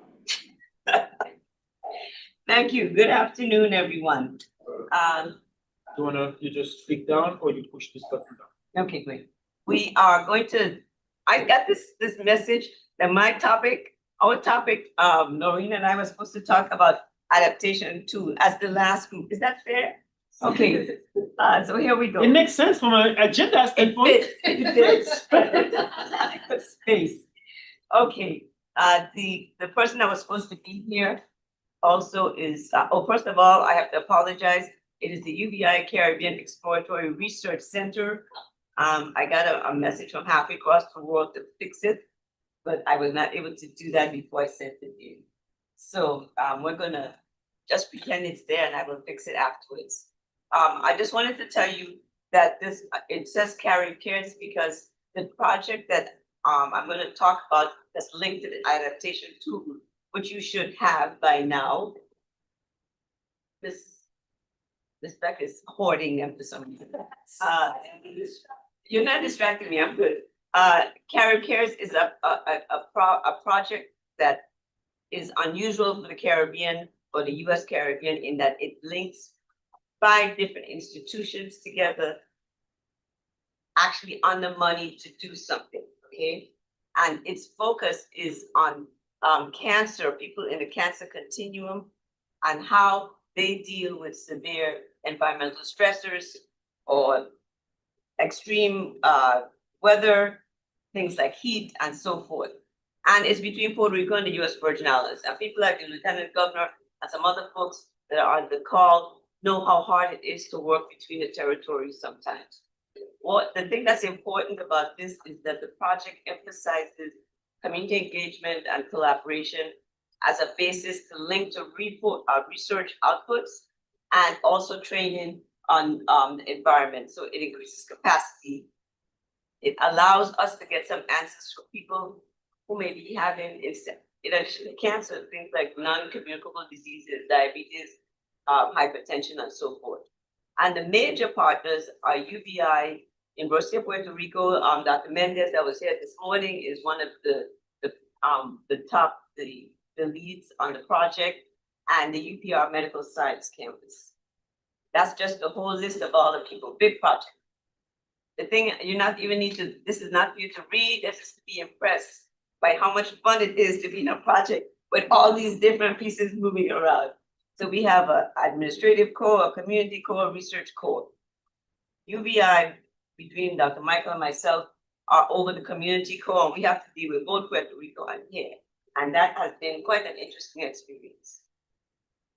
Okay, that's a good picture of Dr. Michael, in case you don't know who she is. Other one is me.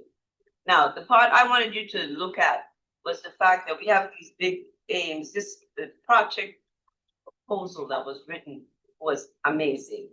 They could not fund it. It's the only one in the country they funded like this. And they had 20 to give out, and we got one, and there are other schools competing us that we should have not had a chance.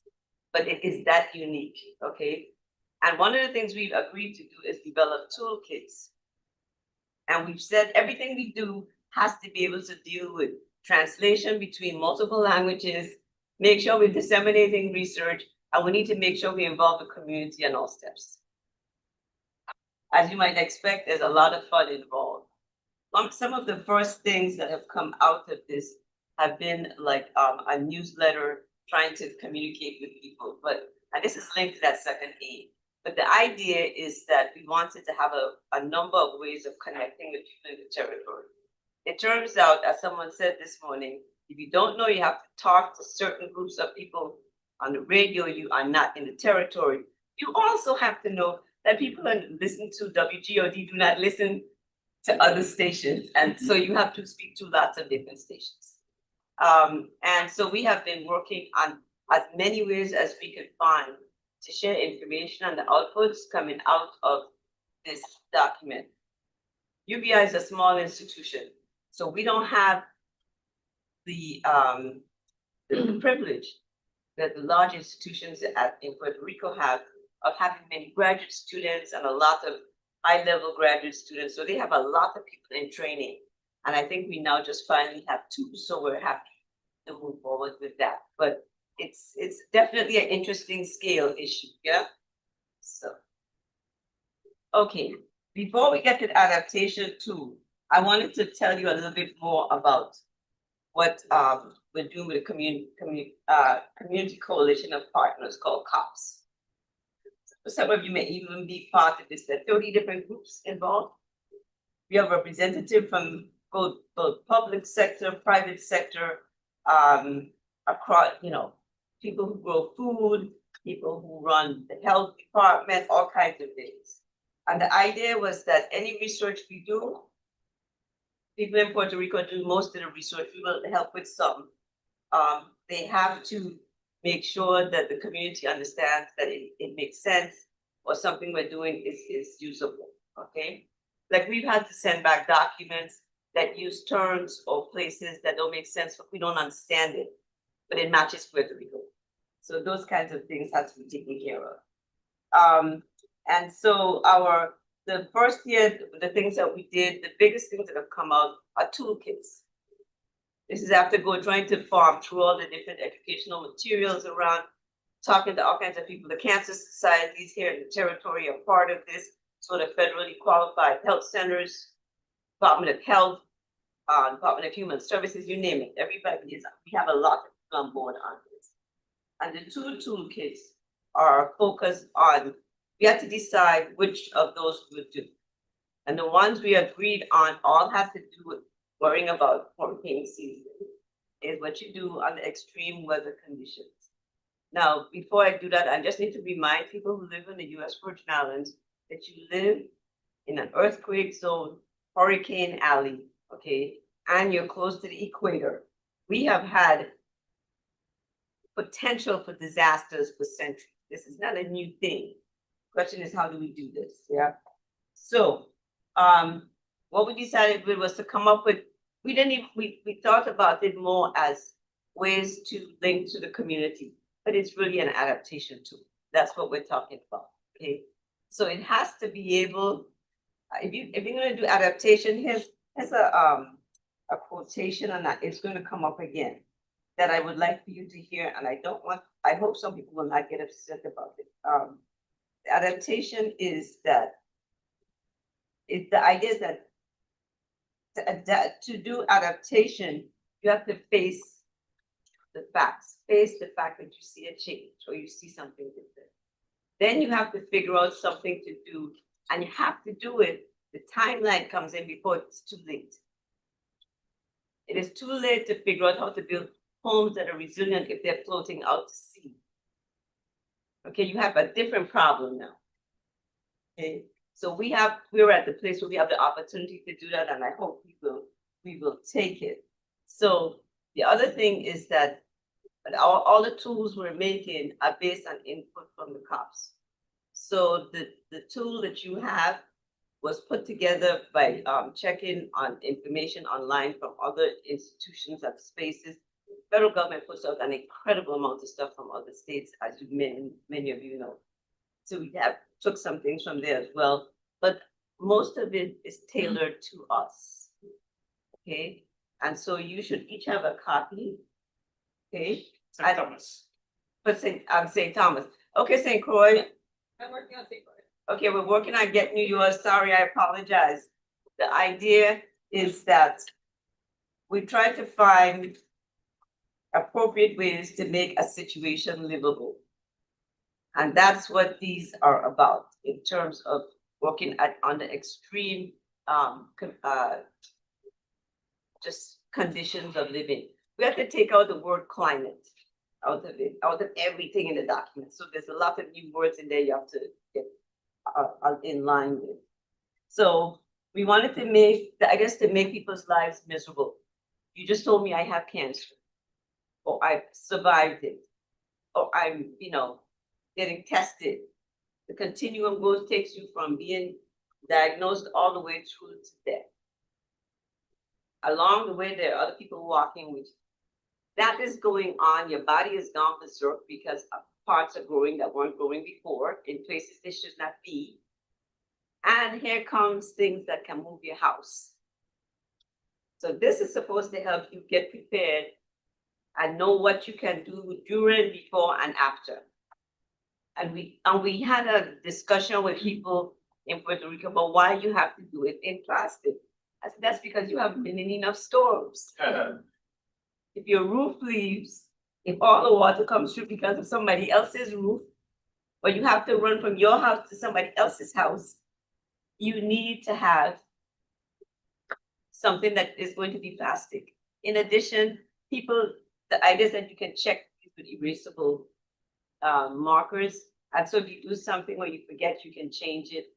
And you can add stuff to it that's not there. Like you need to put your family's information then on it so that you remember what to call.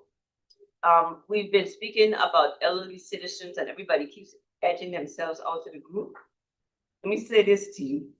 In the census that nobody wants to agree to, the largest number of households in the territory is single people over 64. Okay. Living by themselves. So that is not a little tiny group of people we're speaking about, right? Most of them are women. So here you have this large group of people that have other illnesses that just have to do with being older, or they have survived cancer. And then you have maybe a middle class that has cancer and they have a family with them. And so the question that comes up with the housing is, if most of the housing is for single people, where are all these other families living? There must be a lot of people squished up in places that we're not acknowledging. That means we have multiple groups of people in the same space.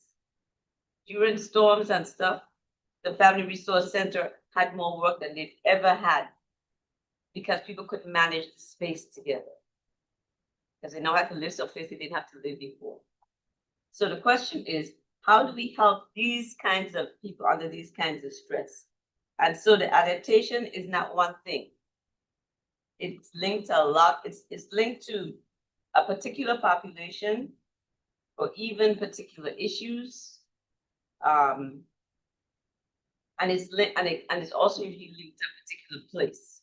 So we shouldn't do something that matches New York City. Dr. Mendez, buenas tardes. Bienvenidos. If the idea is that we also have to overcome some of the issues we have to deal with because of our size. The conversation about coral reef has the same, it's very similar to the conversation about what humans have to deal with. If the temperature and the environment moves past the level that you can physically handle, That's the end of the line. So what are you doing to ship it so that you have more line?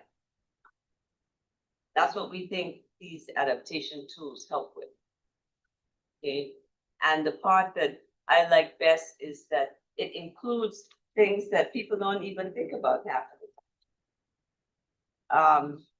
When you're preparing, a lot of people, first of all, we did the first part so that we're broadcasting to St. Croix. They have it, excellent, thank you. The first part where we want all your medicinal stuff. People forget what they're taking, they forget where it is, how many more they need, so it helps to get that in place. A lot of these things are on other people's toolkits, but we thought we would give you something because the person is already dealing with a lot of other medical stuff. Then a specific set of medical supplies, not just the one prescription, yeah? What are all the things that you think you're going to need? Some people need machinery and different kinds of medication that they normally don't have to get. Cooling and hydration, we just spoke about.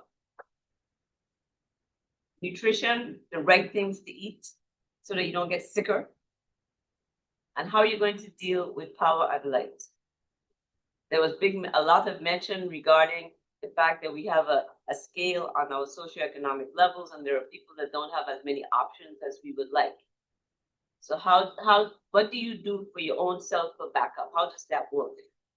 Okay, or what can people do to help you?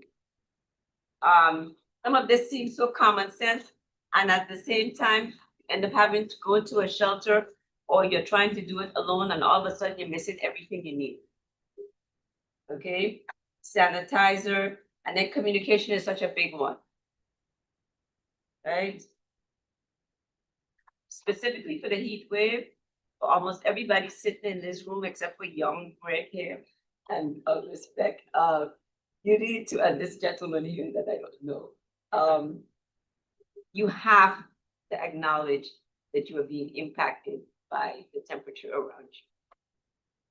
I have already asked 3 different people in laundries to please give your grandmother, your mother some water. People aren't recognizing that people are showing symptoms. We had a wonderful presentation on animals, and we don't do it on ourselves.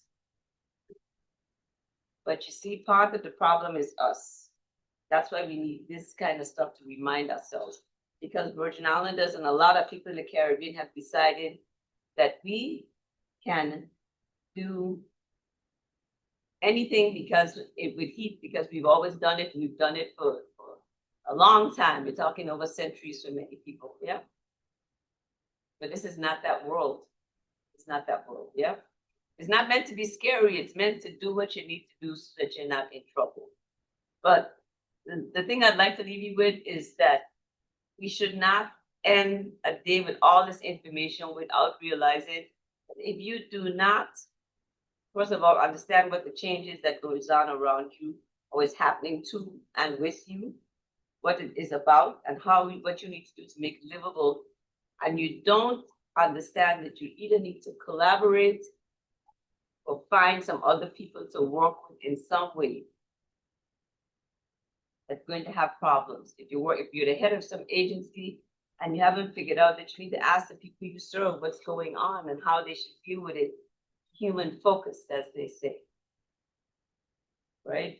We have a lot of people, every time we have a disaster or something going on, we invite lots of people to come and talk about data, and we forget to talk to the people who they're going to serve and how this is going to work. But if we were speaking to ourselves beforehand, we could immediately know what to tell them. So that's the opportunity in that. You need to take those opportunities. I think we have the possibility for usable solutions, but we have to work differently. I do think we have to work differently. Thank you. Thank and you. Congratulations for this entire process. Thank you. Thank you so much. I have to say I was smiling towards the end when you talk about people in the Caribbean. And it reminds me of my dad. As you all know, I'm from Martinique, and every time I go home over the summer, I tell them that it's too hot. They need to do something because it's just too hot. And my dad just insists that, no, the house is built because it's an old house. The house is built, it's probably from the 1800. It's a old traditional Caribbean house. And it's like, no, the house is built, you know, this and this and that and that and that and this, and you American, you think that. And I'm like, I'm not that far north. And you know, and it's hot here in the Virgin Island, and it's hot here in Martinique. There's no difference. It's hot is hot. But I do think that speaking about elected officials, I think if elected officials say it, it can go a very long way. Because we were just discussing the fact that we talk about it among ourselves. I think this morning, we saw data that shows. But I think having Department of Health, really appreciating Department of Health being present today, appreciate, yeah, we got good presentation of health, giving us some good messaging. Your presence is very appreciated, Lieutenant Governor. I think having more officials saying it's hot. I think the Department of the Weather Service does a pretty good job. But every time I ask people if they listen to any of that, they tell me no, they don't listen to the Weather Service. So I think having a messaging, especially for elderly, like you mentioned, can go a long way because, like you mentioned, we're not going to get out of this. It's just going to stay hot. And I don't think that people really understand the gravity of the situation, especially as both Dr. Ekpo, Dr. Winrow and Pablo mentioned in terms of impact on heat, on health.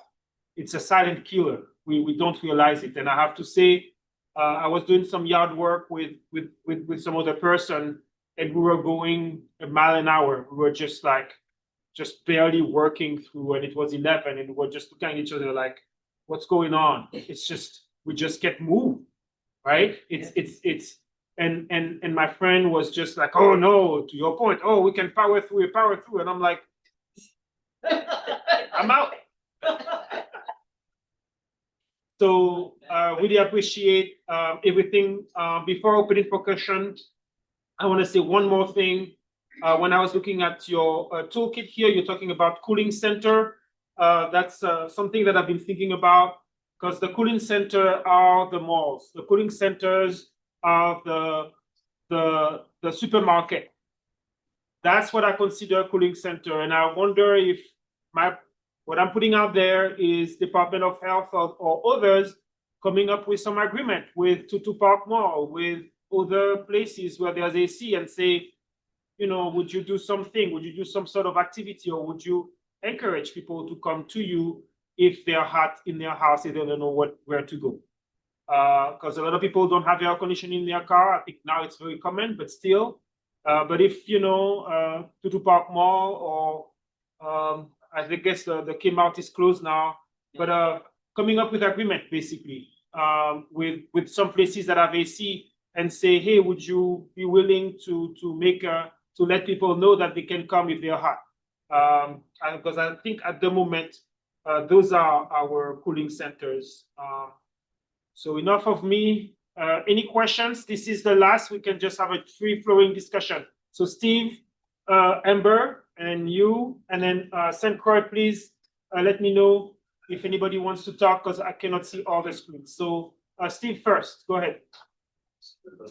So mine is more about... The microphone is right here. Yeah, so mine is more maybe a concern. So coming as a physiology, or looking at more like the human body and how they take energy out, you added sleep with a damp towel or clothes to stay cool. And I actually have seen research that says that in Puerto Rico, there were some problems of people sleeping with wet clothes during the times that were no electricity. It actually changes the way that you like trying to take off the energy off your body, and the water like being evaporated is coming from the clothes, now your skin. So it actually makes you sick. So one of the other ways to do it is to like sleep half naked in the floor. So you're touching the floor, and then your skin is touching it. The conduction, the energy is being released to the floor. Not happening. I have not. Well, it's an example. So like water. So wet clothes, sleeping with wet clothes might be a problem. It's the half naked part, but not the, and I will stop it there. And it may get people sick. No, but your point Yeah. is well taken. It may get people sick by reading that. No, thank you for saying that, because it never occurred to me that somebody would put on an entire shirt that's wet.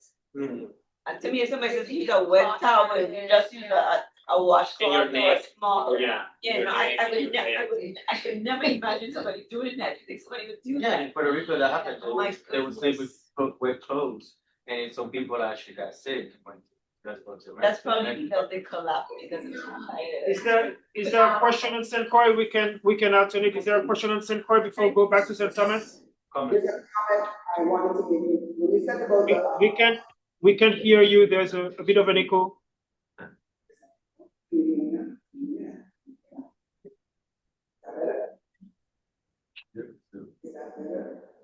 I cannot hear you, Vanessa. I could hear before very well, but not now. So while you figure that out, Amber, go ahead. I brought Kiko. I would like to go last. You're gonna want to go last. Okay, yes, you are right below the microphone. Go ahead. Okay, so first and foremost, this is a great tool to have. Thank you. Just seeing how history has occurred with Palestine, as well as what's going on in Africa as well. I was proposing, because I also mentioned a desalinization plant, obviously, just to prepare for cataclysmic times, because we are during a war crisis right now. So my thing about it, because I also spoke to Senator Carollyn over at St. Croix, because he also started his own initiative with a seed vault. So what I was proposing, in addition to the desalinization plant, was actually establishing food banks on the ground on St. Thomas, St. John, as well as St. Croix. So let's say, for example, God forbid, we have bombings that occur where the soil is going to be radioactive and we can't utilize farming that way as well. That we can also have a facility where we actually utilize hydroponics with solar power afterwards, or whatever the case is. And then as well as having seeds that we already have that are non-GMO, that are heirloom as well. So when the time comes that we also have food as well as seeds, so we can actually start production, but as well as having food already prepared and water already on standby. So we don't, like you say, wait till the last minute when a cataclysm happens, and then we're basically SOL. Can I just turn to that? Yes. Real quickly. Thank you for the suggestions. You obviously think about a lot of hard things. But the only thing I would say is this: that's an excellent example of why you want to get a lot of people talking about it, because the suggestion you made may work in some ways better on St. Croix than on St. Thomas because of the geology of the two islands. That's the kind of thing that we need, the science information and a whole bunch of other stuff in the same room. On St. Croix, we had aquaponics going on and the hurricane came by and took all the fish and everything with it. So it has the whole business of how much underground you go on islands is a really interesting question, but it requires more data. But you're right, we need to think outside the box. Thank you. St. Croix, you had a question? So, yes, actually I had a comment again. On St. Croix, we don't have many closed malls like on St. Thomas. I don't know if you guys have closed malls, but we have open air malls here. Sunny Isles is an open air mall. But one of the things that I've been asking more of the owners to do is to stop cutting down the trees that they do have and to plant more large canopy trees, because if you're in an environment shopping and you come back and your car is 114 degrees and you're pumping AC to keep it cool, then you're having to buy more gas, more emissions. Again, we're just doing the cycle. So if we can start thinking about ways to make our areas more naturally climatically resilient, then we are doing ourselves a favor. Indoor malls would be wonderful, but again, that is something that would require more energy, and WAPA is, again, very expensive. And for the farmer, I agree with you there, but we do have 2 desal plants. I think WAPA desals, and then we have 7 Cs on St. Croix. But one of the things that I would love for us to do is do a tertiary water treatment plant. Instead of sending the water back out to the ocean, we capture that water, store that water, and use it for our farmland to irrigate. That would be wonderful. but that's Just a different discussion. Just to clarify, you're talking about wastewater, tertiary Yes. treatment for the wastewater. Wastewater, exactly. Just wanted to clarify for everyone. So very good point. My answer to you, if I may, is why not both? Why not increase canopy, but also start the discussion about the need for a cooling center, or entering in agreement, or start the discussion about if you're hot, go over there and you can cool off. I think why not both? Because sometimes there's no breeze. Sometimes there's just no breeze and it's hot. Yes, please come closer to the microphone. Comment real quickly on the canopy and the construction. I live in Estate Brook. That's heavily foliage. But I can see some places on the island in which we have a habit of just cutting down all the trees for residential, and then we build concrete jungle, and then we wonder why the homes are so hot. I live in a state in which Maryland, one of the reasons I chose Maryland is because of their green standards in their residential as well as commercial space. It is a requirement, it's a state county requirement to have certain percentages of green space. That's something I think the territory really needs to look at. And I believe we mentioned that this morning when we were talking about the fact that either people pave their yard or leave the greenery. But is there a limit? And I think Vanessa mentioned the fact that by law, you shouldn't be allowed to pave your entire yard, and yet here we are. So there is a question of making sure people understand existing laws, in addition to potentially improve on the legislation aspect of things. There's a hand raised from somebody from an iPhone. Go ahead. Make sure you unmute yourself before you. Oh, that's Mr. Molloy. Go ahead. Make sure you unmute yourself. Yes, I some of it as I was transitioning away from the car. But I did hear some discussion about cooling centers. The government of the Virgin Islands is working on establishing cooling centers in when there's a heat advisory or a heat emergency. The locations that were being discussed was the Florence Williams Library on St. Croix, and I think the Oh, we lost him. I believe it was the Tombow Library on St. Thomas. So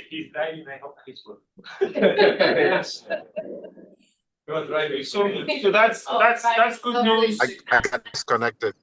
Yes, the you Florence got. Williams Library on St. Croix. I got disconnected. I'm sorry. I'm reconnected. Florence Williams Library on St. Croix and I believe the Tombow Library on St. Thomas.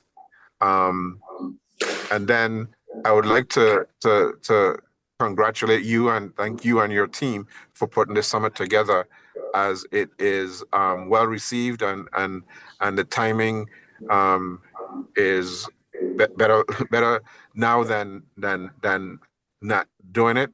And thank you for your passion in ensuring that the Department of Health was represented here. And I'd like to thank Dr. Ekpo and all the presenters, but in particular Dr. Ekpo and Dr. Ellis for making presentation on behalf of the Virgin Islands Department of Health. Thank you, Mr. Molloy. Thank you for your comments. And really excited to hear about the cooling centers. I think that's a great start. Having two on each island would be good, east side, west side, so that people don't have to travel too far. But that's a really, really great initiative, especially also hearing the initiative that the libraries will be open again, because I think that's a great thing for the kids, and they can be busy instead of eating candies.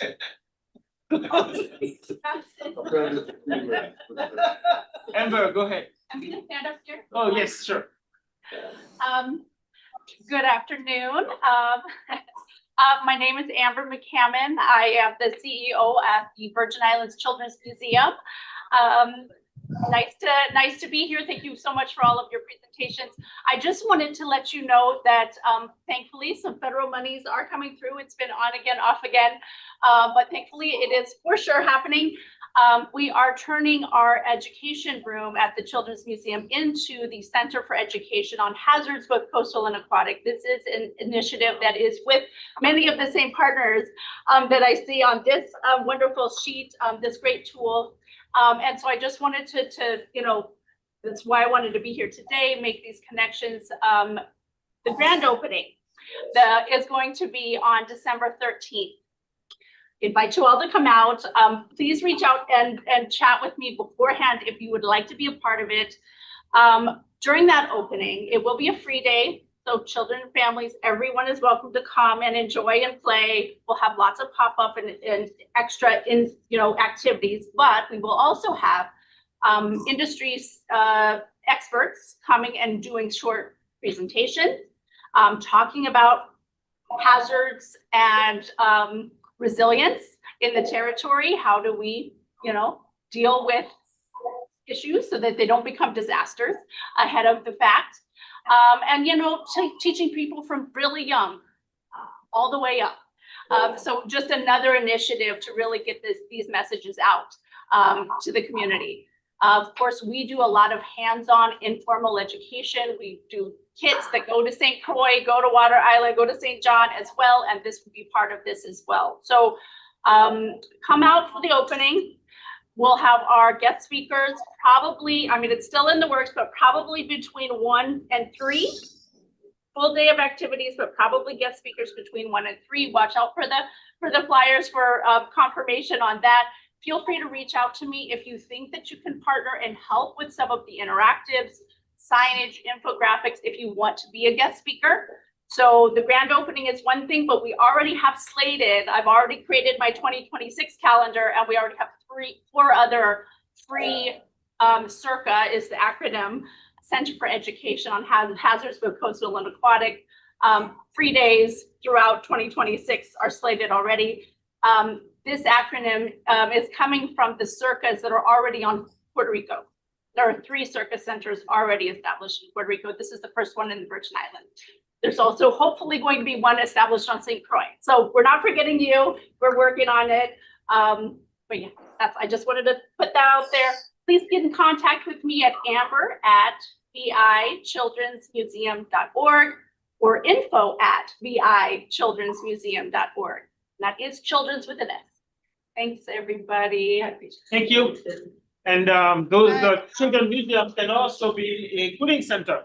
It is already. It is already. I wanted to make a comment about the cooling center.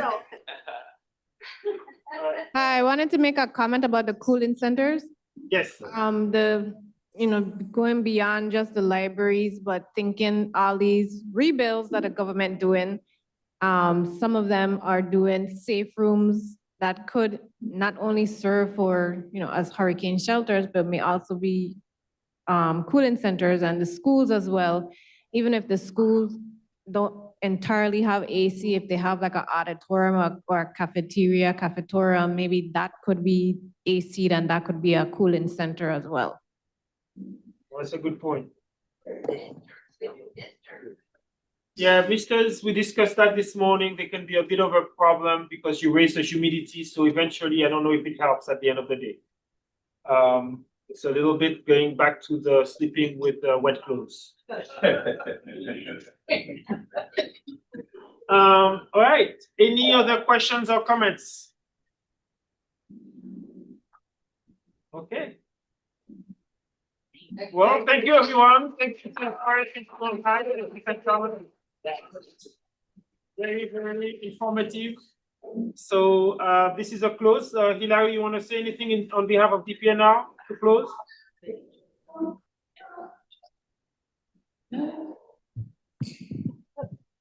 Not really, just thanks, everybody. This was really great. Thank you, Greg. I can't, for setting this up, and I can tell that we have our list of action items of what we're going to be doing next. So thanks, everybody. Thank you. Thank you. Have a good weekend, everyone. Thank you.